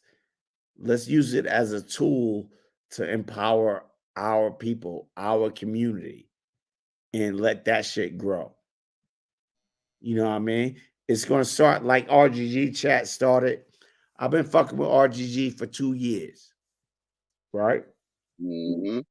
It's probably since a little after the beginning, right? I found RGG over old boy chat, old boy down in Florida with the dreads. Oh, my boy Johnny Snow. No, he down in Florida with the other guy, Johnny Snow from Georgia. Oh, word. What's boy name, man? He be doing mad tactical shit. School bus. Oh no, I don't know. But I was getting into guns before I even got a gun. I was doing some research on what to buy. Right. It's funny that I got on RGG too on some gun research shit. Hey. Yeah, and dude landed me. He recommended RGG. Small bus. What the fuck is his name? His real name is Thomas, but I can't remember his name. But he was at RGG meetup this year. Met up with, looked at his webpage. He had some information. Led me to RGG chat. RGG chat led me to like see some hood shit. RGG chat was a straight fucking hood in the beginning. Ill hood. You know what I mean? Word. But when this motherfucker Big Fish walked up in there, Yeah, he was like, I remember that day. I remember that day when Big Fish jumped on there. I was watching. I jumped on there, but it was just like the gun review. And yeah, Big he was showing his guns. I was like, yo, what the fuck? Yeah, he fucked. I started researching everything Big Fish was doing. You know what I mean? I was like, yo, this nigga shit is different. Yeah, boy, he was ill. Boy, he came in there. Boy, he came in there out the blue too. He killed. Yeah. He killed. And then he was repping. You know what I mean? He was repping that New Jersey. You know what I mean? That East Coast style. I was fucking with him. You know what I mean? And then when they did their own thing, whatever Slice and Dice, whatever came on, fucking with Due Knowledge came on. And that shit fucked me up. I remember that day because Due Knowledge was fish competition, boy. Because once Due Knowledge kept stepping in, RGG was like, boy, I don't know Big Fish. Yeah. I was like, yo, nigga, I need to step up my game because RGG shit was hood as fuck. And then when just Big Fish took it to the next level, and then Due Knowledge came in and fucked the game up. Yeah. I was like, oh shit, I need to ramp this shit up right now. You know what I mean? So I did my research. I don't take niggas' word for anything. You know what I mean? I did my research, XYZ, did my thing. I was like, okay, all right. Now I'm getting this shit right. Then I actually met them niggas. When I actually met them and chopped it up and filled it out, you know what I mean? I met Big Fish, you know what I mean? I met Kick Up Dust, and I physically met them niggas. Like physically, at the second meetup. And when you physically Texas, I was like, wow, when I seen them niggas online, but when I actually met and chopped it up, it became something different. You know what I mean? And I was like, yo, I'm rocking with y'all niggas. You know what I mean? Because from then, that was a year ago, over a year ago, till now, I ain't seen nobody who tell me anything different. You know what I mean? So the information is solid, is well researched, XYZ. I'm fucking with them. You know what I mean? Tell me this, Mel. Tell me this, bro. What's up? When you buy your guns and shit, right? Do you buy your guns basically, bro, like for some like reliability shit, bro? You don't want no bullshit. No. All my guns is toys. My situation is different from everybody else. I got a setup, right? I got a setup. I got a singular setup. Singular. All my guns don't get that setup. You know what I'm saying? All shit not equal. So you don't got a go-to? I got a go-to, but my go-to is that setup that never even leave the fucking house. Right. Oh, you don't got a grab and go joint? I set up grab and Everything go. is grab and go because I don't buy bullshit. That's the other side of that's the shady area. I don't really go buy bullshit. So you ain't never bought bullshit, just not really knowing. I'm saying, not really bullshit, but you got something, but you realize, okay, boy, that ain't the best. You know what I'm saying? Like if I'm gonna go get an AR-15, I want the best AR-15. Like, okay, boy, what's the best AR-15 to get? Which one should I ain't gonna buy this is the thing, right? When I got into firearms 2 years ago, that I bought a Black Rain, right? So that bitch got kidded the fuck out because I wasn't intending on getting into more. So he got kidded out, EO-Tech, everything else is fine. That bitch don't leave the house. You know what I mean? I bought an Noveski. That shit don't leave the house. Damn, you did that at 2. You did all that in your first 2 years. I did that in the first 3 months. Damn, buddy. That shit in the first 3 months. Which Noveski? The Ghetto Blaster. Oh, okay. The 300 Blackout. Okay. Yeah, you weren't bullshitting then. You knew That was, it wasn't bullshitting. That was the only saying. thing in the store. My first AR was my first gun on paper. Oh man, I told you this shit, man. That shit was a M&P Sport 2 because 2020 Black Lives Matter was going on, and my wife is like, no, fuck that. We gotta go get this. So That was the only thing in the store. But when I walk in the store, I don't got no paperwork. I don't got no permit, so I got to get a rifle or a shotgun. And she like, fuck that. And the shit was $850. I'm thinking that's regular price because I don't know no better. But I'm like, yo, that's a fucking. I'm looking at the shit like it's a whole M16. I'm like, oh, this shit like a, you know what I'm saying? Right. So I just snatched it, and that was it. I was like, yo, it's this fucking easy.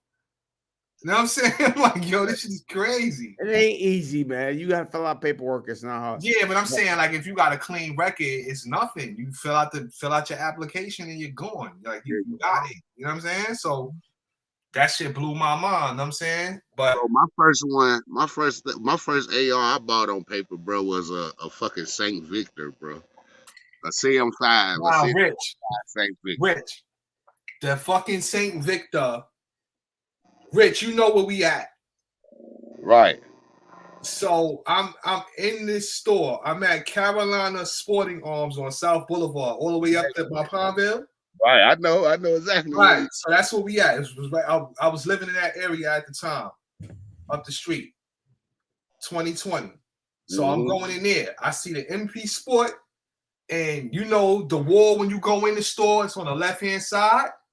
Right. That's where the MP Sport is at. So the back wall got the same Victor. It's like $200 more. I still got the snapshot of me taking that snapshot of the same Victor because I was like, yo, this shit look different than the one I did. Right. You know what I'm saying? Yo, I got on the shit when George Floyd riot hit. Ain't really all of that shit. You know what I'm saying? That's what I'm saying about learning as you go. You learn as you go. Right. See, once I got on the RGG, I started peeping niggas giving that same Victor. Some motherfuckers was like, man, it's bullshit. You know, some people was like, man, you know, it's all right, but that same Victor straight. Fucking Mel talking about the Veskis and shit. That's crazy. That's the only thing they had in the store. My first purchase was a Tavor. Tavor was my first purchase. But then it's like, yo, you get an AR or whatever from YouTube. So, but you did that shit just basically off of learning off of YouTube? No. What happened was when I was in a store, it wasn't no ARs in the store. It was me and my son. We was in a store. You see what I'm saying? So we go to the store. We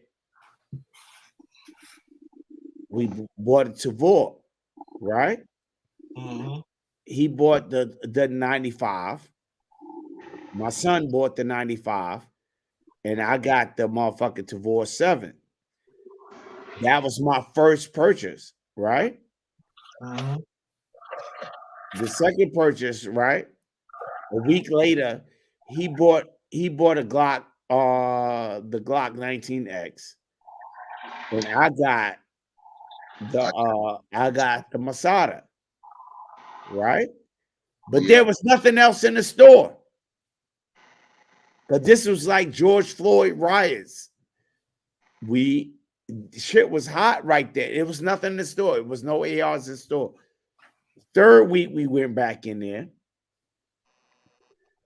They only had the Black Rain, the pretty shit. We got that. I got that, right? He left, went down Southern Virginia. And I got the Noveski, right? Nah, I got the Black Rain. The following week, I got the Noveski. But it was the only thing in the store. We was basically buying what was in the store. I don't think I ever even fucking seen a Noveski in the store out here. It's crazy. The same thing as a fucking I done seen the uppers and the lowers, but I ain't seen the full. I think I might have seen one. Joint? Yeah, I think I might have. That was the only thing in the store. The store didn't. Wasn't open then. They got the chainsaw. They got the chainsaw in highest right now. Yeah, I got the ghetto chainsaw. Yo, y'all know the dude? What's his name? Click Pop. If I could have got a cheaper shit, I would have got it because I feel after I re-kitted my motherfucking PSA, it shoots better. Yo, and I told you that, Bolt, that my PSA shoot better than my Black Rain. That blew my mind because I never shot either or, but that's interesting. That's interesting, bro. My PSA is just like that motherfucker roll with I roll. I bring that. I told you I never heard nothing wrong about PSA ARs. I just heard negative about their AK platform. This is the bad thing about AK platform. I heard a lot. This is the bad thing about it. RGG site, RGG chat, fuck my PSA up, and then I had to rebuild it, and that shit cost me a G. They niggas crashed my shit, right? So I stepped it up. It's a PSA. It's a PSA fucking lower, right? Like ain't nothing else in that bitch PSA. Right. That's why I say you can build a monster now. But see, that's why I'm saying I ran into Big Fish and kick up dust and goddamn do knowledge because they taught me. That's how I was able to build my 300. So man, listen, I got my 300 Blackout, man. Listen, that it's built super like from PSA, Rich.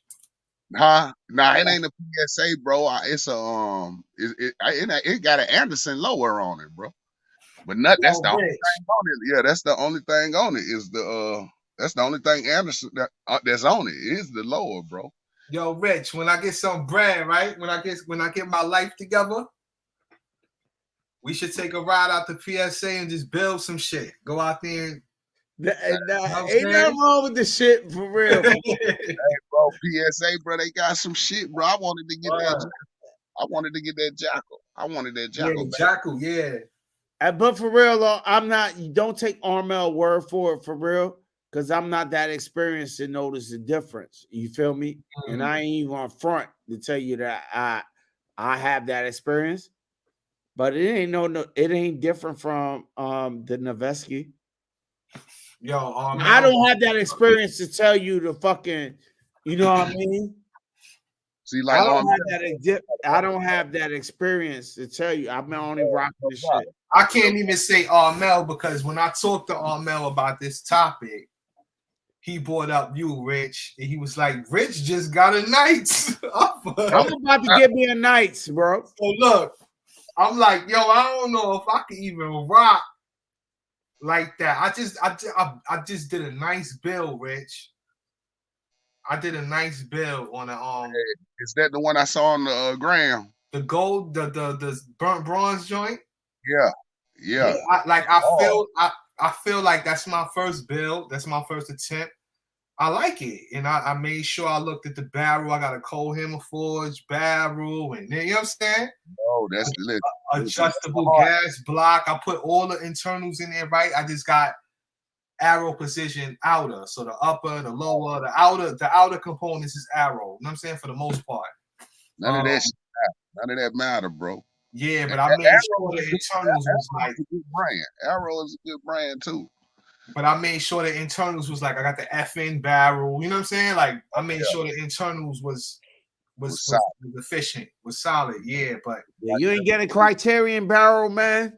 So now I'm talking to Mel about this shit on the phone, and he like, "Yo, I got an idea for your next bill." Yo, I'm fucked up. Don't pay me no mind sometime, yo. Don't pay me no mind. And yo, by the time we got to the lower and the upper, I'm at about fucking like $2,800. Right. Yo, don't fuck with me, yo. Don't fuck with me, yo. Because I have the Gucciest shit. You fuck with me, I have the Gucciest shit. Because I'm just built like that. I'm just made like that. Don't leave me a fuck alone. And I'm for real. Yo, I don't even know the difference. It's all about quality. It's all about the quality parts. He right, bro. He right. Yeah. If you want to go Gucci on, if you want to go ill on some shit, I can tell you how, but I'm not telling you, bro. I can't say that it's a difference, bro. I can't tell you. Nah, but see, that's where I differ. I haven't been that experienced, but from my only times touching a few ARs, I feel differences, bro. Right. I feel differences. Right. So I got quality does. Yeah. Quality. Like I feel. You know who tell me the differences, yo? Cass, right? Cass said, "Why your shit not like that, yo? That shit fucks me." Hey, no, she don't. That shit be fucking me up, yo. Right. Like, oh shit. You know, like, God damn it. Now I gotta go goddamn do this. Yeah. That's bullshit, yo. You feel differences, bro. That's that bullshit. Sometimes like, I can't even really, I'm that nigga be like, that shit aight, but my shit work. You know what I mean? Like the art in this shit though is like sometimes you can't even feel where the difference is fucking coming from. And that's where the art comes in. Like you got to know whether it's the barrel, the trigger, the way it's you know what I'm saying? Like it's so many components that go into it that you really have to know what the fuck is making this shit shoot different from this one. Right. So Jovan, you want this tight, right? You don't want no rattles. Jovan, jump out of here. Jump out of here. Jovan got some shit. Jovan know about some shit. For real. Yeah, so listen, bro, it's about that trigger, that bolt carrier, your buffer. You know what I'm saying? Your buffer, right. Jovan, come in here, man.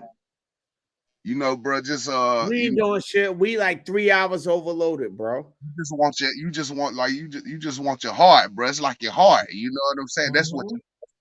That's basically the bill, bro. Jovan, come on in here. Barrel, still in here. Bolt carrier, and buffer, bro. You know what I'm saying? And making sure you in the house. Yes. Hey, what's up, man? Thanks for having me in there. Peace, Jovan.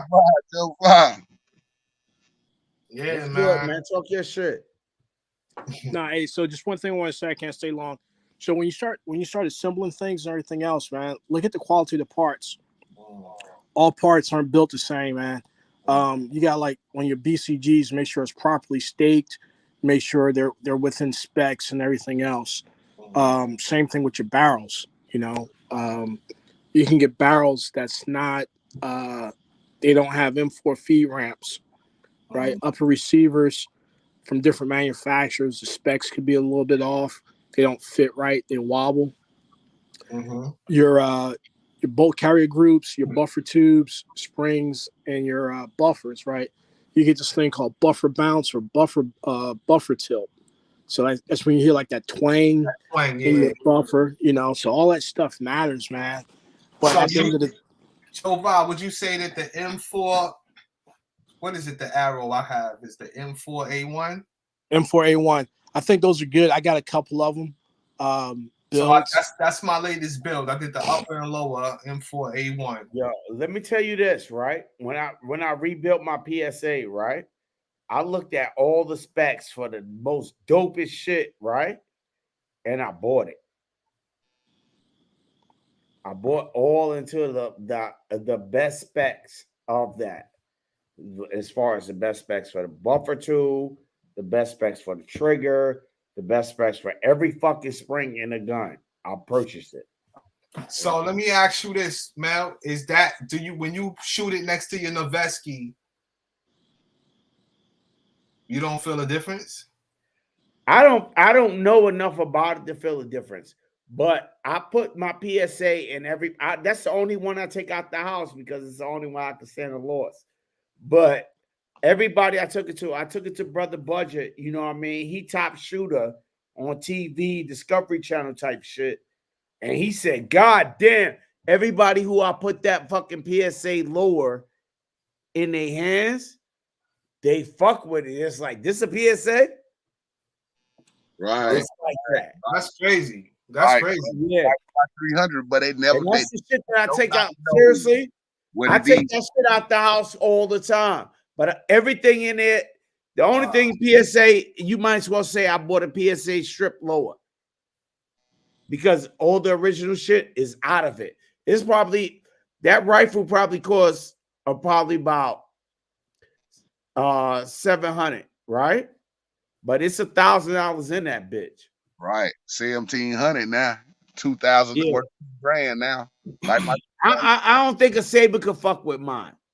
So Jova, I guess that was the reason why I said what I said. I'm like, the upper and lower, if you get it stripped upper and lower,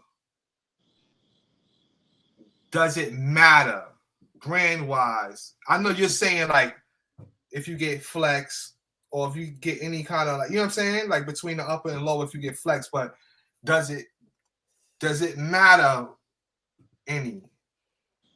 Your internals are your internals. You know what I'm saying? Yeah, no, I understand what you're saying and everything else, but you have to, I look at it like this.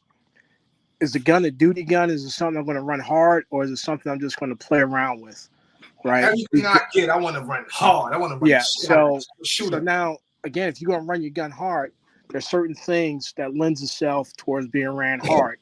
Cold hammer forged barrels, right? They can take a lot of heat, rapid fire, and everything else.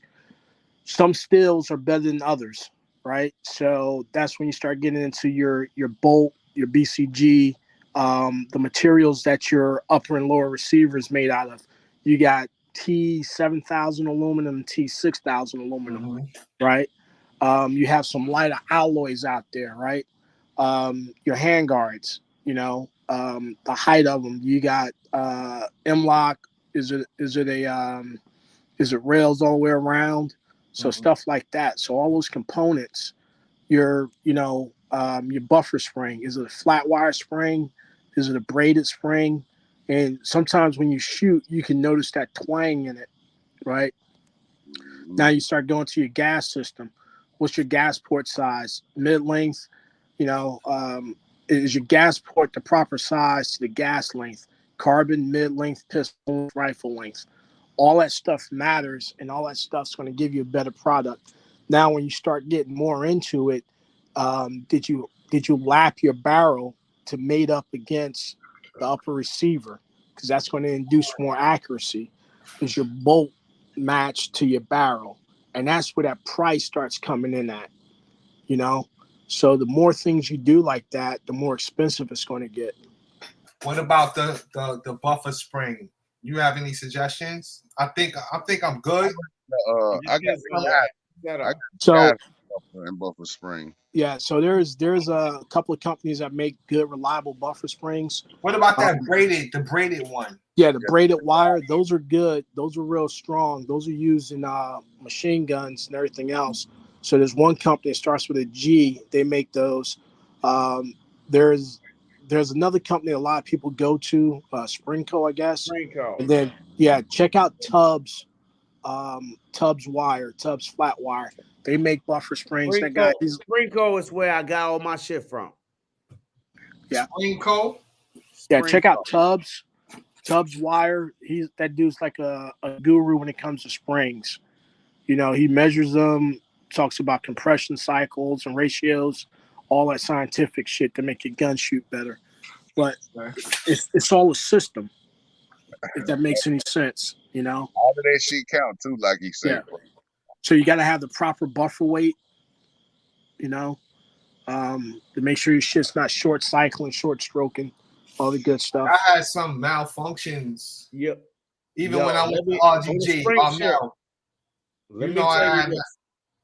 had malfunctions. Remember, Mel, when we Yeah, was at you're selling me. in You're Georgia? selling me. I You're had selling me. because I got an adjustable gas block because I have a suppressor on the way, right?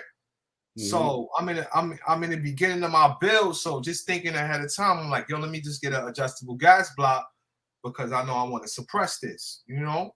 So now I run it and I'm getting misfeeds. I'm getting light strikes. I'm getting, you know what I'm saying? It's not going off. So Under gas. I start to adjust the gas and this and the third. So it's like there's so much. It's a brand new build. It's like 30 fucking parts that went into the gun. Like nothing matches. You know what I'm saying? So I really put it together all together. And I'm like, so I can't articulate what can be going on wrong. So my buffer system is the standard. What is it? H1 or H2? I can tell you what's wrong with it, but it ain't cheap. It ain't a cheap fix. Nah, The thing that's wrong with it, from my research and from what you told me, right? It's the gas. The gas ports. The gas. What holds the gas ports? Is it the gas block? The gas ports in your barrel. In the barrel. Yeah. Yeah. What type of barrel do you have? I have an FN Colehammer Forge. The FN, it was like $300. Those are DI barrels. So that's what I think. This is Armel, man. But the last from the conversation we had an in-depth conversation. I think the last 300 rounds ran fluently, right? I think the last 300 rounds ran fluently, right? But if I bring it home, I sit it down. It's like, can the gas block? Can you knock it offset? Yeah. Like, So two things there, right? So you need to check your gas block alignment, like Armel said. Your gas port size. Make sure it's a properly sized gas port. Make sure it's not under gas. Make sure your buffer isn't too heavy. And what type of ammo is you shooting? Because remember, your 5.56 ammo runs a little bit stronger than your 2.23 ammo. Right. Yeah, so I'm running a lot of range ammo. It's 2.23. I don't really, you know, like what, like what is that? I do a lot of the PNC bronze 2.23. Yeah. So ring for the most part. So some of that stuff is under pressure. A lot of the 5.56 that's on the market is under pressure, and just check out your buffer weight and everything else. What length is your gas system? Is it a carbine? Is it a mid length? Mid length. All right. What's your buffer weight? I think it's the H2. H1. So, yeah. So you might want to try H1. And then also just make sure that your gas block is aligned and it hasn't come loose. And you can take your handguard off and see if there's any carbon around your gas block. And now, the gas block itself, when I adjust it and I get it running good for 100, let's say I'll just throw 150 rounds through, it's running. I go home, I bring it back out, and I have a malfunction. Is there any way that I'm just knocking can the gas block be knocked off of adjustment? Yeah, you gotta check the specs of your gas block. Yeah, you got to make sure your gas block is secured on there. Did you put it on there and Loctite your gas block? Yeah, it's definitely tight. I took it to Watchdog, and he got me tight. That's what I'm saying. Maybe, like I said, from what you told me, we had long conversations about this, bro. Yeah, I think it's your ports. Your ports may be undersized because it may be under gas. That shit is pretty as fuck, man. I just need to run effortlessly. Because that FM barrels, especially the FM barrels that they send over here, are probably ported for something that you're not trying to get it for. You know what I mean? So that's why I was like, you might need to change the barrel on that, or find somebody to adjust your ports. to open up your ports. But anyway, that's a whole different conversation. If you trying to suppress and do some dope shit, man, I don't think 5.56. Hold up, I don't think 5.56 is the best round. I think 300 blackout. Yeah, 300. No. I think 300 blackout is that shit. That's why you looking at that SR30. No, I mean it wasn't a purpose. You're right. It wasn't a motive. It wasn't a motive. I actually ordered the suppressor for the 300 blackout, but when you get a 30 caliber, you can use that shit on a 5.56. Don't focus your suppressor on the 223 or 5.56. That's how I look at it. You said focus on that? What you think about that? Focus on it. Focus your suppressor on the suppressible rounds. And that suppressible round to me is a 300 black. Yeah, that's what I ordered it for. That's what got me so to. You need to be worried about your 300 blackout round and suppressing the rounds on and mitigating the gases on that. So that shit is gonna be a whole different fucking ball game because I know I'm gonna have to get an adjustable gas. So I spending so much time on that shit. Yeah. Yeah, I thought I told you that, but we. Nah, you still got to get it running though. Armel, he got to get that. He got to get that. I just spent like that shit unsuppressed, man. He shouldn't never changed it. My video was going to be could have had a deal. I ain't gonna tell him. I ain't gonna tell the motherfucker what he did. He spent his money on. I ain't gonna tell the nigga that. Leave the fucking 5.56 shit alone. Go ahead. I tried to talk to Roblox about that, right? And the whole RGG live turned against me. You know, yeah, because you can't hate on. If you were trying to put a suppressor on some shit, put a suppressor on a subsonic round or a subsonic rifle that's built for that. Jova. Don't keep putting your suppressor on rifle to rifle to rifle to rifle. You only need you wait for your tax stamp. You putting the suppressor on it. Put it on one goddamn thing. You ain't gonna be running suppressor on every fucking thing. Yeah, I get it. I get that. Yeah, but still though, he could get this Armel, man. Because even when you like Armel, all right, Mel, look, Mel, you got something coming on the way, right? You ain't worried about that shit. And the one you got coming on the way, I guarantee you, it might not be this year, it might not be next year, but you will eventually want to suppress that shit because that's what they saying that shit is good for. Nigga. So you're gonna want to suppress. I ain't an AR guy. I don't love. No, I'm talking about the Carmel. I got other shit that I got adjustable shit on. I'm talking about the Carmel. Yeah, but that shit. You're gonna want to suppress that. I ain't going to even suppress that. The only thing I'm suppressing right now, seriously, it's 300 blackout. No, 45, 22, and 300 blackout. Okay, but I might want to get a dedicated can for my 5.56 and my 300 blackout. You can have that shit. All right. Because if I'm using a 5.56, I want them nigga to hear me coming. You know that they got the new Instagram thing, right? Instagram clip. She said, this is for that motherfucker before he gets in the house, and this is for that motherfucker when he gets in the house. We got to establish what we call purpose of use. You know what I mean? IWI comes with an adjustable gas block. I got other shit with adjustable gas blocks in here. You're gonna want to suppress that shit, bro. I got that Zion. My 300 blackout, Noveski got an adjustable gas block. Blackout, I ain't got no adjustable gas block, but that bitch run like a motherfucking train, buddy. I'm telling you. Run. Most things run modern day. You know what I mean? Unless you ain't buy that Walmart shit. You know what I mean? Right.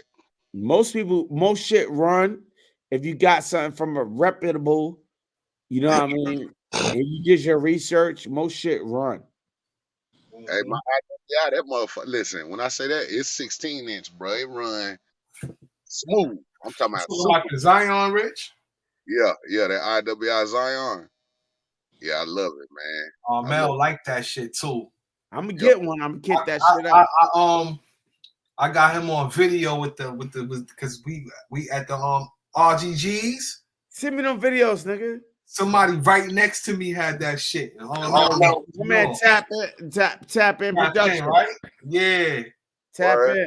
That's a fly ass nigga. Nah, it's a dope joint. Yeah. Yeah, that RWI, I like it, man. I love it. It's a smooth shooter. And they built their AR-15 right, bro. When I say, barrel nut staked, you know what I'm saying? IWI is my favorite combat producer. They not the best accuracy or they not the best at anything, but them shits is built to get the job fucking done. Yes, sir. They built good, man. They built to get the job done. That's why I fuck with them. Right. They like one of my favorite. Look, that's a video that I got because I chose to go when I went IWI. I went Galil 308. Ooh, and I chose that to be my battle weapon, right? So I just got that, and I want to do a lot to that. Mel. So what's y'all home defense though? The 300 blackout. What's yours? The 308. Nah, 300 blackout. That sleep with me. The 300 blackout sleep with me. That's why I'm trying to suppress it. Right. I'm just waiting on my can. I keep what I don't have a dedicated thing. Shit is all over. Certain shit don't leave the house because it's too expensive to fucking fuck up. Right. And Rich, the only reason why I do that is because I could do that. Yeah. I got kids over here. You know what I'm saying? I got the babies and the wife. I can't. So I'm thinking in that perspective of be quiet as I could possibly be. Hey, so I got a question for you, man. With the 300 blackout for your home defense, what type of rounds are you running? Because remember, you're running a intermediate rifle cartridge, and you have to be concerned or be aware of over penetration. That's something that over penetration. I have 220 grain, shit that's spread out, defensive rounds, and those are all purposely made for defense. Yeah, because you know what I'm saying? So like they're not gonna. It's not like they're ball rounds or anything. Yeah. You know what I mean? Yeah, no, one of the things that I run inside is frangible rounds, just frangible rounds and reduced ricochet rounds. Yeah. Aware of pass throughs and everything else. Yeah, with Jova, you got me on. We following each other on all platforms pretty much at this point. So right on. Hey, just hit me up, man. Send me some stuff, man. Hey, just hit me up with some questions, right? man. Yeah. On the other side, right? Yeah. I don't over penetration is something that we don't everybody. That's what we got to iron out. What works for this guru on fucking YouTube don't work for everybody else. Mm-hmm. In my particular home situation, we all in the same fucking room. I got 5 bedrooms in this house. Y'all all in one room? Yeah, basically. I got 5 bedrooms. We in one fucking room. If I need to move, all the rooms is fucking empty. Right. So that's some shit. That's beautiful, bro. Yeah. But hey, Armel, don't disclose too much of your personal information. But it's just one of those things. Like when you start considering it and putting everything together, if you have to move from where you're at, where your family's at, to another place, you have to shoot back towards that place. You have to take that into consideration because if you just have guns laying around and they might not all be loaded with your interior ammunition. Some of them might have FMJs in it and everything else. It's not guns laying around because I can't. Well, I'm not saying laying around, man. I'm not saying laying around, but if you just have, guns. I have guns that don't leave the house. Strategically placed, right? So they all might not be loaded up with defensive ammo or whatever. Some of the guns I got, they're loaded with full metal jackets because I just came back from the range, right? And you fuck around, you run the risk of sending a round through a wall, some shit like that. So it's something that has to be seriously considered. That's all I'm saying, man. Jova, you bugging, man. Right. Yeah, that's good that you bugging, brought that up. You gotta take that range ammo up out of there, man. I don't have a shotgun, but it's going to be a shotgun downstairs soon. I really don't have a shotgun. All right. I mean, It's gonna be a shot. It's gonna be a shotgun downstairs, but we got three levels. I don't even give a fuck because you can't really get close to me like that. I got 2 shotguns and I don't even have them shits loaded or nothing. Right. I'm scared. I don't even rock with them shits. Yeah, I'm gonna get a shotgun from down here. It's strange. Like I got a full long security model Mossberg, and I have a bullpup. And I don't keep none of them shits loaded. Them shits are on the back of my safe. You just whack as In the fuck. back of my safe. Them Like, shits whack as fuck. They barely even get range time, bro. And it's crazy. But you know, when it comes to home defense, like my 300 blackout stag arms don't even see the safe. I don't think that. I don't think that shit even been in the safe ever. That shit is next to my head. And fucking. Yeah. I got other shit laying around, like you know what I'm saying. Like I don't think my shotgun ever even. Yeah, So Mel, like you're not missing out on that with that shotgun shit. I'm gonna keep one downstairs though. It'll probably have cobwebs. I'm gonna get one and keep it downstairs. But we upstairs, we downstairs. I got too much shit, man. Yo. Because one thing I do know is that if somebody come in this door and I can see them on this ring camera, they ain't coming in with no damn. They're not coming to my door with a 9, a 9mm. Like they're not coming like that. My physical security as far as the thing is so official that I don't even this some shit that I can go to sleep well for. We're in the inner city, bro. So somebody gonna commit I don't even worry about certain shit or breaking the entry or anything like got that. A lot of barriers to go through to even get here. They're not coming with that. To get to my house. Fuck it. To get to my lawn, you got barriers. There's shit in place to even get to my lawn. And if you get to my lawn where I have to literally wake up, you's a bad motherfucker. That you may need some over penetration. They gonna do that before they get to your lawn. That's what I'm saying. Like people that's coming, when you think about an offensive, like we say, we calling out, we're in the defense round. We're the 2A community. So we're all about defense. And we get so stuck on defense. Defense.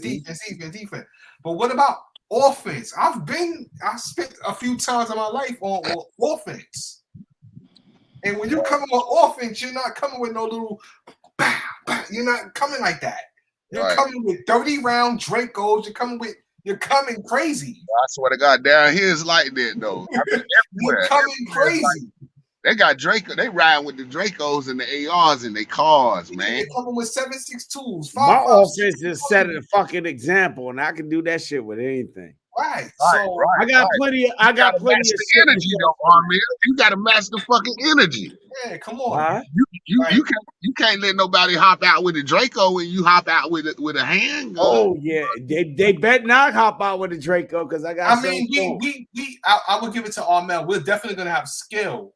It's not just a skill. I got that noise. But they may be coming in with more. I got the 308s. You know, I got the 6.5 Creedmoors. I got whatever you got. The only thing I don't got right now, what I'm trying to get, that's for the helicopter, and I'm gonna get a 50 BMG, and that shit probably in 2025. But it's coming. But see, that's distance. I'm thinking about a bunch. It ain't distance. It's motherfucking stuff. Bro, it was just 3 dudes down here came up in the crib, bro, and killed the Mexican, man. Yeah. You know what I'm saying? You I'm feel? thinking about a bunch of He was knuckleheads lacking. coming in quantity. It could be 3 to 4 people. Yeah, Pulling Right. up, that thinking that they're motherfucker's- gonna come in and actually That's only leave too with much some substance. hypothetical shit. Yo, Boom. what should a live be about next week? Producer. It should be about T-Electric Wave. And I ain't fucking with that nigga. That nigga always talk about fucking and sucking dick and shit. Be love, but Nah, not but look, talking about home defense. I only automatically went to T-Electric because that's what we was talking about just now. Right. T-Electric is paranoid. He in a hood. Yeah, right. He in Detroit, bro. He I can't think that No, he way. knows Man. I that. ain't in the hood no more. I'm He nigga knows that. elevated. He knows that by any chance, if anything ever comes to his front door, he's realizing what they got. right. He's paranoid. Move. Because he know that they not coming in there with no little He need to fucking move. shot revolver. They not coming in there like that. They coming in there with Dracos. They coming. He in the city. Right. So if somebody gonna look at him as a come up, it's gonna be 4 or 5 dudes with each of them having a Draco here or AR pistol here. They gonna be coming in there with some work. Right. So that's they why he come back to paranoid. you. He got his work up. That's like when them little dudes shot up my sister crib, bro. Them little niggas was shooting ARs, bro. Big shit, bro. They wasn't shooting no 9s and you know what I'm saying. Even though I done seen them We on in the South, yo. You see shootouts at the gas station, bro. Or if you stepped on my sneaker type shit, and they're pulling out Dracos, bro. right. They paying. 30 rounds. Yeah. That's on site. And you wonder why So I don't somebody live in the plan city, to right? come in your home. Yeah. They're coming heavy. Right. It's not it's not a That's why we need to do something about this. What do we do about this? We just make sure we grip up to a point where you Yeah. got what you need to stop the threat What at the does door. God say, man? You got to grip up. Stop the threat at the door. You got to be prepared. You got to be ready. You got to be ready. Oh willing, man, what you said? Hold up. What you called them before, Mel? What you called them to me before? What you was calling them? Super predator. Damn, what you was calling them? You got a name for them? Who? Pups. Pups. Pups. The pups. Yo. Anyway, if you're not ready, willing, and able, you lack it. You said Right. these pups is nuts. They nuts. They know, but you got to be prepared for them. Ready, willing, and able. That's you as Hey, a man. Hey, one thing, man, you guys already talk about is the skill set and the mentality. Right. Because That's part of being willing and able. Yeah, but we always say that, man. But a lot of people got the skill set, but they don't have the mentality and they can't do it. A lot of people want to do it, but they don't have the skill set. So you have to have that combination of both to be able to execute at that time. Right. That's why we got to be able to practice shooting on the move, bro. Like Big Fish and Dude Knowledge say, we got to get that training in, shooting on the move, bro. Because right now, just standing still, taking a few shots and shit, you know, working on the form, it's cool. It's gravy. But, bro, like Big Fish say, when you running and you moving and you shooting, you going to realize you fucking suck. And I was working on, seriously, I was working on. That's why I want to go Hold outside. up. Yes, Hold sir. up. I've been working on it. I seen Fat Zach from Fat Guy with Guns. Check him out if you're not on there. Oh yeah, I rock with Fat that. Guy with Guns, one hand shooting, because that's the most practical application that I could think of. You work on your fundamentals with two hands shooting, but I know in my particular situation, I don't know, everybody's situation is different. I got to secure my child first. I could do two-hand shooting if it's me and Cass, you know what I mean? Because she gunning, I'm gunning, we good. But if I'm in a situation where I'm with my daughter, you know what I mean? My primary thing is to one hand protect her, the other hand shoot. So DC Money Mike been working with me with this, you know what I mean? To the fact where I need to be accountable for every round landed on target. Right. So I need the alpha every fucking shot from a one hand awkward position. I didn't get to the weak hand, but I've been working on a strong hand. You know what I mean? With my EDC, iron sights, because I don't believe in optics on your EDC on your carry. You know what I mean? Because that battery be dead and you be dependent. And me and my man right here, both just had a discussion about that. He was producing a video for me, but yeah. But I don't believe in, I don't believe in optics on your carry. You know what I mean? Because when it's time to go, any technology, anything go wrong, them irons is always right. Mm-hmm. You know what I mean? So, but I know one hand shooting is something I've been working on. And I'm trying to perfect one hand shooting. And I talked to my man 2A Syndicate. So we had a discussion. If you don't know his channel, check out his channel, 2A Syndicate. He was a serious shooter. I was talking to him about point shooting. And I'm working on that. Fuck all this aim and form. That's fundamental. But I think you have to be able to reactionary shooter. Because if anytime anybody in weapons related incident, you best believe it's going to be reactionary, because the firearm should be your last option. I believe. I'm trying to learn how to shoot in the middle of my sleep.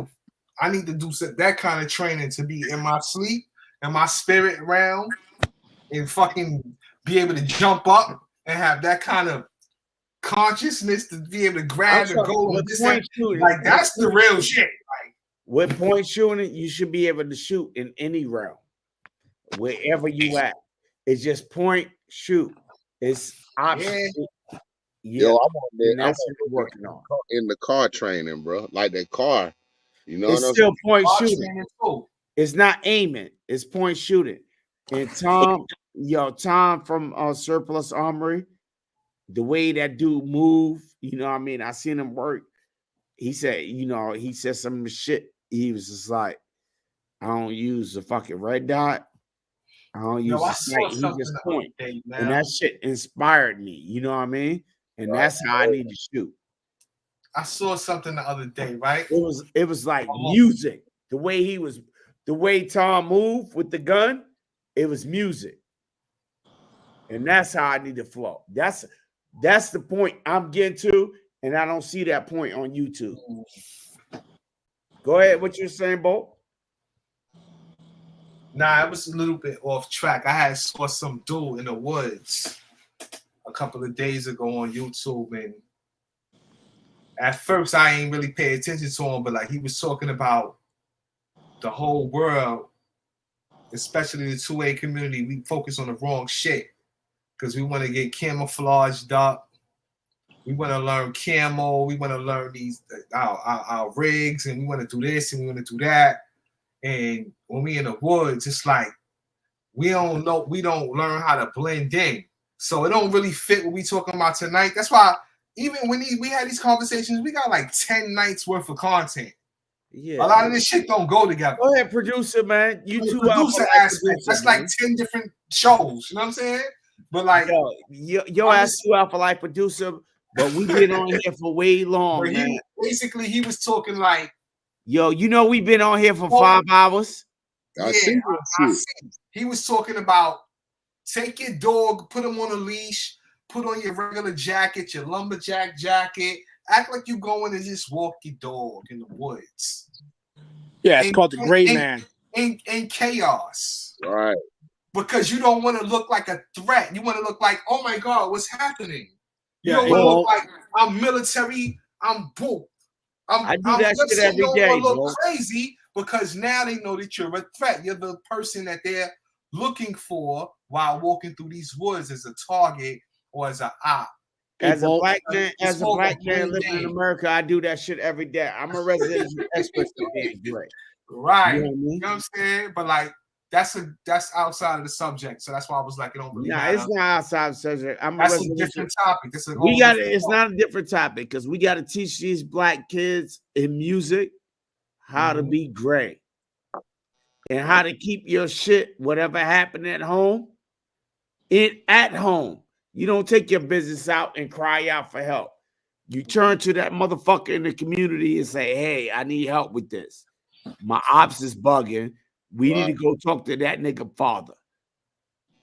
Or we need to talk to the OG in that hood. And we need to find some peace. Right. That's how it used to be, though, Ahmed. That's how the streets used to move.